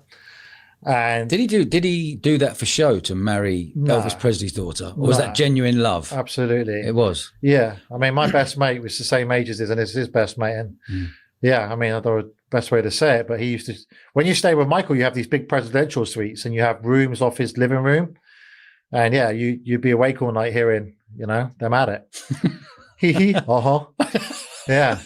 That's what I used to say to Michael. If you guys have a baby, man, I'd be like, hee hee, It'd be more incredible. Did you hear what he just said? He just said no. They was really in love. He said when you stay around Michael, you have hotel suites and you have your rooms around his suite. He said, and all he was here is him and her in there all night. Hee hee ha ha. And he said, I told Michael, if you and Lisa Marie have a baby, all you gonna hear, you gonna call him hee hee ha ha. He said with Mike, and so that's why I said Michael Jackson live. He said Mike, that's the Mike was saying the hee hee when he having sex. And he said Mike was pounding out all the time. Listen. That's what I used to say to Michael, if you guys have a baby, man, I'd be like, hee hee, be more he said if y'all have a baby, he's gonna be like hee hee. He said, can you imagine having to hear Michael Jackson in there smashing? They're like hee hee. He said all I'm hearing is hee hee haw. And he said it was all the time, right? And he gonna say more later. He dropping a lot of bombshells. He gonna say more later. The end of the Jacksons, the end of the Jackson 5. So he kept this protective barrier around him. Hold on, I went back to not let anyone in. Obviously, he's public where he's married to Lisa Marie Presley, Elvis's daughter. And did he do that for show to marry Elvis Presley's daughter, or was that genuine love? Absolutely, it was. Yeah, I mean, my best mate was the same age as his, and it's his best mate. And yeah, I mean, I thought the best way to say it, but he used to. When you stay with Michael, you have these big presidential suites, and you have rooms off his living room, and yeah, you'd be awake all night hearing, them at it. Hee hee, yeah. That's what I used to say to Michael. If you guys have a baby, man, I'd be like, hee hee, It'd be more incredible. But no, that era, Mark Lester was around, and he's Yo, it's so hilarious because when someone tells the truth, you can see his face, right? He said you hear him all night going at it. All you hear is hee haw. Try to put pillows over your head. He said that is one of the most hilarious stories in the world. Shout out to Mike. Peter Mike. Mike was. He said hee hee ha ha. All right, sorry. I'm at it. Hee hee yeah. That's what I used to say to Michael. If you guys have a baby, man, I'd be like, hee hee, It'd be more incredible. But no, that era, Mark Lester was around, and I mean, it was proper marriage.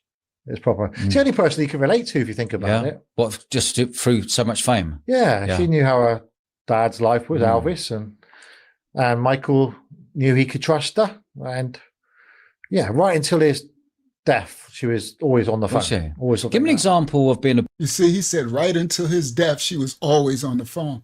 He said no. He said the other dude was around and that was a proper marriage. You know, they talk in there the way in England, the way they talk. He's like a proper marriage. Like, no, it was official. He's like, he loved her. It's like, you know, she had, you know, her life as a child, you know, growing up under Elvis and everything. Like, he can trust her. And he said all the way until he died, she was on the phone with him. A real marriage. Hee hee ha ha. I'd never get that hee hee ha ha. That will be it forever in my Michael Jackson. Hee hee ha ha. Him and Elvis' daughter, right? I guess she was the ha ha. That's hilarious. Yeah, she knew how her dad's life was, Elvis, and Michael knew he could trust her, and yeah, right until his death, she was always on the phone. Was she? Always on Give the me an phone. example of being a bodyguard for Michael, this sort of the craziness that you come across, like the crazy fans. Did you used to carry a gun with you? Did you, you know, what were you keeping an eye out? Did you have earpieces in? Just give me an overview of what it would be like. Yeah, it depends what we're doing. So if we're here on a private visit, then it will just be me, him, and one other. And then my brother-in-law, Craig, used to come and stand by, because it wasn't a normal bodyguard relationship. So I was his mate. So I'd be inside the room with him. When we talk about room, hotel suites, like 10, 20,000 pound a night hotel suites. So every time he say mate, he's saying I was his friend. So he said it wasn't just like a regular bodyguard relationship. I was his friend. So that's when they say mate, right? He like, I'm his boy. That's my boy. That's my friend. He gonna keep, this thing is so touching when they get later, when he's really explaining all the real, he like, that's my friend. I don't care what nobody say. I'm not going to allow the world to keep saying my friend was gay or my friend did something to children. When I was there with him 24/7, he never touched nobody. And he said Mike was obsessed with women to the point where they had to slow him down. Mike was smashing I'm just giving it away a little bit because he was like, we had to sneak women in and out so the press don't see him because Mike was smashing everything that moved. I was like, what? Now I don't want to give it away. I'm going to save it. I was about to say something. I don't want to give it away. So Craig, my brother-in-law, used to be outside and he would stay up all night making sure the public or the fans would get to us while we were sleeping. It was, to be honest, Dodge, it was boring. Yeah. Because we couldn't do much. Yeah. And when we did, it was a complete chaos scene. So he said really guarding him to life was really boring because you really can't do much. And then when they did go out to do something, it's complete chaos scene. There's loads of footage of me and him out there over the years. I mean, one time he came into my room. He said, I want to go to HMV, the record store on Oxford Street. I said, do you want us to arrange it late at night so we can shut it down for you? He said, no, let's just go. I said, okay. I said, I'd be interested.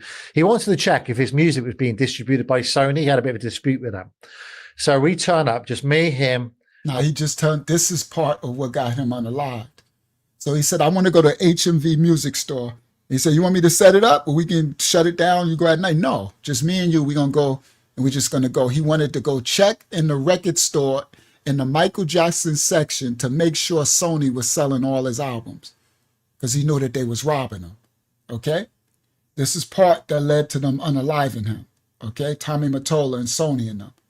So he's telling the story how they just went to HMV. Oh, I said, okay. I said, I'd be interested. He wanted to check if his music was being distributed by Sony. He had a bit of a dispute with them. So we turn up, just me, him, and one other bodyguard. I got this on tape. And all he wanted to do was go to the Michael Jackson section Just to have a look. To check if all his albums were there. Yeah. So we walked in fast and up the escalator. We get to the Michael Jackson section. There's all these people like going through Thriller and Dangerous, and they're like, and he goes, hi, to them all. And he was just checking they're all there. And then within like 5 minutes, all the escalators were shut down. All the people on the tills, the staff there, all bombed Michael to try and touch him, get a picture. And then we heard that the police were coming and Oxford Street had been shut down. And could we please move with Mr. Jackson to the fire exit at the back of HMV? And we sat out on the fire exit. I got pictures of that somewhere too. Michael was like this for 2.5 hours while the police helped us get out. Yeah, it was mental. Man. Crazy. It was like crazy. But And what about his white glove? And what about his like, sort of plasters on his hands and stuff? Was that all for show? that's what he wanted to say. Okay. He used to say to me, Matt, if you want people to be interested in you, you have to be interested. So he was putting that tape on one day and it was taking hours. We were really late for this meeting. And I said, Michael, why you got sticky tape plasters on your fingers for? He goes, that's why. So people stay curious. I stay relevant. So Mike did the things intentionally. He says you got to keep people interested. So he put stuff like the one glove, putting tape on his fingers and stuff. So Mike was playing mind games. Fingers for. He goes, that's why. So people stay like hands and stuff. Was that all for show? That's what he wanted to say. Okay. He used to say to me, Matt, if you want people to be interested in you, you have to be interested. So he was putting that tape on one day and it was taking hours. We were really late for this meeting. And I said, Michael, why you got sticky tape plasters on your fingers for? He goes, that's why. So people stay curious. I stay relevant. And one time too, I was very conscious about, obviously I used to read stories, Dodge, about this nose falling off business, right? I couldn't understand it because the Michael I knew behind the doors, he looked normal. Of course he's had surgery done, but if you took everyone out of Hollywood who's not had surgery done, there won't be anyone left. But did you, when you were with him, just so the viewers to know, was he black or white at that time? So he had a skin condition, which is now, can finally say it's been confirmed, it's been banging on for years by the coroner who did his autopsy. Michael Jackson has a skin condition called vitiligo. Leprosy. And for those who suffer with vitiligo, what was called ancient leprosy, it's not the curse of leopard that when the Most High pronounced a curse for leopard, the patches in the head, it's a different, but this is actually leprosy. So he said the coroner found out in the autopsy that it was actually finally finalized that he did have vitiligo, leprosy of the white skin. Now listen, he's about to tell an inside story that no one knows. Only those closest to him. Confirmed, been banging on for years by the coroner who did his autopsy. Michael Jackson has a skin condition called vitiligo. So not all of his body was patchy. He used to call himself a spotted cow. Yeah. So he didn't bother colouring his legs or nothing like that. But it's always a work in progress. He'd have blotches superior. It's not in the Thriller era. They tried to cover it with makeup, but he said Mike called himself the spotted cow. So his legs and stuff was still dark and stuff. For a guy who's a black guy, it was difficult. When it got to the stage in the end where he's dancing and sweating on stage, he had to make a decision. So he decided to cover it with easier makeup, white makeup. But no, his legs and stuff are all, you should call it spotted cow. That was basically, yeah. He used to hate it. He used to tell me one of his greatest loves like water parks and stuff like that. Couldn't do that anymore. And wherever the sunlight, you all see pictures of me with an umbrella over his head. Yeah. Because he's so prone to skin cancer. Vitiligo takes your pigment out. So your skin. Are you saying he got that skin cancer? The reason why? No, he's prone to skin cancer. Okay, but how come he changed? What phase were you at when he was changing or had completely changed? Okay, so we have this thing, me and Mark. So Mark goes back right until the off the wall era. And who's Mark? Mark Lester's Oliver Twist. Yeah. Okay. Yeah. Yeah. Black Beauty. All those big hits. Yeah. So they're both the same age. Grew up together. Read about each other in magazines. So whenever I want to know anything about Black Michael, I would speak to Mark. Yeah. Yeah. I'd have to go back to Mark about those type of things. I only knew him when he was, as you would remember him, basically. But yeah, all this plastic surgery stuff. So he knew what was going on the whole time. He was the man who would manipulate it. He used to say to, one time he came out in the early days, my ex-wife was terrible for it. He used to stare at his nose, you know. I was like, stop staring at his nose. But he came out of the hotel room. Do you know, just to hold you there, just the nose thing. Yeah. He went from a nose that was a lot wider to a nose that become really pointy. Yeah. What was he thinking? Well, he was bullied a lot by people around him from a young kid, and he would say his dad too. And it was something that would get to him. So he did break his nose, and he took it as an opportunity to improve it, and then obviously he liked the result and he carried on. So he was bullied a lot because of his nose, and he said his dad used to bully him about his nose too. So out of all of the children, Michael nose was the biggest. You know me, I got a picture But there was a worse picture. It got even bigger. And then he started getting acne too. So I got, hold on, where's my picture? This one. So he started getting acne too. He started to look bad. This is a picture of Michael before with the original nose. And it started to get bigger. I got another picture somewhere in my file where his nose is huge and he had bumps all over his face. And so he started to have, issues, and they would bully him and tease him about it. He would get teased about his nose. So he did have self-esteem issues. You understand? And so the bodyguard said that he broke his nose and for doing something, and then he went to get it fixed, and then he got obsessed and just kept streamlining. And then next thing I think he got a little obsession with the plastic surgery. But the whitening of the skin, he said it was white. It was the white makeup to cover the splotches for his vitiligo, right? His leopard thing. So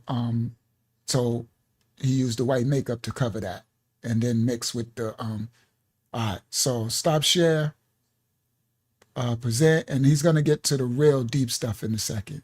Some real deep stuff. Share. I never really spoke to him about his surgery, Dodge, because in my era there was no surgery. Didn't you? To improve it, and then obviously you like the result of a young kid. And ex-wife was terrible for it. He used to stare at his nose, I was like, stop staring at his nose. But he came out of the hotel room. Do you know, just to hold you there, just the nose thing. Yeah. He went from a nose that was a lot wider to a nose that become really pointy. Yeah. What was he thinking? Well, he was bullied a lot by people around him from a young kid, and he would say his dad too.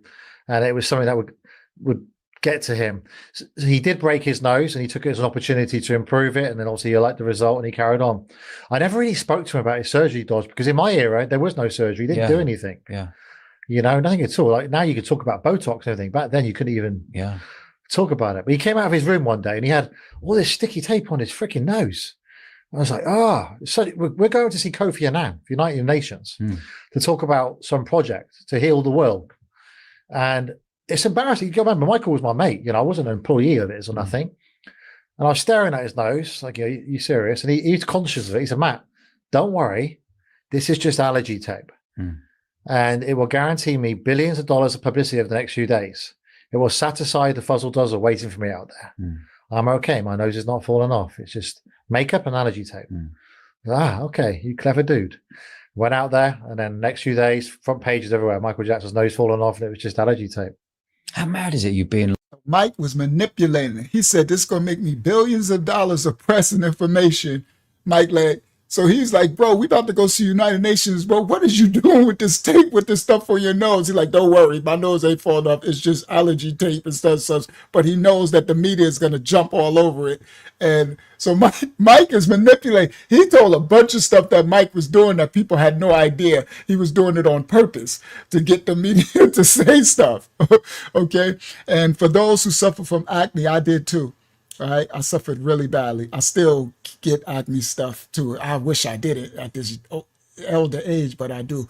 But yeah, it could be very traumatic. I suffered from acne. I had it real bad at certain parts of my life. So I understand the traumatic thing that you go through when you have that. But Mike was a trip. So he's telling he was telling stories that Mike is more in control than most people knew he was. He was in control of his image and what he was doing. Yeah, he was always a joker. It's with the biggest name on the planet at the time. It wasn't back then. It was quite Jackson's nose falling off, and it was just allergy tape. How mad is it you being like mates with the biggest name on the planet at the time? It wasn't back then. It was quite normal. But now I look back, I get it. Yeah, it was. Well, I was part of this. It wasn't so much Michael. You call it mastermind nowadays. We call it network. But the network I was around, sitting dinner tables with Daryl Hannah and David Blaine, and Michael Jackson and Britney Spears, and that was my weekends. The phone calls used to come in to me in Barnstable. I used to walk around on my hands free, walking around Tesco's with these superstars on the phone, thinking, this This ain't normal, is it? So what years we talking here? We're talking late 90s still. Yeah, 98 to 2009 was Okay. crazy stuff. Okay. And at that time, was there a lot of allegations? Yeah. Was Michael Jackson a kiddie fiddler? Okay. So back in 1993, obviously I was at school then, there was a big famous allegation from a guy called Jordan Chandler, a young boy, and the parents filed it. They didn't file a criminal case, they filed a civil case, which is interesting if you think about it. I don't know if you've got kids, Dodge. You got kids? Yeah. I got 6 kids, right? So I don't know about you. Someone was fiddling my kids, I want them hung, battered up, of course, killed. I would not want them, I would not sue for money.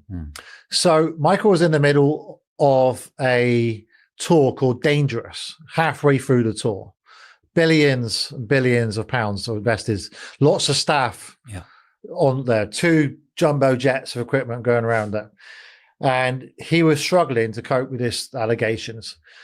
So it was took out of his hands. Michael wanted to fight the allegation, but there was a problem. The boy would not file a criminal case. The parents would not file a criminal. All they wanted was money. So first of all, the Chandlers approached, that's the surname. Geordie Chandler. Geordie Chandler. Yeah. Avon Chandler. The dad approached Michael, wanted him to fund a movie. And Michael didn't want to do it. He said, no, I don't want to fund movies and stuff. And then there's a recording somewhere out there saying, if I go through with this, I'm going to get... So now he's telling, remember, he was there. He's telling what happened with the case. The dad came to him, wanted Michael to fund the movie. And Mike like, that's the screenwriter, the dentist. And Mike like, I'm not funding no movie. And now Mike was on the Dangerous tour, billions of billions, and they got insurance, right? And the allegations were stressing Mike out. He wanted to stop the tour. He wanted to fight the case, but he couldn't get them to go criminal. There was this before the law. They was only fighting for money, civil, and he wanted to fight the case. So he's going to tell y'all Mike didn't pay them. He's going to explain it in a second. Everything we thought we knew is backwards, a lie. Avon Chandler, the dad, approached Michael, wanted him to fund a movie. And Michael didn't want to do it. He said, no, I don't want to fund movies and stuff. And then there's a recording somewhere out there saying, if I go through with this, I'm going to get Michael Jackson big time. It's so strange. I'm glad there's got platforms like this where it don't get edited. Because I say this on TV and then the final version doesn't ever get used. But there's actually a recording there saying, I'm going to blackmail this guy. I'm going to get him. And if I go through this, I've got Michael Jackson big time. And he went through with it. This attorney I found, I mean, I interviewed several, and I picked the nastiest son of a bitch I could find. Once I make that phone call, this guy is just going to destroy everybody in sight. Any devious, nasty, cruel way that he can do it. And I've given him full authority to do that. It'll be a massacre if I don't get what I want. If I go through with this, I win big time. I will get everything I want, and they will be destroyed forever. They will be destroyed. June is going to lose Jordy. She will have no right to ever see him again. Yeah. That's a fact, Dave. That's what's going to help. Michael's career will be over. Does that help Jordy? Michael's career will be over. And does that help Jordy? It's irrelevant to me. It's irrelevant to me whether or not my son is helped. This is about money and power. He sounds like a really nice guy, really nice father. Now, the truth is, Michael Jackson did not pay this lad 20 million, whatever. His insurance company gave him no damn choice. He signed all kinds of paperwork and contracts while he's on tour. And to them, got this $1 billion tour all set up. And they need him back on the road again. A lot paying them. And you've got this 20 million issue here, which he's insured against. Trials get settled all the time. Sorry, court cases get settled all the time. 90% of them don't go to trial. Most of them settle on the eve of the trial. Michael was persistent in saying, no. Forget the tour. Tell him to file a criminal case. I want to go to court. But there's no way of making this family do the criminal case. So the insurance company said, sorry, Mr. Jackson, we're going to sort this out and you'll get him back on the road. Right. Okay. That's the truth to it. Okay. Now that opened up a can of worms because then everyone thought, hang on a minute. This is an easy target here. That lad's got 20 million. So in 2005, the trial happened then. I knew this. Hold on. So from 93, this went on. 93. And then you're going to 2005. Nothing happened since then. So there's nothing in between. Nothing. And bear in mind, over 10,000 children get put into Neverland because he built Neverland for Make-A-Wish Foundation. So just for the listeners and viewers out there, explain what Neverland. Have you been to Neverland? Many times. Yeah. Explain what Neverland is like. It's like a recreation of Disney World, and then you have his home, which is adjacent to it. So it's not connected to it. You can't just help yourself. You've got a train station there. You've got a zoo there, museum, your own theatre, and so forth. But yeah, it was. And why? Pretty damn awesome. It's his own world. The guy can do nothing.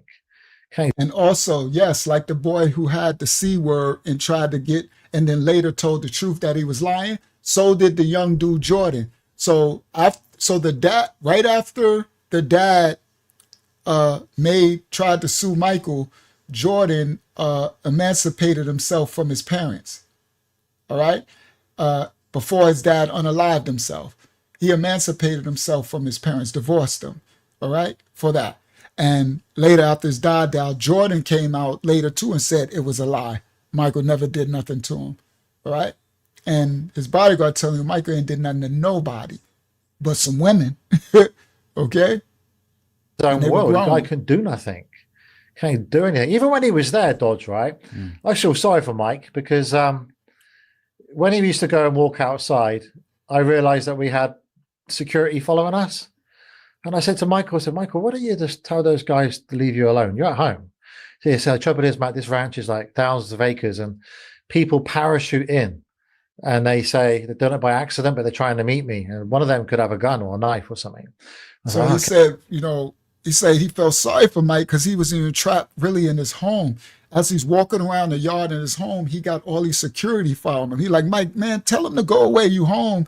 And he was like, I'm not really safe because it's thousands of acres and people jump into my yard with parachutes and they act like they want to meet me, but one of them could have a knife or a gun. So he really wasn't even safe there at his home. So he tried to build a safe space. And, all right. So now he's going to speak about Neverland Ranch. Yeah, he didn't even have privacy in his own home. And they go on about this sex abuse room. What a joke. So Michael Jackson's bedroom is like a mansion.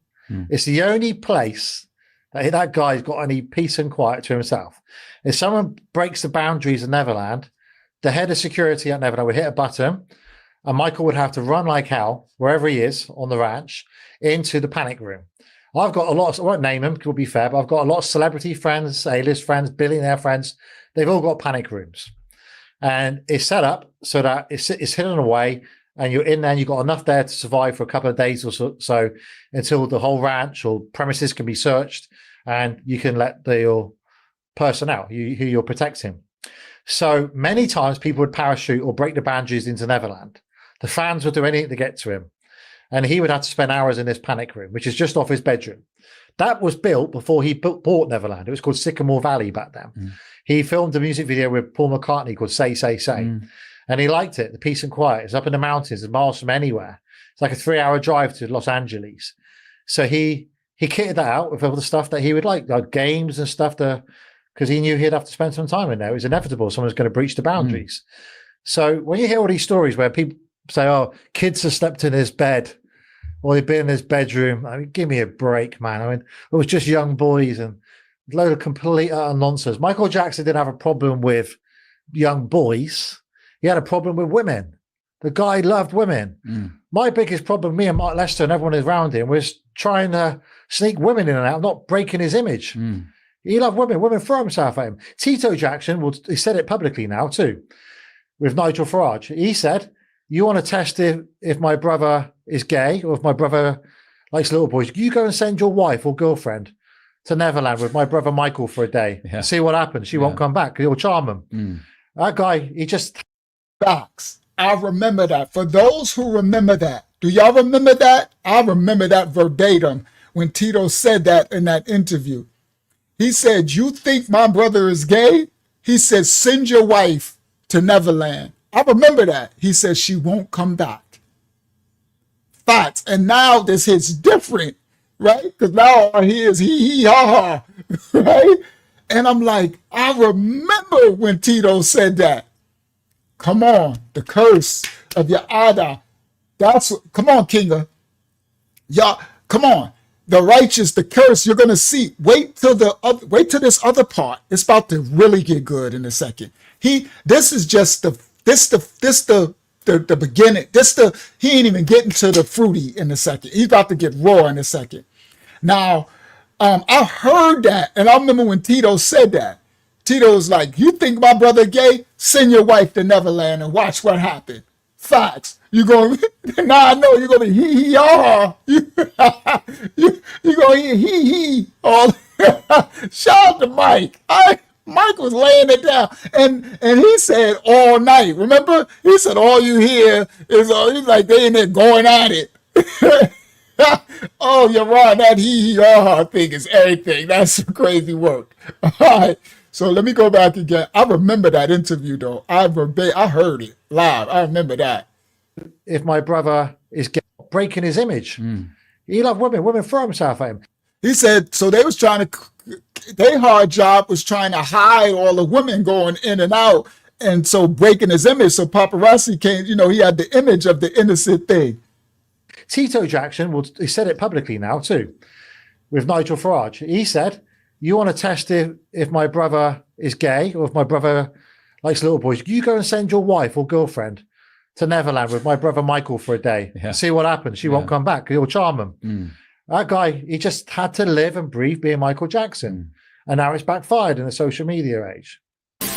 But I've helped him in situations before where he's privately, where he wanted to escape certain things, and he dressed me up as him before and taught me how to be in the limo while he's escaping out the back of the hotel.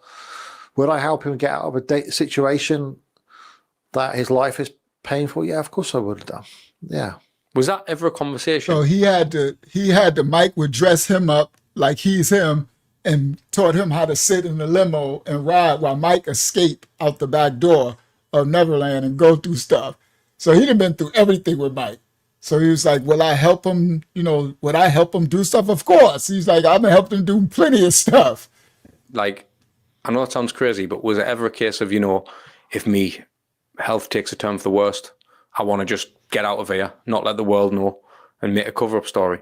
I know Michael had conversations with some mutual friends of ours where this whole thing that he wished that he had a choice of being famous or not. He didn't remember not being famous. He was famous since the age of 5.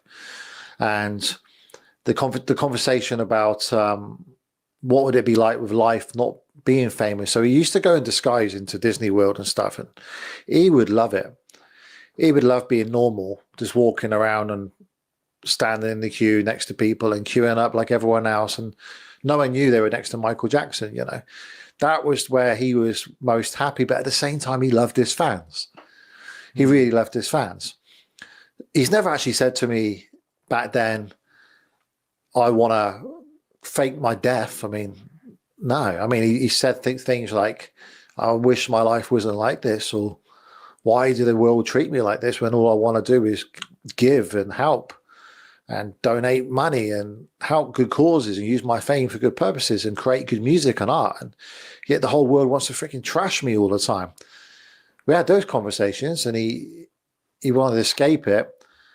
But at the same time, I remember we used to turn up at hotels, and I'd been sat at the back of the car with Michael, and I used to say, Mike, we're approaching the hotel, do you want to go for reception? Everyone's going to recognize you. You got to do autographs and stuff. The fans know you're there. Apparently there's about 300-400 fans there. Or do you want to go around the back and go through the kitchen and through the back way in the kitchen elevator? And he'd always say, 90% of the time, no, I don't want to trick my fans. I want to go through the front. But then again, Michael was one of the most powerful men in the world. This is why he's still talked about 15 years after his death. He'll still be talked about 200 or 300 years' time. He was the most powerful individual on earth. He owned half of Sony Music, basically. And when you're that powerful, people want to bring you down. And he also, I remember saying to him once, what does it feel like to be able to do anything you want, when you want, buy anything you want? So could he have faked his death? Of course he could have done. He's Michael Jackson. He could do anything he wanted to. The question I've got to ask you, and again, I know that he was a very dear friend to you also. In no way do I mean this in a disrespectful way, but you didn't attend the funeral, did you? So there were several types. You had 3 funerals basically. You had the family one where he was put into a tomb. Then you had the memorial, and then you had another service too. And the controversy was around, they took Michael Jackson's brain, it's what I was told, by the way, brain out for the autopsy, and the people around him, his family, were not happy with the autopsy results, and they didn't want him buried without his brain. So it was several months before Michael was actually laid to rest. Took his brain. Y'all listen up, children. Y'all know what they did? This one opened up another door in my thought. They took his brain and they kept it, and the family did not want to bury him without the brain. So it took months. Guess what else they be taking? His DNA. Could y'all imagine? One of the greatest entertainers. That Mike was a gentle, righteous. I'm sorry. I'm gonna just do it early because I know I heard this. Mike was righteous. I knew it. I don't have no proof to say it, but I knew that he wasn't unrighteous. Just in my spirit. I just knew it. I knew because his wanting to heal the world and help the world, and he was speaking out. He spoke out against the convertites, against the darkness, against the pedos, against the Sony, and again, he was always trying to heal the earth. And I'm like, I know y'all's child when I hear it and see it. But I couldn't have proof, and they painted all this stuff, so I let it alone. I didn't want to look crazy, right? I'm like, and I'm not a Michael Jackson, I wasn't all into, I like songs, I like his music, but I wasn't like my man Unique. My cousin Unique was straight Michael Jackson. He loved Mike all growing up, right? But I knew that he was right. I knew that his soul was righteous. I can't explain it, and I just let it go, okay? And because the world, they painted him all this stuff, and he looked all crazy. I just knew. So that's why when this thing came, I said, I knew it. I knew it. I knew it. I knew it. I knew it. I knew that he wouldn't harm nobody. I just knew it. I knew he was righteous. I'm just telling you, it's a spiritual sense. And the curses and the torment of the righteous and being a child raised in this. All right. Now, they took his brain. They took his organs, his DNA, his melanin. They took everything. Can you imagine when these serpents get their slimy hands on his temple? So his friend, that's his friend, his bodyguard. I'm gonna call him his friend. His friend is saying that it was months before they buried him. And the parents, the family did not want to bury him without his brain. I can guarantee you that whatever brain they told the family that they put back in the body, I guarantee you it wasn't his. I could guarantee you his brain was probably eaten or somewhere in y'all know these 13 bloodline families, more than, but 96 bloodline families or houses or, you know what I mean? Bloodlines. I guarantee you that they consumed. You understand? They consumed his spirit, his rayach, from his flesh, not his rayach, but his soul, some of his essence. I guarantee you they grabbed that blood because remember, this was orchestrated to unaliving. Okay? I can guarantee you. And that made me think that all of Yah's righteous children, when they get an opportunity to take the temples, what they're doing with it. Yes. And using it to create themselves, to stress their longevity and stuff like that. All right. They didn't want him buried without his brain. So it was several months before Michael was actually laid to rest. So which one was the funeral? I mean, very few people who were around him came to the final one, I guess, which people saw on TV. The memorial was more of the showcase where they brought the coffin out and so on. And I know there's all the controversy that his body wasn't in the coffin. I don't know. I couldn't tell you, got no idea. It's not the sort of thing I'd talk to his brothers about or his friends about. How would they know? I mean, although I have seen people who are close to him who kind of witnessed him in the coffin, had to lift him in the coffin and so forth. And I won't mention their names because it wouldn't be fair, but although they are out there on public record, that had to dress him up and literally put him into his coffin that he was laid to rescue. So the thing that they were lying would be far-fetched. But I've seen the evidence about him being alive. And yeah, of course, it's very compelling, isn't it? The escape, about the escape out of the ambulance and so on, and the mystery ever since, and this whole Dave character, which he's got the same voice. Apparently, he's got the same voice as Michael and so on. But he was a Burns victim. But I remember that Dave character. So he's talking about the conspiracy that Mike is still alive, and he doesn't believe it. He's like, nah. And Dave was someone that was a burn victim. And he knew Mike, and they were saying that's really Mike. I remember that. That was years ago. He was on TV. All right. One thing I know is that man, in my heart, he wouldn't do it because he loved his children too much. Unless his children were in on it, there's no way he would do it. Not to them. There's no way. So for me, it's too far-fetched. But is it possible? People still think Elvis is alive, don't they? And other people. And Robert Maxwell, the billionaire, he faked his death, a lot of people think. And is it possible? He could have done it. Who knows? Because that's the thing, Matt. I mean, unless you're speaking to one of the other Jacksons or, someone who was even closer than yourself, even you to say, is it possible? Like, do you think, I understand you believe he's gone. Do you think there could be truth? Do you think he could be alive? Knowing Michael as a person, no. Because his children would have been too young to understand any kind of faking your death situation. And this guy was such an innocent guy who would not commit a crime. I mean, it's a crime, isn't it? Faking your death. And as a person, that's not who he is. He doesn't want to hurt his fans. He won't want to hurt anybody.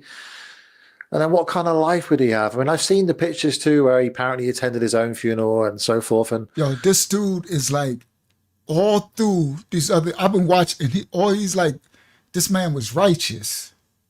He wouldn't even do that because that's a crime. Like, that's not, like, he wouldn't even defraud his fans like that. And he said he loved his children. He keeps saying he loved his children too much. And he keeps saying those are his children. I don't know if they adopted or if he smashed the girl or whatever. Mike probably smashed the girl because he's like, Mike was smashing everything that moved, right? He was like, his smash game was on fleek. So I didn't know that. I thought they was fake children or whatever, but I don't know. Who knows, right? Their DNA or whatever. But either way, even if they ain't, and he raised them like they was his, Paris and the other one. So he said he loved those children way too much to be doing any of that. Looked like it was him and all the other stuff. But then you could do that with any situation. Could he have done it? Don't know. Now, there's certain friends of his that were around him who didn't seem too upset when he passed away. Closer than me, a lot closer than me, like his best friends. And they didn't, and I've never seen them very much upset about the situation. But I just think, knowing the guy like I knew him, with what's going on in today's world, and it's a freaking mess with the wars and the Israel-Palestine situation, the Russia situation. He was all about heal the world, Earth Song, the climate change. If he did do it, he would have just come out by now and said, okay, I'm going to use my fame and I want to help, because that was what he was all about. He was trying to stop what's going on in today's world. I spoke to one of his, again, I won't say who it is, but one of his entourage who was closer to me. Do y'all hear this man's testimony about him? Remember, hear the fruit. He was like, could he fake his death? Yes, he got enough power, right? He said, but what the state of the world that is in, he said, he know Mike. He no way he could stay gone. Because he would have been like, I need to help the world. Heal the world. Yeah. My Earth song, I was going to play it. Earth song is on my playlist. I play it all the time. But I don't want to get a strike for the music. The other song I played at the beginning was no music behind it. Okay? Yeah. I got a lot of his jams. But he's saying there's no way because he couldn't not fight for righteous sake. All this man is talking about, y'all going to see, is righteousness. The only unrighteous thing that he says through this whole thing was that he had an obsession with women. Like, he had a thing for women. And that's it. The Michael who was with Michael through the tours, because that was what he was all about, was trying to stop what's going on in today's world. I spoke to one of his, again, I won't say who it is, but one of his entourage who was closer to me than Michael, who was with Michael through the tours, through Dangerous Tour, the History Tour. And I spoke to him and on Facebook, and he messaged me back, and he said, we were talking about Michael, and he said, Michael didn't understand you couldn't live life long and wide, meaning that Michael took too many chances, and it was only a matter of time before something was going to go and end his life. So to me, that's a statement. He says someone that was really close to Michael said Michael didn't understand that he can't live his life long and wide. Michael was confronting too many broad issues wide. And with that, he won't live long. That's my first time ever hearing that statement, but I understand it. There's certain things, it's so funny because when I heard it, there'll be certain things that the Most High doesn't want me to do. And I know it. So I really don't, like, it's even the shadow ban. It's like, he's been doing it. He's been making sure that it's like stopping it from going too wide so that I can go long. And we get the remnant from the longevity, from the length. Because he said he won't live long, they'll come. It's a cover. That statement is everything. I had to pause on that part, and I just was reflecting, because all the different things, it's different things that I can do, guys. Y'all don't know, to get around stuff. And it'd be certain things, he'll always be like, no. And I'm like, no, but I can do this, and this will do this, and it will get wide. It will, and it just be, and then I just listen to him and fall, and I'm just like, but this is frustrating, man. Like, we can. That's a very interesting statement. All right.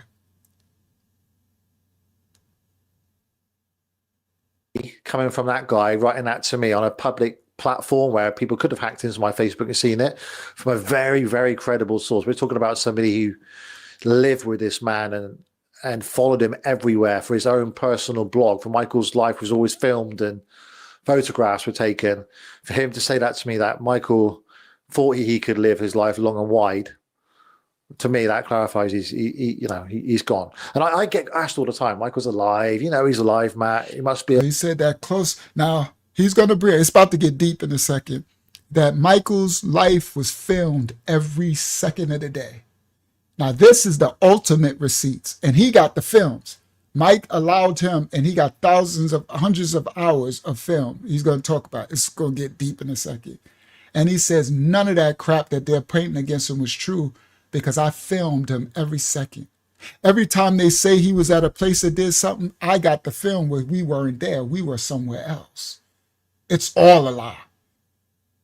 It's all a lie. He like, Mike ain't did none of this stuff that they're saying. All right. Now he said he know that he has to be gone because that person that's close on the real inside said that Mike thought he could live it long and wide, and they was trying to tell him.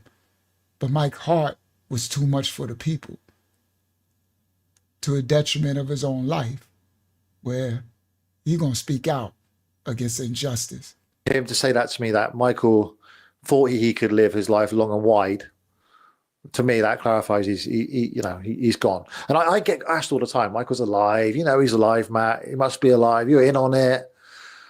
Look at this guy being interviewed on Larry King years ago. It's Dave's a very well-known Burns victim who Michael looked after. They got similar accents because they're from the same area, and he hung around with Michael, and it was impressioned on him. He picked up his accent. But if he's alive, then he's done a damn good job. But I know he wouldn't do that to his 3 kids, and he certainly wouldn't do it to his mother. I mean, I see his mother crying in tears on TV. He just would not do that to her. She can't. Catherine Jackson, his mum, could not fake losing her son. And I remember once we had a conversation in a hotel suite. My mum was diagnosed with breast cancer, and I was giving Michael an update about it. And he said to me, he said, Matt, I wouldn't know what to do if that happened to my mum, because he loved his mum so much. I know he had a rocky relationship with his dad. He wouldn't fake his death over his mother's eyes. There's no way. Look what's happened since too. It's been tragedy. There've been fights. There's been lawsuits. The doctor, suing the estate, the false allegations coming out against him all the time. There's just no way he wouldn't come out fighting. Michael was a fighter, but the bigger the star, the bigger the target, and there's always going to be controversy, because unless you've got categorical evidence of pictures of him in his coffin and so on, then yeah. But the autopsy was done, and you got too many people in on it. The autopsy, the coroner, the doctor who went down for his death, all these conspiracy theories. I mean, there's more chance that he was murdered for the Sony the music catalog that he had, than him being alive. So that's probably more truth. I'd back that theory more. So a better way to rephrase the question then, right? Because you're a dad. Could you swear on your kid's life that he's dead? Could I swear? What a stupid question. Honestly, I would have told that this narrator dude, bro, take that question back. Just let's move on. That's the stupidest question I ever heard. Could you state on your kid's life that you can't? That don't even make any sense. Anything like he's saying, I don't think he's dead. Come on, bro. This is my kid's life that Michael Jackson's dead. No, I couldn't. You can't state your kid's life on anybody. You can't state your kid's life to say nobody's dead. That's the stupidest question in the world. And that's what's really interesting. That's what's really interesting. I've not seen enough evidence.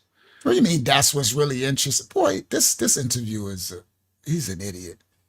And that guy would, the only thing, that man would do stuff that others couldn't, and he would take risks that others wouldn't. Like I just said, he'd live his life long and wide.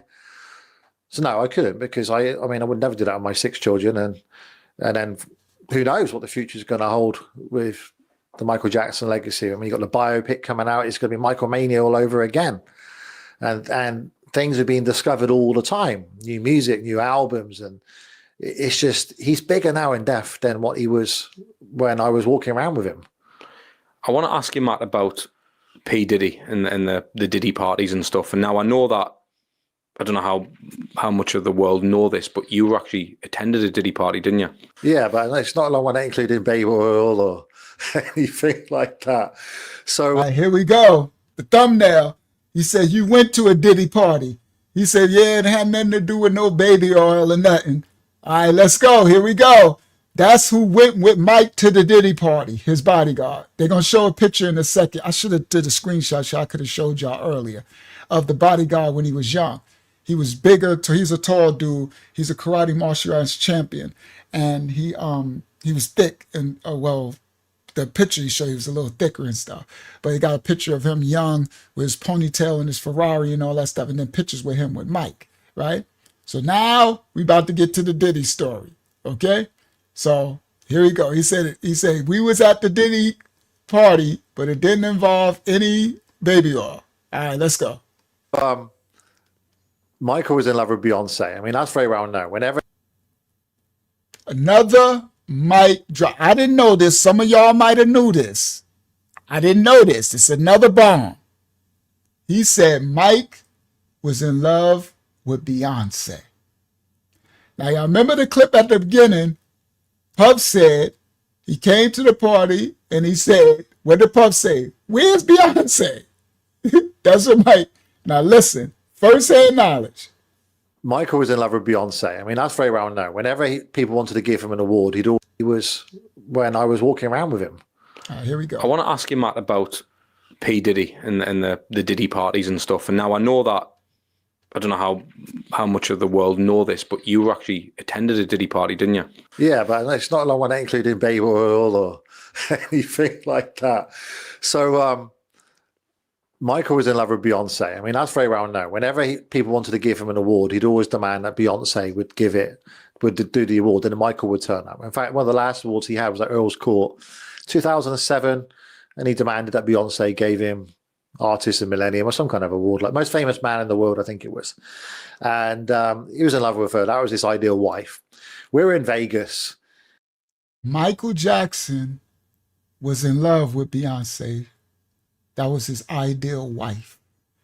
Whenever he would get an award, he would demand that they would get Beyonce to give him the award. Okay? All right. And I think this is before she was married to Jay-Z. All right? I didn't even know that Mike was in love with Beyonce. He looked at her as the ideal wife. I guess that's before this, when she was young, when she was an adult, but this before she was married to Jay-Z. All right? I didn't even know that. Most famous man in the world, I think it was. And he was in love with her, anything like that. So Michael was in love with Beyonce. I mean, that's very well known. Whenever people wanted to give him an award, he'd always demand that Beyonce would do the award, and Michael would turn up. In fact, one of the last awards he had was at Earl's Court, 2007, and he demanded that Beyonce gave him Artist of Millennium or some kind of award, like most famous man in the world, I think it was. And he was in love with her. That was his ideal wife. We were in Vegas, and we heard that back then he was Puff Daddy, I think we called him. Mm-hmm.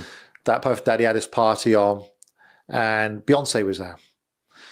And Michael was recording an album called Invincible. So me, along with one of his other friends, another bodyguard, he decided he wanted to turn up because he wanted to try and see Beyonce. So we turn up unannounced, and P. Diddy's done chat shows about this. It's all been confirmed. We turn up at the door, and we said, we've got Michael Jackson in the car, and he would like to come in. They're like, yeah, you're having a laugh. You're joking me. Like, there's no way you got the King of Pop there. And then we had our own little codes on how we can convince it. So they went up to Sean, P. Diddy, whatever you want to call him, baby or man. And they said, apparently Michael Jackson's here and he wants to come into the party. And he came out, recognized his Mike, he knew Mike. And we went into the party. Michael sat next to him. I just kept watch along with my friend. And just loads of celebrities there in Las Vegas, and no big deal. And he just whispered in his... That's the picture. Mike looked crazy. Mike looked real crazy. Mike was there to see Beyonce. Yeah, I think Mike was trying to smash, but Beyonce was not. If he wouldn't have made himself look so crazy, he probably could have, had been able to catch her before she got to Jay and before she really became queen of the coast, right? Because now she the queen of the damned, of the Marine Kingdom. He probably could have got her, and if he would have been Black Mike, but he looked crazy here, right? So it's so funny that he was at that party. Like, I heard he probably seen it on the press. Beyonce's at the Diddy concert. He told by God, we going. I'm about to go. He tried to go smash Beyonce. Yeah, and yeah, she been around by the time that part. Yeah, absolutely. So I'm like, she probably just wasn't, because he was looking a little too crazy right here. You're looking too crazy. All right. So that's hilarious. But the younger Mike would have probably had a shot, and he seemed to like be in love with her type of thing. Like his bodyguard said, she was his ultimate wife. Now, he don't know, inside about her, but, that's And funny it turned stuff. out he was asking P. Diddy, his celebrities there in Las Vegas, and no big deal. And he just whispered in his ear. And it turned out he was asking P. Diddy, is Beyonce here? And he said, no, she left not long ago. And that was it. Michael said, let's go. Because partying was not his thing. And we went. And there was no sign of any baby. There was no sign of any wrongdoing going on. There was a lot of big names there, huge names. It was just a party. And one thing Michael's always about, especially. And that was the clip that I showed y'all at the beginning when P. Diddy said, he asked me, where's Beyonce? And I told her she left. And then the bodyguard just confirmed and said, then he looked at us and said, all right, let's go. Because that's the only thing he was there for. He's there for Beyonce. Mike was trying to, Mike, that's a hilarious story, right? Hold on, let me go back a little. Why it's not moving? There it go. Oh, because partying was not his thing. And we went. And there was no sign of any baby. There was no sign of any wrongdoing going on. There was a lot of big names there, huge names. It was just a party. And one thing Michael's always about, especially with me, was don't touch alcohol, don't go partying, don't take drugs, stay away from nightclubs and stuff. If you do, you're out of my inner circle, gone. Which is ironic because obviously he died of a drug overdose. You heard what Michael rules was? Yeah, he tried to spin the come on, Lovey, he tried to spin the block on Beyonce. That's hilarious. He was searching. But you heard what his rule was? Don't do alcohol, don't do drugs, don't go to clubs, don't do such and such. If you do, you out of my inner circle. Facts. All right? Yeah, Mike was like, skirt, he pulled up. Party. And one thing Michael's always about, especially with me, was don't touch alcohol, don't go partying, don't take drugs, stay away from nightclubs and stuff. If you do, you're out of my inner circle, gone.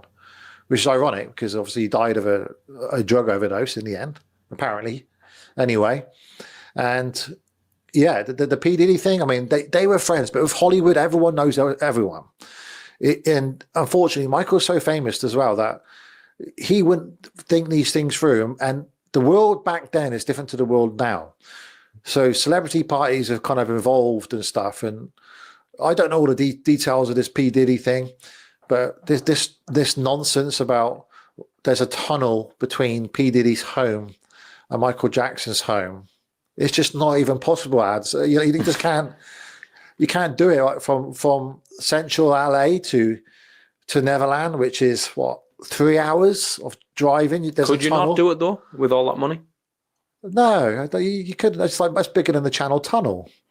Well, how ridiculous. Who came with that stupid story? I mean, I just laughed when I saw that. I mean, they didn't. Yo, this interview is annoying. He is stupid. He even looks stupid. Pardon my language. He even looks stupid, y'all. Let me start saying stupid, y'all. All right? He's annoying. He's like, bro, Neverland Ranch is 3 hours away from LA. He's like 3 hours of driving. All right? So anyway, but he's nailing the room. But he's like, there is no... Michael Jackson ain't got no connection to Diddy like that. But he is connected. Diddy is connected to his unaliving princes too. From the record industry. Hollywood, celebrated entities, star power, marine spirits has something to do. Because Prince warned Michael. I was going to put that in here too, but I had too much to put together. But Prince warned Michael about when Prince came out against, I think it was Warner Brothers, against the record labels and changed his name. He warned Michael about Diddy too. They got tapes of it that he warned him of these gatekeepers. And they both unalive. All right? Hold on. You can't do it like from central LA to Neverland, which is what 3 hours of driving. Could you not do it though with all that money? No, you couldn't. It's like much bigger than the Channel Tunnel. Well, how ridiculous. Who came with that stupid story? I mean, I just laughed when I saw that. I mean, they didn't know each other like that. I mean, it's just... But for a man who has, again, and this is why it's so important to have this conversation now. I know it's topical. The world want to know this, but fly on the wall for a man who has been to a Diddy party. What types of things did you witness? Just people sitting down drinking and partying and dancing, and that was it. But I believe what's been alleged against P. Diddy is that after a certain time, the party changes and then the baby oil comes out and it all gets, what they call it, a freak off or something. Mm-hmm. There was, I literally, we were there 10 minutes. And the other thing too, the relationship between Michael Jackson and P. Diddy wasn't so that we could just get in or he was invited. We turned up uninvited. I had to convince the staff. It's not like Michael had P. Diddy's phone number or nothing. We had to convince the bodyguards and the entourage of P. Diddy to get in because he wanted to meet Beyonce. That was it. End of story. There's no other connection. That's it. The only other connection I've met P. Diddy before was when I wanted to go and watch Prince, and Prince was doing 21 dates at the O2 Arena. And it was impossible to get tickets. But when you're Michael Jackson's mate, it's fairly easy. So I called Michael up. Michael organised it. And I was at the front row of Prince's concert at the O2 Arena. And when the lights were down, in comes in a guy with a blue tracksuit, sits next to me. There's P. Diddy. And I found him nothing but respectful. And then before the lights went up, he went with his bodyguards and off he went. But no, there was no phone calls coming in from P. Diddy or anything like that. There was none of that. In fact, Michael wanted to break away from any association to him because in 2000, I think it was year 2000, there was something went on in New York where him and Jennifer Lopez were caught up in some kind of like firearms thing at a nightclub. So Michael didn't want any association to Jennifer Lopez or P. Diddy. I remember that categorically because I was in New York with Michael in 2000 on Valentine's Day because he didn't go down very well with my ex-wife. He did a speech at the Carnegie Hall called Heal the Kids, encouraging people to spend more time in the children, eat on dinner tables with them, get them off their computers and have a day a year where you have family time. See, that's what I like. Fruit. Y'all got to listen between the lines of all this mess and these accusations. Through all the mess, look at the work Michael was doing. He said he remembers specifically it was Valentine's Day because it didn't go down well with his wife that he had to be on the road with Michael in New York at Carnegie Hall. He was doing a Heal the Children event. And he said it was about telling the parents to spend quality time with your children. Listen clearly. He did a speech at the Carnegie Hall called Heal the Kids, encouraging people to spend more time in the children, eat on dinner tables with them, get them off their computers. And eating food at the dinner table with your children, get them off the computers. Have a day a year where you have family time. Have a day in the house where you have family time. These are the things that Michael was trying to live out. That's what he was doing, the fruit.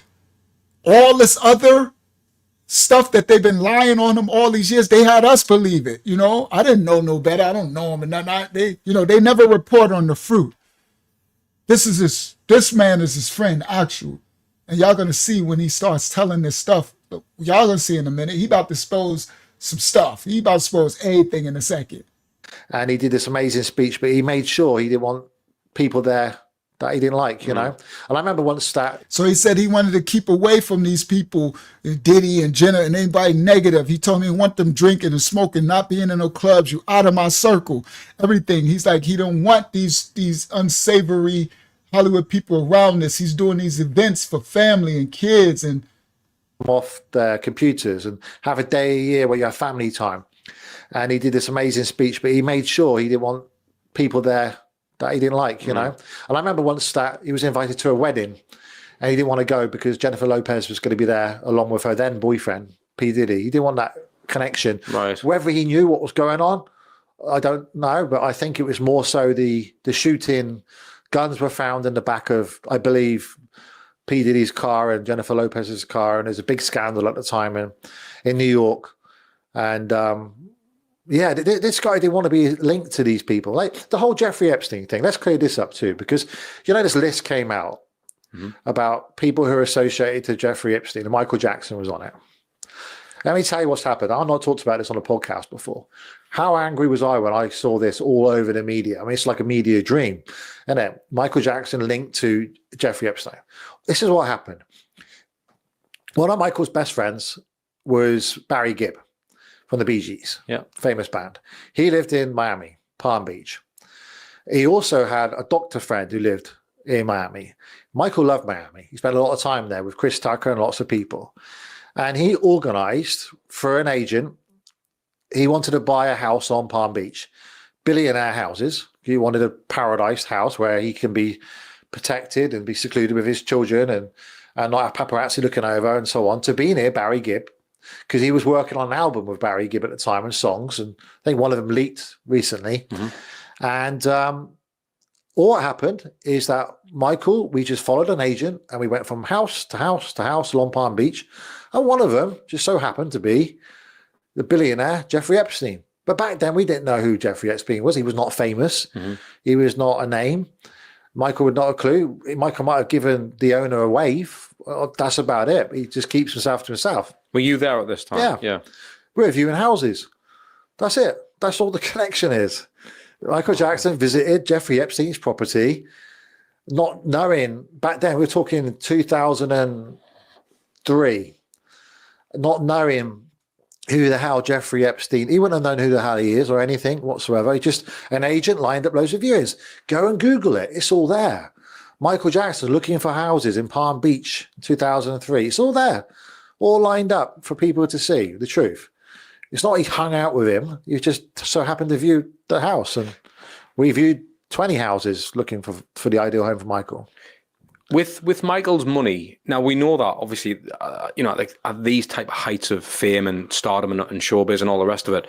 I'm actually so thankful that this man is actually telling the truth and clearing up all this crap that they trying to put Mike in, that they've been, doing to tarnish. Y'all know what like everything that they show y'all ain't the truth.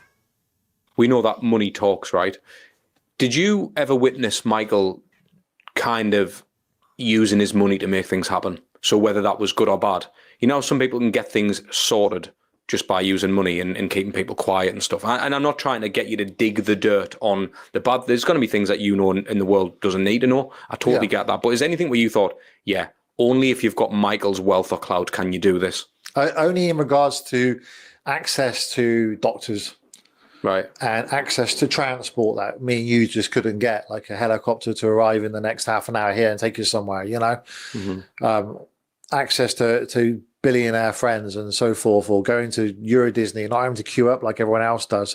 It was a very different life going to Euro Disney with Michael Jackson with the underground tunnels and arriving at the rides to going recently with my wife and kids and queuing up. I said to her at the time, this is not what I'm used to. But no, He said going with Michael to Euro Disney in the underground tunnels and going up and coming up at the ride and not having to be queue up. He called it queue up. That means stand in line with other people. Underground Disney tunnels. I almost named this video Underground Disney Tunnels, but I got a whole nother thing I'm going to do about tunnels. So I was like, all right, no. All right. So he said that's the only thing he ever used his power, money, influence was to get airplane helicopters or access to doctors if someone's sick or something, or when they go into Disney, to private, to go into, shut down the store to be able to, using his money, I'd say using his fame. I mean, we used to get zoos shut down for him. Harrods would be shut down for him. And yeah. Do you know Michael Jackson's political views? Michael taught me, which is ironic considering what I've been doing lately. We're talking on political stages and stuff. Don't get involved in race, religion, or politics. Don't express your view because it causes hell. Like it'll chop off potential networks. And trust me, it does. It's like when it was hitting the mail that Nigel Farage wants me to run for MP, the hate, the messages you get from, obviously the Conservatives are going to try and bring you down. Labour supporters are going to try and bring you down. He said Mike taught him don't get involved in race, politics, religion, because it'll open up a hornet's nest on you. And he said in the UK, they wanted him to run for MP or whatever. That's like a congressman or something, politician. And he said it opened up a bunch of hate and stuff in his life because he's a multimillionaire. He was a millionaire when he met Mike. The dirt on you. They'll go for you if it's true or not. So supporters are going to try and bring you down. They'll dig for dirt on you. They'll go for you if it's true or not. So yeah, and same with the race thing, same with religion. You know, you refer to an upper source, you used to say, at a higher level, but you don't talk about Allah or Buddha or Jesus or anything like that on national TV, because you do that, you're going to upset someone. You're going to cut off your audience. He ain't never lied. Tell Mike. Well, Mike is dead, but Mike ain't never lied. When I heard that part, I was like, he ain't, because I kept saying, God, if I would have never released curses as my first, when I released on YouTube, we wouldn't have been shadowed. It's like I put the curses was religious and it was exposing. It's like I came out the gate exposing my hand. You know how you playing poker or something and I just showed my whole hand and they cut me off, they cut my neck off and I'm still paying for it. Where if I would have been at guerrilla warfare strategically, I could have came out regular, smuggler, and then slowly under the radar, been teaching the truth and exposing and building up. I came out in the floodgates. Come on. Yes, Zayana. He says, if you open those doors, you open the big portals, race, politics, religion, and you get all of these adversaries against you. It's like you show them, you showing the enemy where you're at, and you're allowing them to just destroy you. And when I heard that, I'm like, if I could tell Mike anything, I'm like, you ain't lying, because if I can do this over, I would not have came out the floodgate with my movie Curses and just expose my hand and who and that was it. I would have just released a channel and released the things and then started teaching, and then we're kind of under the radar, and don't call out certain people and don't let the left hand know what the right hand is doing. But my foolio, but I didn't know no better. Or Jesus or anything like that on national TV, because you do that. Same with religion. You refer to an upper source, you used to say, at a higher level, but you don't talk about Allah or Buddha or Jesus. You know what he said? He said, so when you do, if you're going to discuss religion, you talk about the higher power, the most high, but you don't talk about, you don't personalize, because you're going to always put a mark on you. You're you're going to always offend some. He's playing Michael's, that was some wisdom. You refer to an upper source, you used to say, at a higher level, but you don't talk about Allah or Buddha or Jesus or anything like that on national TV, because you do that, you're going to upset someone. You're going to cut off your audience. So that's one thing he taught. His political view. I remember once when he called Uri Geller up. I was with him. President Clinton invited him to come to the White House to talk about some project, and he called Uri up. Uri Geller was Michael's best friend, and said, "Uri, what do you think? Because I'm not sure I should be associated with President Clinton, because at the time the Monica Lewinsky thing happened. The whole scandal there with whatever was going on underneath the table in his Oval Office. Michael made the decision he didn't want to be associated at the White House at the time with Clinton, so he didn't go. So I think Michael would be very wise. If he was looking down at me right now, he'd be like, tread carefully, but do good for the people. Stick in your lane, which is entrepreneurs, teach people how to invest correctly, start and scale a business, try and save the country the best way you can, but don't chop off your image getting attacked like he's been attacked, for... Do you think Michael... That was some good advice.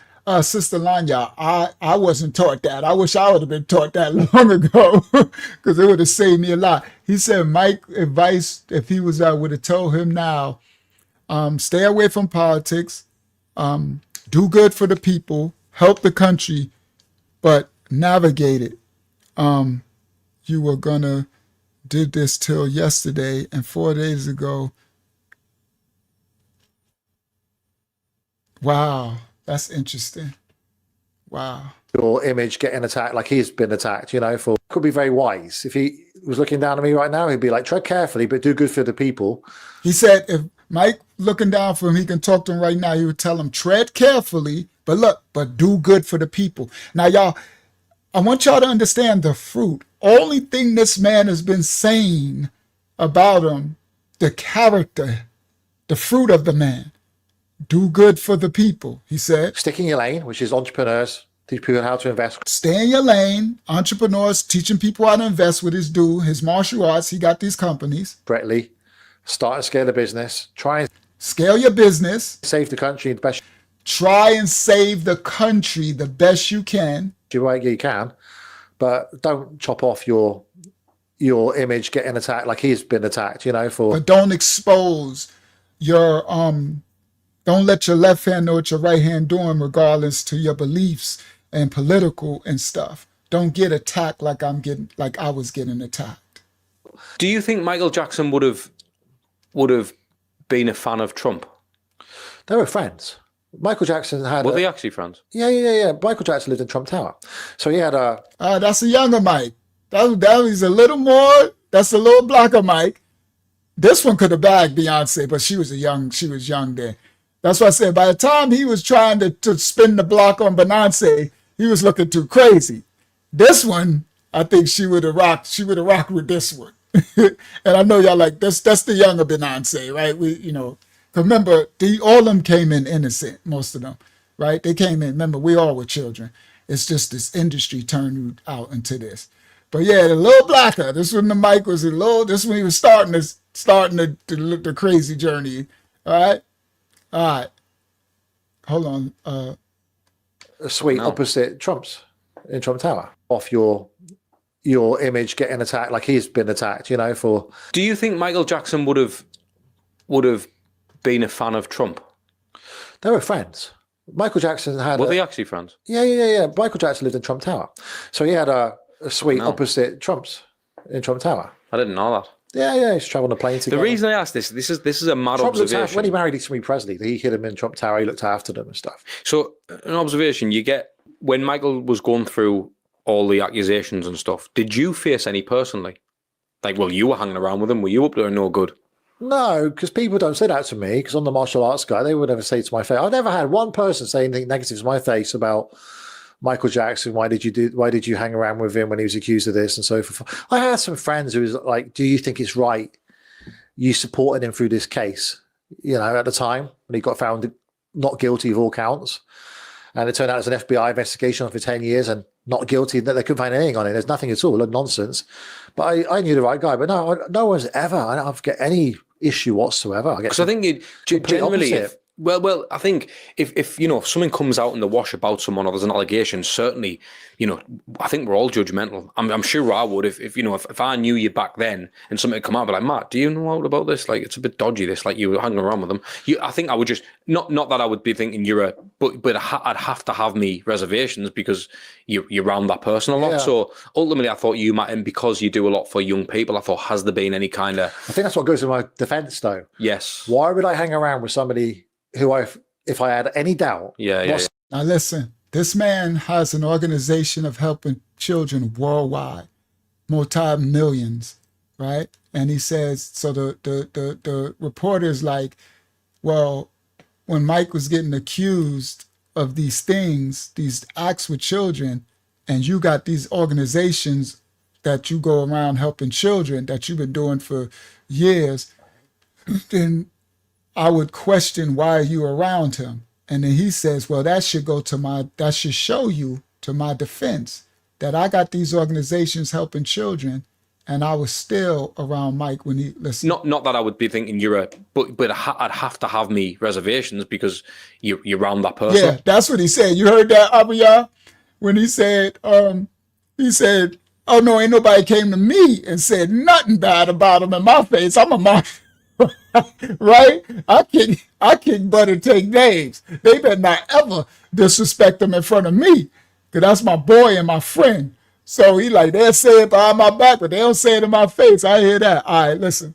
Yeah. So ultimately, I thought you might, and because you do a lot for young people, I thought, has there been any kind of? I think that's what goes in my defense, though. Yes. Why would I hang around with somebody who if I had any doubt whatsoever course. that they're a paedophile when I run one of the biggest children's organizations in the world. And I stuck by him because I knew what the guy was like. Well, what you're doing is phenomenal anyway, mate. You know what I mean? You are genuinely fucking changing lives ultimately and helping people and especially with your masterminds and everything you're doing. I mean, you're doing one today. Yeah. Obviously we're down here and it's like to see you do that and understand, you know, it's nice to hear that someone who may hang with the circles, whether it's Farage, Michael Jackson, Andrew Tate, whoever it may be, you still just want the best for people. And people don't. When people are in trouble, they tend to run, especially if they're famous. I won't mention names again, but when Michael died, and all right, let's just go back a bit. When Michael was accused of those allegations that were proved not true, there were certain people who were around Michael all the time, big famous names who weren't returning calls anymore. As soon as he found not guilty, they were trying to get hold of Michael. And also, when you looked around at the funeral, of people who were invited declined to be invited due to the way he died and due to the stigma that attached to him. And he done so much for these people as well. Yeah, this interview is a hater. I could feel it all in there. I wish I can't. I'm sorry. I'm not. The old me, the fleshly me, but I wish I could smack him right in his face. That's the way I used to be in the street. The fleshly me, like I'll smack him right in his face. 'Cause I could just feel racism and stuff on him. I could feel it off the interviewer. Facts. He lucky he get on this dude's side. I'm like, I could see him get a little agitated every now and then, right? With his line of questions. Okay. Wow, big names, you know. And yeah, it's interesting you say about like Stevie Wonder. Like, a lot of people don't realize it's out there now, so I can. All right, listen to this. Here we go. Another Michael Jackson bomb drop. Listen to this one. Yeah, some of y'all might have heard this. I didn't know this. Listen to this one. Much for these people as well. Big names, you know. And yeah, it's interesting you say about like Stevie Wonder. Like, a lot of people don't realize it's out there now, so I can because Janet Jackson confirmed it. But Michael didn't want the world to know. But Stevie Wonder is Michael Jackson's cousin. I didn't actually know that. Now that's the real Black Michael. We keep going back to Black Michael. I think I heard it somewhere. But he said, now I could come out and just say it because Janet Jackson announced it in the public that Stevie Wonder is Michael Jackson's cousin. And Mike learned in the studio with Stevie.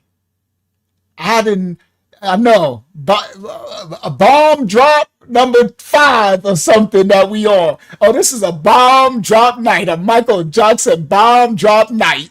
You heard? Right? Shout out to Mike. Mike Jackson is Stevie Wonder's first cousin. Grew up with him and everything. Stevie trained him and taught him in the studio and all that. Mike dropped for those. I heard it somewhere. Yeah, for those who didn't, I heard it somewhere. Okay? And Janet Jackson came. That's probably where I heard. I don't know. I heard it when younger or something. I don't know. Because I grew up, in 70s and stuff like that. So I heard it somewhere with the old black folk. It was an old thing. Maybe my grandmother and them and stuff. Old street. But I forgot it. And I didn't know that Janet Jackson came out and said it. So he's like, I can say it out. So Hayazak said, Stevie and MJ are cousins. I heard Janet confirming at an awards event in the past. Videos on YouTube. There you go. So here we go. Now he's going to drop another one. This ain't the only one. Now, so I can because Janet Jackson confirmed it. But Michael didn't want the world to know. But Stevie Wonder is Michael Jackson's cousin. I didn't actually know that. Yeah, attached to him, and he done so much for these people as well. Big names, And yeah, it's interesting you say about like Stevie Wonder. Like, a lot of people don't realize it's out there now, so I can because Janet Jackson confirmed it. But Michael didn't want the world to know. But Stevie Wonder is Michael Jackson's cousin. I didn't actually know that. Yeah. Really? Yeah. Samuel L. Jackson, the actor, they're related as well. So Samuel L. and Michael. Yeah, they're all cousins. Did y'all hear that one? Oh, yo, that one is really crazy. He said, yep, Samuel L. Jackson too. That's his cousin. They're all related. Yo, so he's now remember, this dude got hundreds of hours. He about to show pictures of himself and stuff. Hundreds of hours of film, inside stuff that the family been keeping secret. It's so much stuff. He's going to talk about the family in a second. Stuff, he's going to show pictures of him and Tito and all type of stuff. And he wants, he keeps a lot of stuff silent because he don't want to violate the family and the secrets. He said Samuel L. Jackson too. Jackson confirmed it, but Michael didn't want the world to know. But Stevie Wonder is Michael Jackson's cousin. I didn't actually know that. Yeah.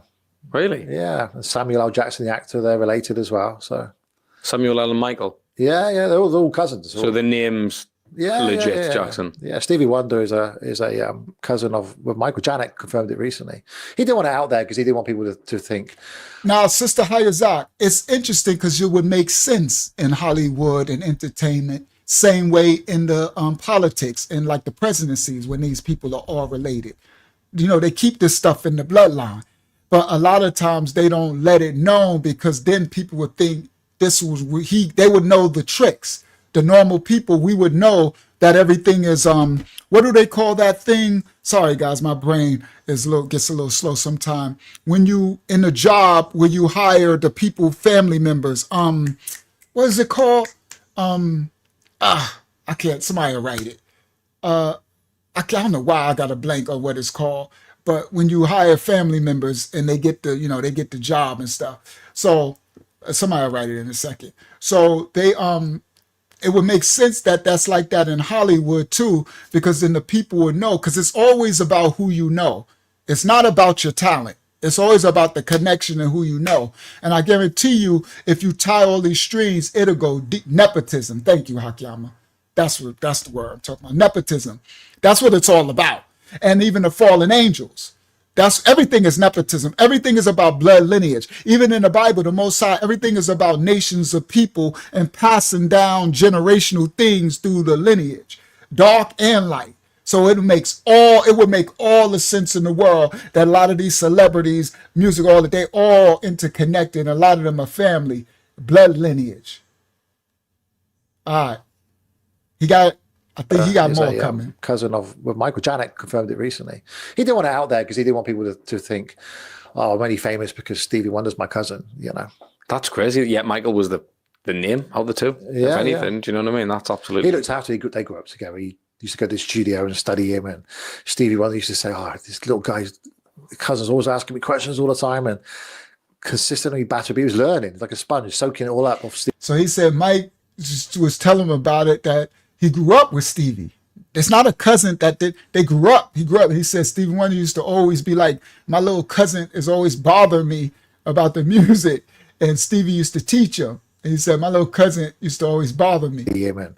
Stevie Wonder used to say, oh, this little guy's cousin's always asking me questions all the time. And the name of the two, if anything, do you know what I mean? That's absolutely. He looked after. They grew up together. He used to go to the studio and study him. And Stevie Wonder used to say, oh, this little guy's cousin's always asking me questions all the time and consistently battered. He was learning like a sponge, soaking it all up off Stevie Wonder, hence the Motown connection and so forth and things. But he didn't want the world to know. But Janet recently came out of it on a podcast, and so I thought, it's fair game. Hence the Motown connection.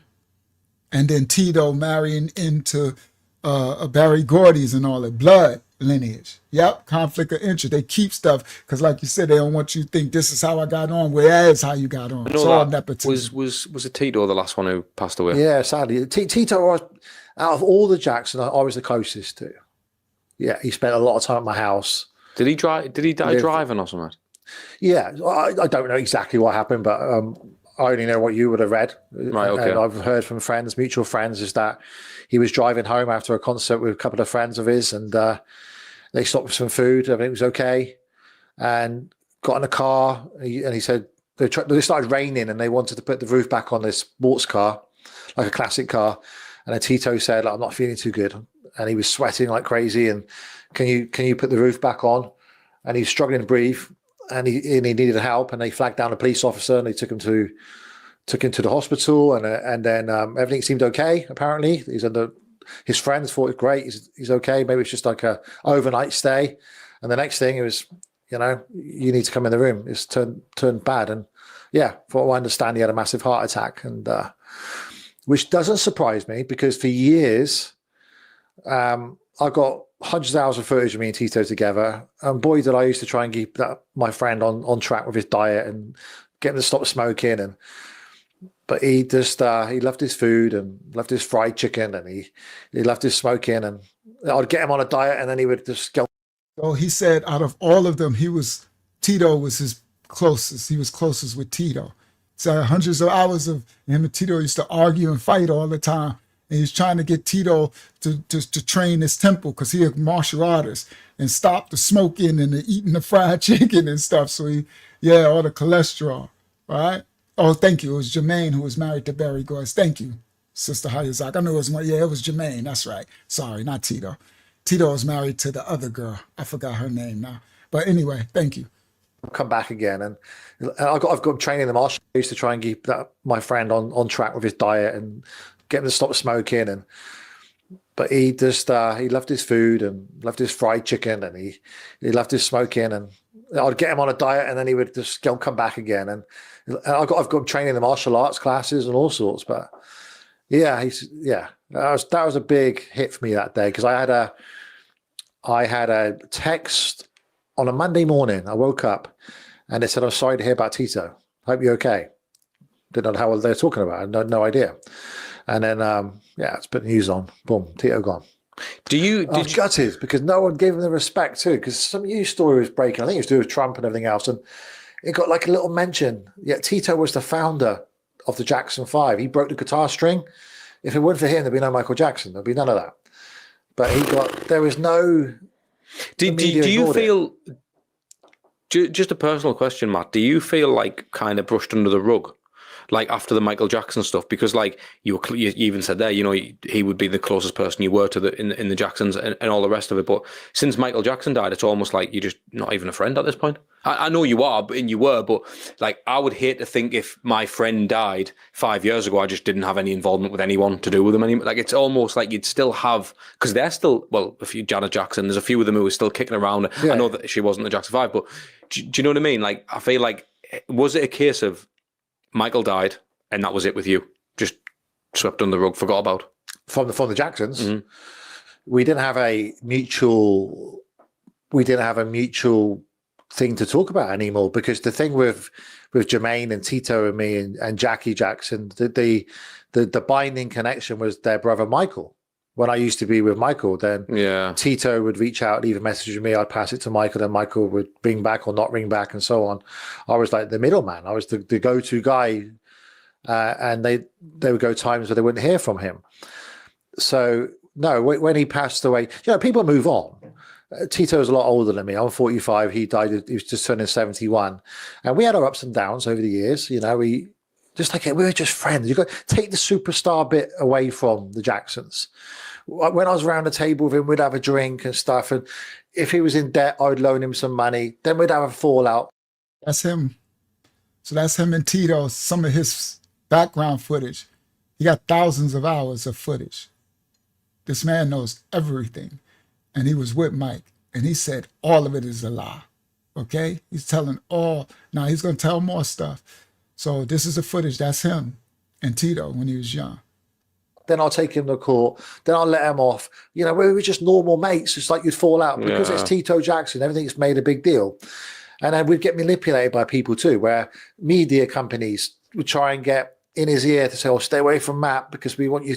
They had their own agenda for him, and then I'm trying to keep him being used by people, and then the other side of it, I had Michael in my ear saying, "Don't do anything with my brothers, because if anything you do with my brothers, anything you do with my family will always turn to disaster, because they get manipulated and used all the time." So I'd try and keep Tito on the right track. So Mike had a lot of wisdom. Mike told him, "Don't do anything with my brothers, because if you do something with my brothers or my family, it always turns out bad. Because they always get manipulated by others, media, someone talking to them." So Mike was telling them, like leave them alone. And Jackie and Jermaine, and look out for them all without trying to look out for myself at times. So when Michael died, I spoke to Tito about it and used all the time. So I'd try and keep Tito on the right track, and Jackie and Jermaine, and away from Matt because we want you. They had their own agenda for him, and then I'm trying to keep him being used by people, and then the other side of it, I had Michael in my ear saying, "Don't do anything with my brothers, because if anything you do with my brothers, always turn anything you do with my family will always turn to disaster because they get manipulated and used all the time. So I'd try and keep Tito on the right track, and Jackie and Jermaine, and look out for them all without trying to look out for myself at times. So yeah, when Michael died, I spoke to Tito about a couple of months after. We were suing. We were suing a TV production company over everything that the Jacksons do. Unfortunately, gets manipulated over an untrue documentary, which was falsely edited, and we got what we wanted, which was basically you'll never see that documentary ever played again. And I spoke to Tito.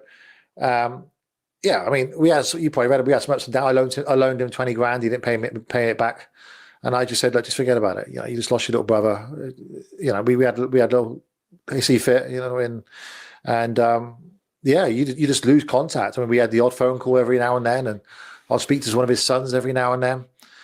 And then when it hit the fan with Michael, when he was being attacked, then I'd be in communication and like, well, okay, let's knuckle down, let's defend Michael and go for it. But also going back to the other thing, what Tito would believe and the Jacksons would believe too, if you have a problem, like if you'd have an allegation against Michael and he's dead, and Michael's not here to talk about it, you can magnify that problem sometimes by going on TV and defending it. So sometimes they just want you to stay quiet. I'm with you. So that was Michael used to say a little way to explain it. So if you've got a tie on and you've got a little mark on a tie, leave it alone. If you scratch the mark, it makes it worse. Mm-hmm.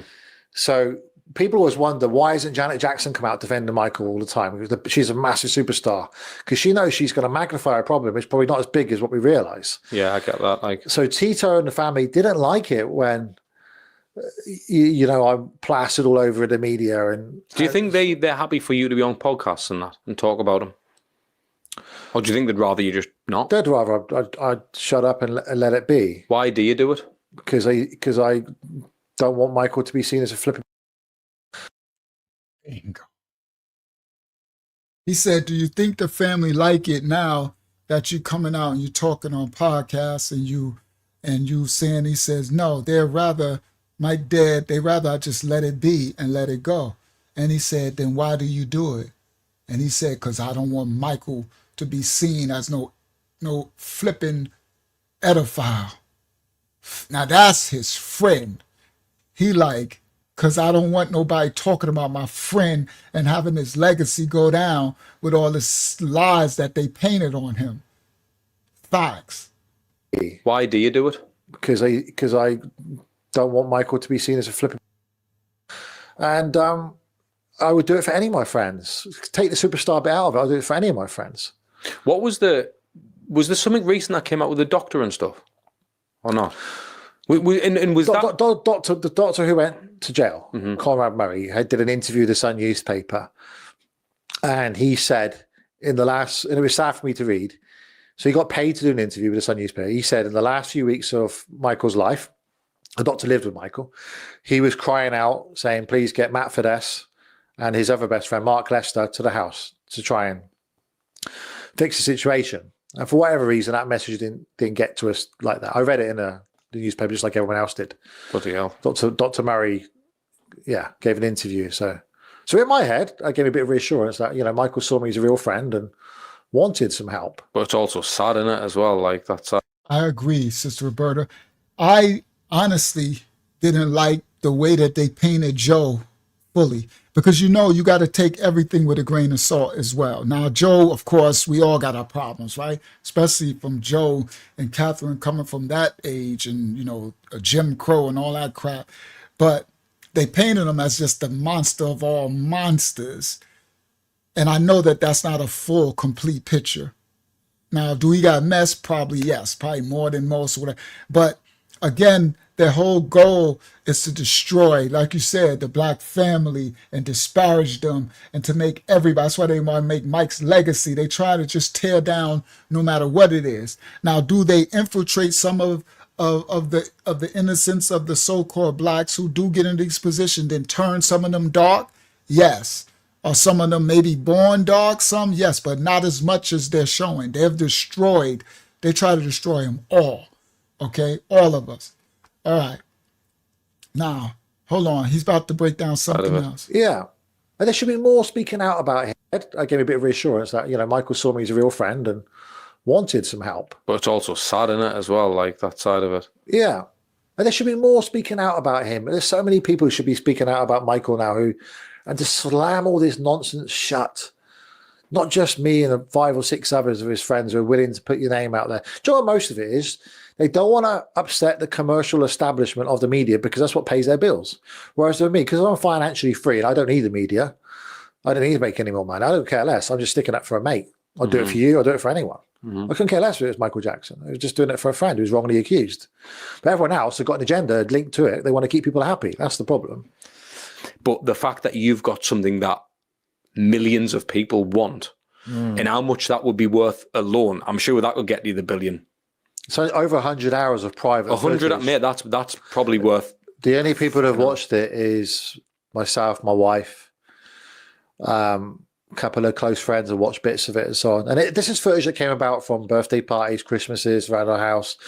Not just him, the Jacksons as well. Like He got over hundreds of hours of private footage never seen.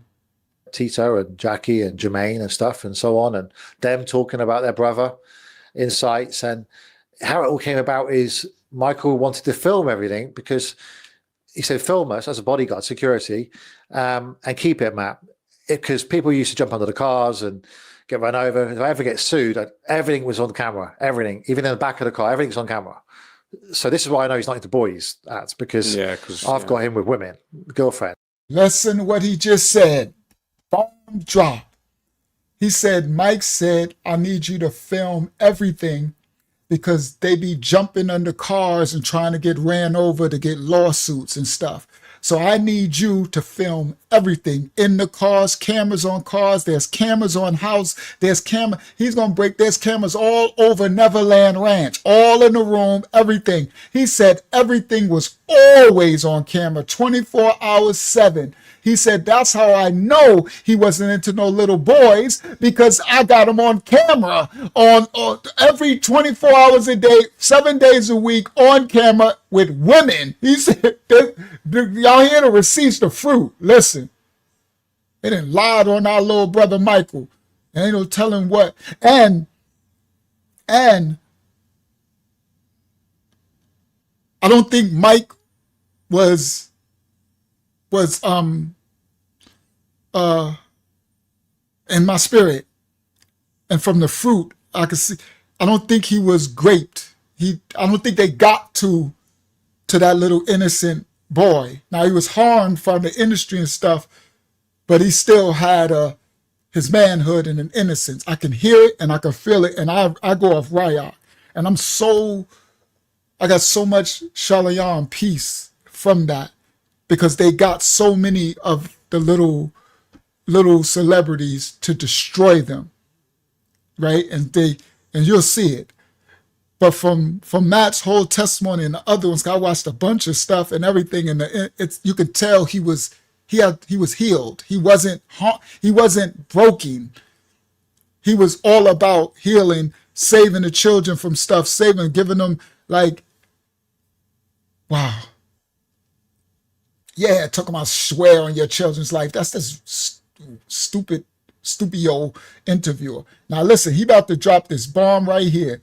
He said, I know he wasn't in no children because I filmed everything. It was women that we had to get, to protect them. Jump under the cars and get run over. If I ever get sued, everything was on camera, everything, even in the back of the car, everything's on camera. So this is why I know he's not into boys. That's because I've got him with women, girlfriends. Now, if I did release it, it would slam down he's into boys. Completely, categorically slam down. I know you're going to speak to my wife at some point. She'll tell you why.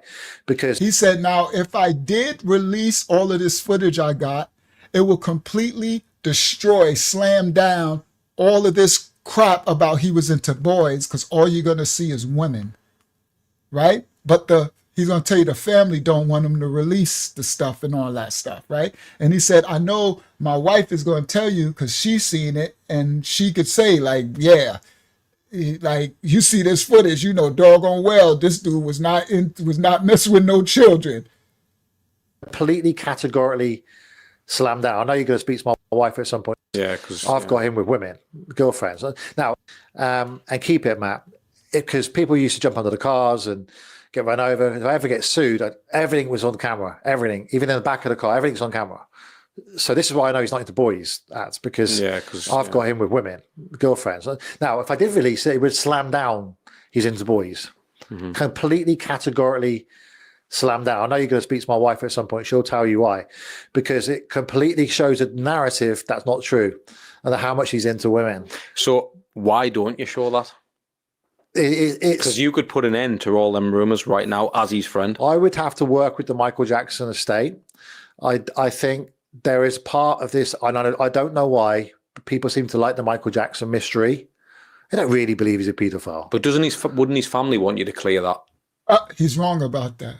So he's too close to Mike. He said they don't really believe he's a. Yes, they do.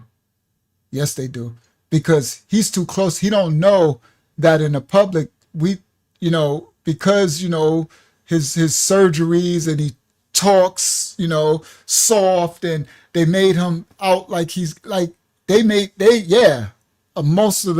a lot of the public believes he's, so he can't see it because he's too close to him. He know it. So he's like, no, they don't believe. They don't really believe. Yeah, some really do. Yes, they do. Most really do. I didn't know. So it's not that I didn't believe it in my spirit, but I don't have no, I didn't have no proof. So I just left it in the air. Right. But I didn't believe it in my spirit. Because you could put an end to all them rumours right now as his friend. I would have to work with the Michael Jackson estate. I think there is part of this. I don't know why people seem to like the Michael Jackson mystery. They don't really believe he's a paedophile. But wouldn't his family want you to clear that? Kind of. They know I got the footage. I wrote to Michael's nephew and offered him the footage. Because in terms of your billionaire goals, well, I know you would never sell your footage, but that's someone's paying you 200 million for that. There's someone in the world who's going to give you. Of course, there is. Yeah. Because if that is original footage that no one on the planet has got.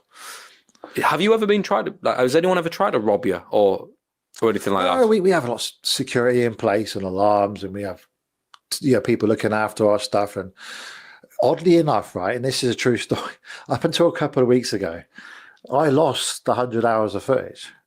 I thought I put it in a place. I forgot where I put it, and it turned out my wife found it, and I was like, "Oh dear me!" So that's gone into a lockup now. What will I do with that? At some stage, one day, it's going to come out.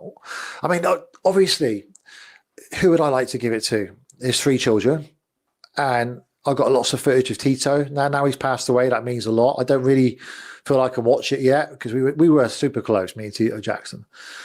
Even though we had ups, he's got 3 sons, Taj, TJ, and Tarrell. I'd like to give them that footage. Not the right time now, it'd be too sensitive. But yeah, it's to watch it back is quite painful. Have you got something in place? This is a very upset man. A man who's very paranoid, upset. Yeah, it's disturbing to watch it back on how sad he was and misunderstood he was. But would TV documentaries put it out? No. Because it shows him as a real human being. But for the biopic, etc., though, he said, would TV documentaries put this footage out? No, because it shows him as a real man. That could have been very useful, like all that archive footage is. I mean, that's a film in itself. You could literally take that to a producer and become a fucking. You could make hundreds of millions. Fact, yeah. I know you could. I mean. I actually know producers who make a lot of money. So that is, anyway, mate, that's just... I would have to do it with the Jackson's family permission. Yeah, I'd have to benefit the Jackson brothers because it's them. It was never filmed to be released. I think that's my issue. Yeah, I get this was protection purposes, unused footage and so on. Personal camcorder days before iPhones around smartphones. Even better, though. Even better, that stuff. But I never had Tito's permission, Jermaine's permission, Jackie's permission, Mrs. Jackson, Michael's mum's permission to film him in their home and release it for purposes for keep the fans happy. So for me, it's there. If they reach out and say, Matt, we want to clear this up, we want to do this, we need your help, I will spend hours going through it and cut it up and get it to them. I don't want nothing for it. But that's not happened yet. I have offered, when the scandal broke in the last documentary about Michael, I have offered to his nephew said, if you want footage, you can have it, and it will put to bed this, this, and this, and this. And that documentary never came out.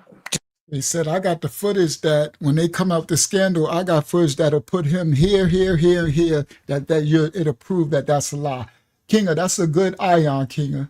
Kinga said they made Michael Jackson like they did King James. Our ancestors, full of lies. And they tried to say King James was facts, was non-male and female stuff. Do you have anything in place in case you were to drop down dead? Yeah. Do you? Master's documents and Right, okay. absolutely, yeah. Yeah, people have been with me, lawyers who've known me since I was 5 years old, and yeah, so I'm hoping that's going to be a very long time away, but you have to prepare for that. You know, my wife's 13 and a half years younger than me, and I've got a lot of children, but yeah, we have a lot in place. People to run the companies and the houses and everything else too. So I want this business to run long after me. Like Mark Hughes, he died at 42. He made Herbalife. That's still as strong as ever now. It's just growing and growing and growing. I don't want MF martial arts and dance to end with me. I want this to be a legacy for my kids. And my two boys are looking like they are. Zach, he's 11 now. He's due to start secondary school. I'm not allowing. I don't believe in the school system, so he's going to be home educated. And at 12 years old, he's going to be working in the company. But you've got the Good stuff, smart man. He said, my son, 11 years old, he's not, I don't believe in the school system, so he's homeschooled, but he's going to be working in the company. thing is, you've got the franchise model, so effectively you've got hundreds of thousands of business partners. It will live longer than you. Already now you're in that position. Yeah. So yeah. I wouldn't. Yeah, it's already done nearly 3 decades. You know, I'll be downstairs talking about that in a minute to hundreds of business owners about how it's established and evolved. But yeah, the billionaire thing, I mean, it's just a number, isn't it, really? I mean, you look at what Elon Musk has got, 440 billion. I mean, it's incredible. Got to keep chasing, aren't you? It gives you something to... Well, yeah. I don't know. Like, I don't think if I was worth 100 mil, I don't think I'd stop there. I think I don't think it's a greed thing, though. I think it's a goal thing. There's nothing left to do. Yeah. How many times can you drive your sports cars around each day? How many holidays can you take? You're bored out your brain. So what can you do? It's not about the making money. It's about... You've got to have something to do. Only so many times you can take your wife to bed, isn't there, in a day? You know, I use that example a lot. But You've gone there. What else is there to do once you get to that level of it and go and make more money and change lives doing it? Look at it from that point of view. Offer people opportunities that they haven't got. That's why I do these entrepreneur events, because I love doing it. Don't do it for the money. I just love changing lives. You're taught wrong at school. I'm going to teach you how life really is. But I'm not the most happiest person at my home. Not at all. I struggle with it. It's amazing to hear that, though, because that's why I appreciate that, honestly, because but ultimately you're almost like the vehicle, the resource. You know what I mean? You're almost like, and I know you shouldn't sacrifice your happiness, but there needs to be a key player in every family who maybe they're going to take flack in order to give the life that, I mean, fucking hell, the life that you've got, mate, it's unbelievable. Yeah. Do you know what I mean? You've come a long way to go from humble beginnings, effectively. I mean, I know that a lot of your parents, I think your mum was one of 14. I think you said they've all got degrees and all that type of stuff. I mean, you were, were you dyslexic and you couldn't read or write and stuff? I can't write. So when I do my presentation downstairs in a minute, my keynote speech, I'll have to have someone come up to the flip chart and write for me. But, it's part of the story. I hid that for many years. But I think if that's not inspiration at any... Yes, he's dyslexic. He can't write. He hid it for many years. And he's a millionaire, but he can't write. I mean, again, whoever's listening or watching this now, the man who I've got in front of us can't read or write, and he's on his way to becoming a billionaire. I can read, I just can't write. So I can write to myself, but you won't understand it. So my handwriting is appalling. But reading, I educate, that's not an issue for me. But no, writing, I can't do. But I never need to. I just sign my name, and that's it. I get people to write for me when I go downstairs and give my presentation, and they think it's comical. Like, how have you made all this money? You can't even flip and write, man. When my wife first met me, she was in a room with me and she saw like a post-it note. She's like, "Who wrote that?" It's like a child who wrote that. And I was embarrassed. It was me. And then over time, she realised that it's like Egyptian writing. I can only understand it myself. Little scribbles. But you don't need to. You've got iPads now. Even when I check into hotels now, you scribble with your finger now, don't you? It's all changed. Crazy, isn't it? Yeah, I hid this for many years. So checking a hotel, forms, if it's forms, I have to hand it to my wife. She'll fill it out, and then I sign the bottom. We have a little way, a little you know, Yeah. little secret how we do all that type of stuff and get around it. Like buying a car.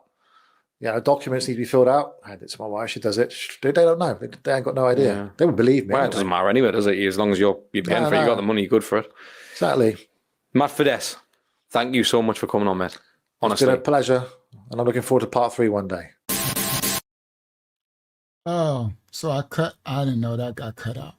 So to make it for us not, I'm glad I did. We'd be here at 4 in the morning. I had to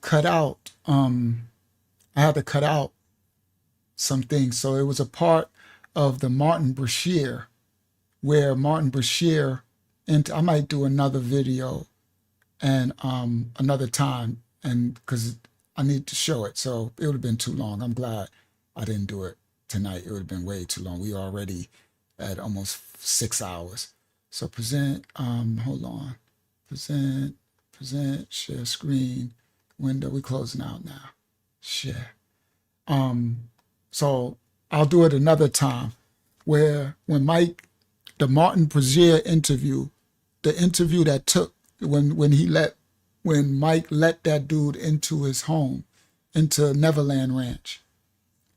And I seen that for those of us who've seen that on TV, and that's why I was like, where's his pictures? Because they got it must have been the part I clipped out where it shows him with Michael, all their pictures, and the young him in his Ferrari, and he tells, right?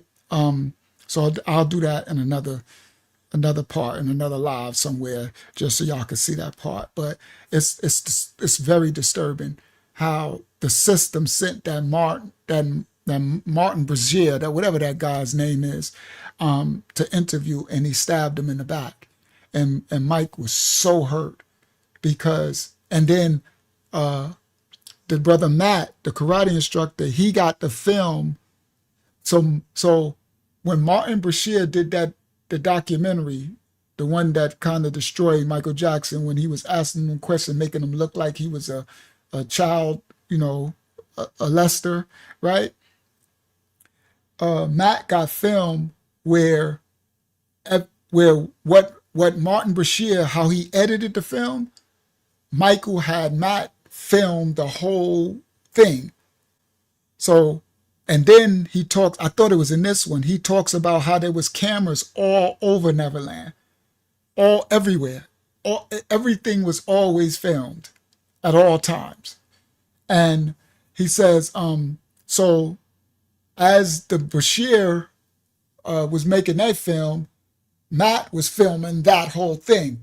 So when they got the cut edits for the film, when they got that cut edits, Matt said, I got where Brashear is asking him a question, and they edited it like he was like, oh, so you was, so this little child, you was in a room alone with this little child, or you did something, and then he'll edit it like he was like, oh yeah, that don't sound good. But he said on the real film, it's not what he said. On the real film, he was saying stuff like, wow, this is incredible what you do for all these families. This is incredible Martin Brashear, this is incredible, and all this stuff. And also how he tricked, I don't want to give it away, but he tricked Mike to pick him because it was between 3 companies that was going to film the film, because Mike, against Matt's advice and all that, Mike wanted to show the world who he really is, because he was really hurt by how they was presenting him. Like he would harm children, and he was doing this, or he was, into non-male, like he was really harmed by it. And he said, I want to show my fans, and I owe that to them, to show them who I really am. And so he was trying to hire it so that he can show everything behind transparency. And they sent the snake, a serpent. And the way, I ain't going to tell it away how he got him. I almost gave it away. I'll save it for when I bring that out. But it was a way that Martin Brashear got Mike's trust to pick him to do it. But that was nothing but these serpents sent him for that. Okay, yeah, that's the infamous interview. Yeah, and they sent him for that. And Matt, he got all the behind the footage. And Mike, he said that really destroyed Mike. He said, he just kept saying, why is the world so dark? Why do they want to hurt the righteous so bad? Why do they want to just hurt me when all I want to do is help people and take care of people? And they like, he just didn't like people. He didn't trust adults. He said, I'll say it for them, but he said the reason why, he's like, I trust children and animals. That's why he was always around children and animals. He had a small inner circle. He really couldn't even trust his family because he said they always get influenced by outsiders. LaToya hurt him really bad. When they accused him, she let her, I'll bring that out on the next one. She let her husband, which was a convertite, one of them who changed, say they are the tribe of Judah and are not working for these systems, make her go online and say that he did these things, which it was a lie. There was no proof, evidence, or nothing. And then Candace broke that stuff down too. So when I bring out the other part of that, I thought it was in this, but I'm glad it's not because it's 3 a.m. All right. But now y'all understand the thumbnail. So I found the image of him and he loved Beyonce. That's why I said if he would have been not this Mike, oh, that other clip ain't, oh, that's gonna be good. Because he speaks, he got footage, and he was like, in that clip, he talks about the Tommy Mottola, he talks about Barbara Walters, he talks about the convertites, he talked about everything. Mike was raw, and he was not scared. Matt said he was a fighter. He was fighting everything. He was not scared. He was a fighter in spirit. And I guess he could fight physically too. That's interesting. That'd be a funny one to get your butt whooped by Michael Jackson. That make that, what's the name? What clip is that? That Martin clip hit different now. For those who remember Martin, when they had the Michael Jackson, he's like, don't let me beat him. Michael was beating him up. That's hilarious. That make that Martin clip hit. But if he was the more blacker Michael, he probably could have got Beyonce before she got too super dark and now she's Mammy Waters, right? And I'm glad she don't, because Mike righteous. Shout out to Mike, right? So I put familiar spirits, Hollywood's marine spirits exposed. And that's why I put Mike again with Beyonce. He crashed Diddy's party. He spent the block on Beyonce for Diddy party. And even Diddy at the beginning of the clip, remember Diddy said, Mike came in and was like, is Beyonce here? he like, nope. Mike was like, I'm out. He looked at Matt, he like, we out. I'm here for Beyonce. That's actually really, really, yeah, he would have got rid of her. Facts, he would have got rid of her with her dark stuff. But maybe he could have changed it and not be so dark. Who knows? You know what I mean? It's like the people. Remember, the people. Be careful of the people who you invite into your life, because those who you invite into your life, they could change the trajectory of your life, right? So hold on. Let me do this really quick. There you go, right there. Not that one. Where you at? Let's get Diddy Doc. Where's the one where he said, I ain't gonna be able to find it. Yeah, it's into the story now. But it's the one with Diddy. I got it somewhere there when Diddy was like, he asked me, where's Beyonce? Let's close with this. Let's do a tribute to our little brother, Mike. And now let's throw it back to Michael Jackson, okay? Because remember, his voice, what was he, 5, 6 years old? Take a listen, you guys. When I had you, I treated you bad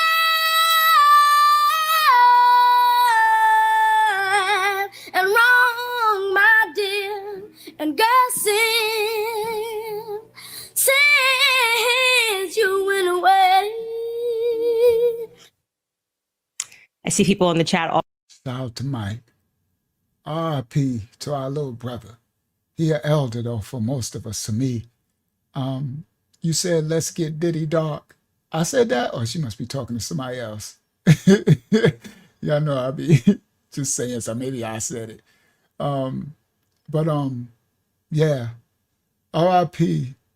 to little brother Mike. And praise, thank you, Elder Mike, for trying to bring righteousness to this world, for trying to bring love, trying to take care of the children, caring about the poor and the hungry and the earth, caring about the animals, Mother Earth, and the Most High's children. Don't matter if you're black or you're white and all of that. He was looking at the fruit of people. R.I.P. The righteous see you.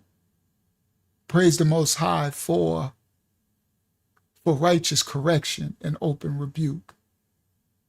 And I'm really joyous in my heart that now, because I got my songs, I got Earth song, I got songs I love. I was gonna play stuff here, but I know, they'll strike it. Sony and stuff, they really striking, and then it might be strike where they might take my video down to certain stuff. But I get to really enjoy my Mike music and knowing, but I knew in my heart that something was wrong. I just knew he wasn't unrighteous. I just couldn't receive it in my heart. But I didn't know that, I didn't have the fruit. And shout out to Matt, the karate dude, for telling the truth and defending our young elder, Mike. Matt he said he helped so many people. It should be more, he said, than about 6 of us who are defending his honor. And he the family want me to stay quiet, but I'm not going to let y'all talk about my friend like that. That's a true friend. He I don't care. You're lying. They're lying on him. They're lying. He ain't did none of this stuff they saying he did. And all through this interview, all he talked about is how Mike wanted to do good for the world, do good by people, do good. And to have his legacy tarnished, y'all know that's the curses for the blackity blacks, the so-called blacks. Y'all understand the curses. That's why we speak out for King James. We speak out for those who can't speak for their legacy, and we bring out the truth.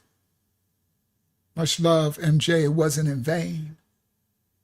All all the righteous deeds that you did and wanted to do in this earth, the righteous children of the Most High, we hear and we receive, and we congratulate you.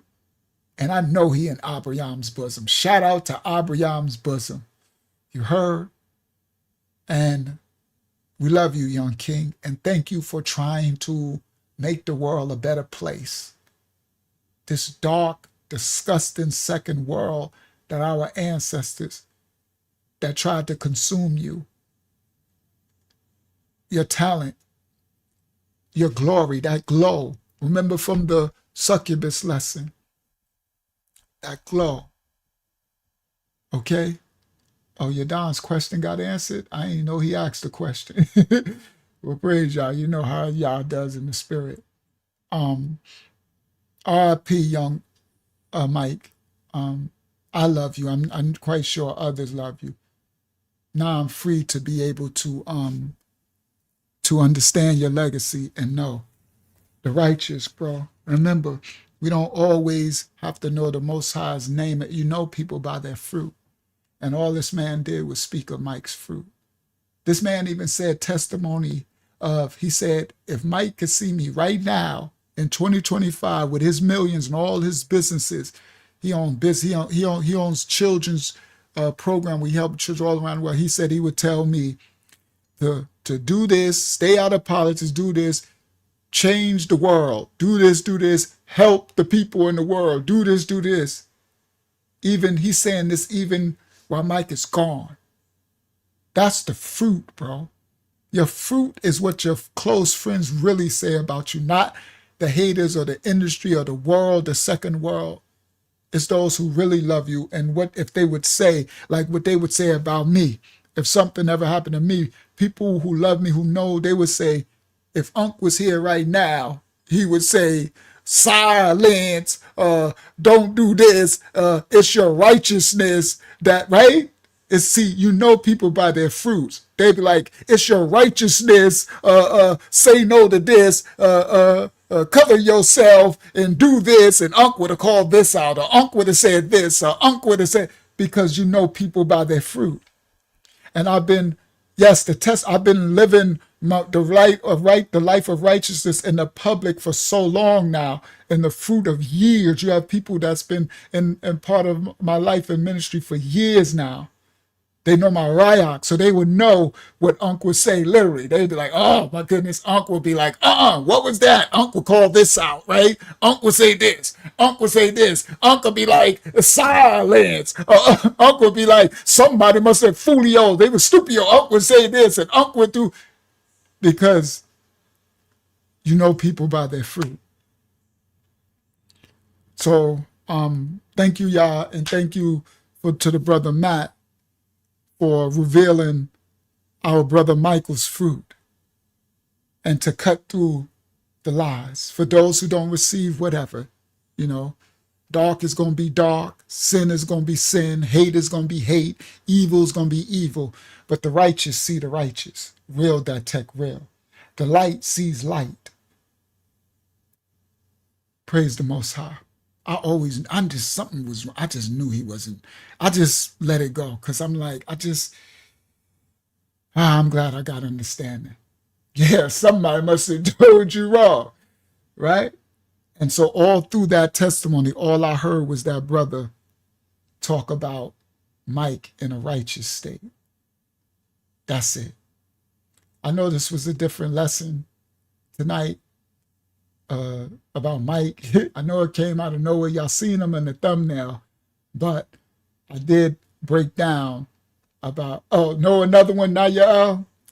If I'm lying, I'm flying, right? That's what Nayel be like. And then Nayel be like, Uncle be like, these Hebrews, right?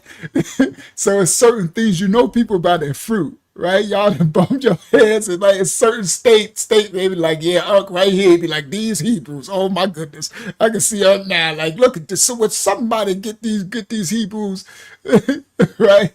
All right. So, yeah, it was definitely a different turn, but when I was going to bring, it was the time. Everything is Yah's time in my Yah. And he was like, now is the time to bring out, to bring understanding to the righteous children, to clean up the tarnished image of our young brother who went through a lot of heaviness, darkness. But if it was up to him, he would have healed the whole earth and the world. All right? And you see it by his fruit. That's what he was about. That's all he was about. And it was good to hear that it wasn't fake. Like my life, it's not fake. I live this every day. So I don't care what nobody try to come out with. Praise Yah, I actually have roommates now who see me live it for years. Before, you would just have to just take my word and see my fruit but now I have people that actually see me live this. They actually see me from last night when we did what was last night? The investment group. And I text the WhatsApp. When was that? I didn't go to bed till 3 in the afternoon. Y'all see when I put that thumbnail, that's why I text the WhatsApp, say I'm still in the same seat working. I think we finished the investment group like 1 a.m. or 12 a.m. last night. And it was 1 p.m. in the afternoon, 2 p.m. and I'm still here working on tonight's study. They see the actual work, the ayadah. They see me not lying and cheating and stealing and fornicating, and you know, they see me actually living out what I'm doing, where others might, you know. I mean, we had people in ministry years ago. I knew they couldn't be like, I don't believe him. I think well, you know people by the fruit. So I am thankful that I actually have witnesses now. Witnesses, okay, that see. Like, dag, if y'all only knew how much, like, I know he say it, but if y'all knew literally he be in there working for 30, 20 hours straight and then get up and teach more and then all of this. All right? All right. So may the Most High cover and bless you all. R.I.P. This was a dope lesson. Hollywood's marine spirits and the SEX priest rituals. These star power, these celebrated entities, these familiar spirits of Hollywood, making stars and celebrities to seem familiar so that we can idolize and worship and take on their dark spirits through music, entertainment, the portals of media, the medium of media. Okay? All right? All right, I got you, Hayazak. I'll say it right here. I'm slow. I'm not quick to add people to the WhatsApp because it wasn't quick for y'all to allow me to even do the WhatsApp. It was years before the brothers and sisters had that much access to one another because everyone come with spirits. And when you first got here, you was new, and so you was used to just like posting other videos and posting outside, right? And I'm not allowed, the Most High give me instructions because I'm not always over the WhatsApp covering it, so the children cover it. And so I was told to be still, like everything is in timing. And now, as you've been in the ministry longer, you know more of the of Yah's laws, the way he governs this house. You know, we're very lawful. So now I know you won't just post anything and just, because you got to be careful everything you post and saying that you're bringing spirits to people. And you have a lot of spiritual warfare against you, like me. So sometimes what's innocent in your life that you might say, this thing happened, these spirits happened, this thing happened, and you think you could just post that there, and these other children of Yah, they're not in that spiritual warfare space where you are. They're not, that's not their calling, and they literally will receive all those spirits from stuff that's just your everyday life, right? Right? Like my everyday life. It's like when I was in the streets, and seeing killing and murder and shooting and drugs, and I tell somebody else, and they're like, "Oh my goodness, like that's your what?"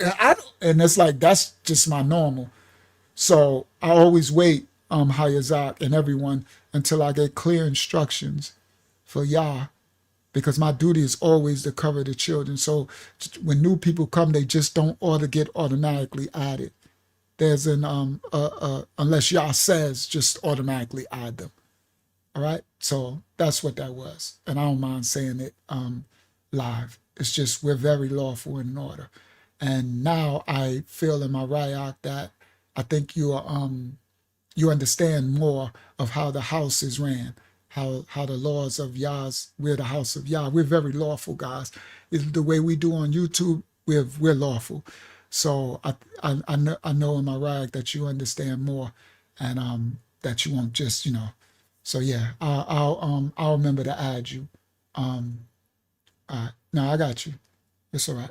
I understand. Just know what though. Just don't post all of the attacks. Like just make sure you bridle what you post, because of all the children at different spots. And you might post something and those spirits go right through to someone else's houses. Like, and we used to it, right? Because we used to fighting all these dark spirits. I know what you deal with, because I know it's certain, and you ain't the only one. I've had to do this with others.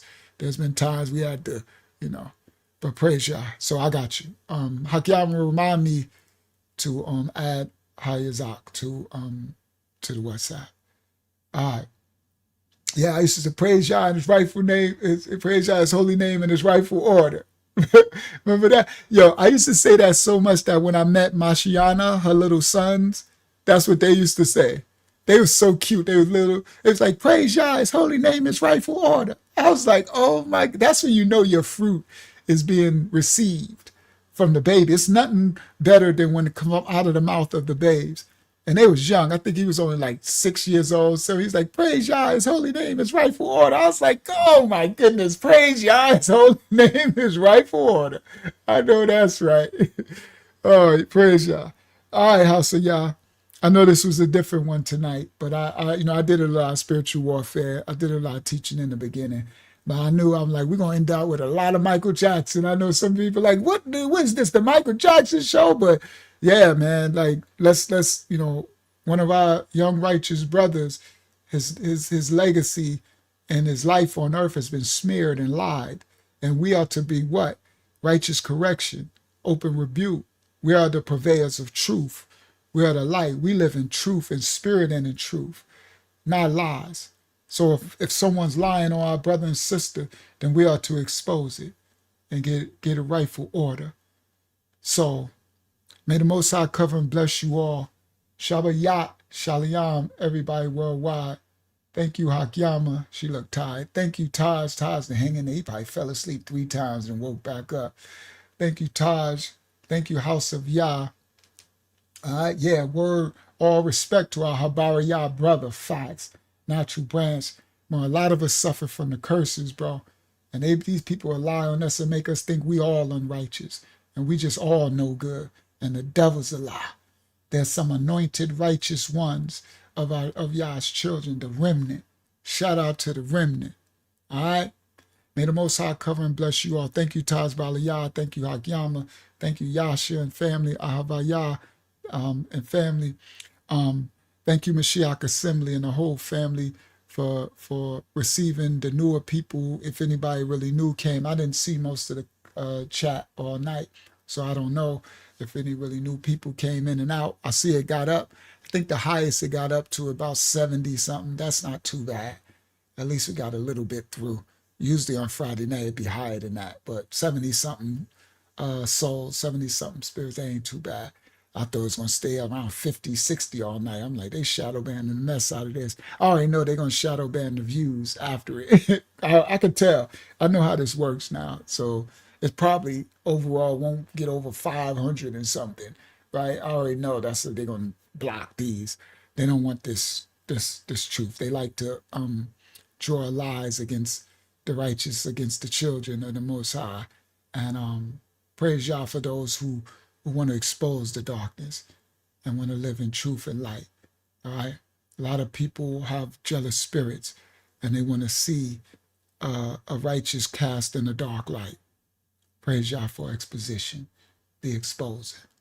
All right. May y'all have a blessed Shabbat Yah day. Go forth tomorrow and be the light in the darkness. Go forth. Be the light in the darkness. From the house of Yah to everybody worldwide. Shabbat Yah, that's seventh day, the Sabbath day, the 7th apart day, day 1, day 7. Shabbat Yah, Shalom, peace and blessings of the Most High on his set apart holy day.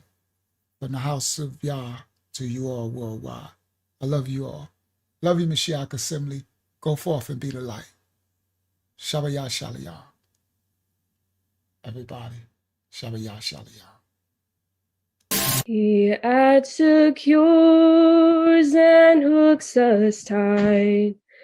A gift from Yah, eternal life.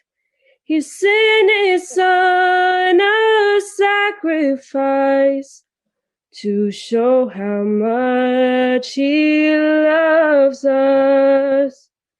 You are loved, you are loved. You are loved, you are loved. You are loved, oh, you are loved. You are loved by Yahuwah. Praise Yah. Praise Yah, praise Yah, hallelujah.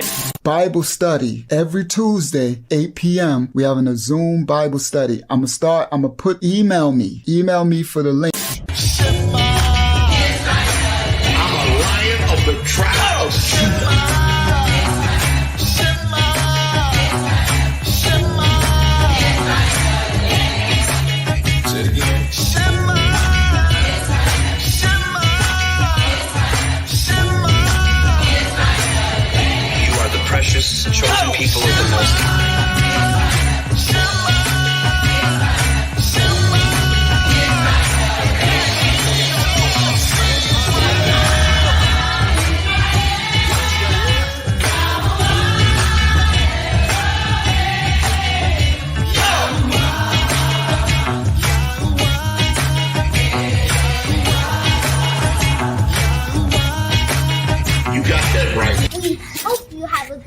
time watching our video, and we will see you in the next video. And we'll see you in the next video. So like and subscribe. Our channel. Yeah. We are the true Hebrews, the true and real Israelites. We are the true ones that fulfill Bible prophecy and scripture.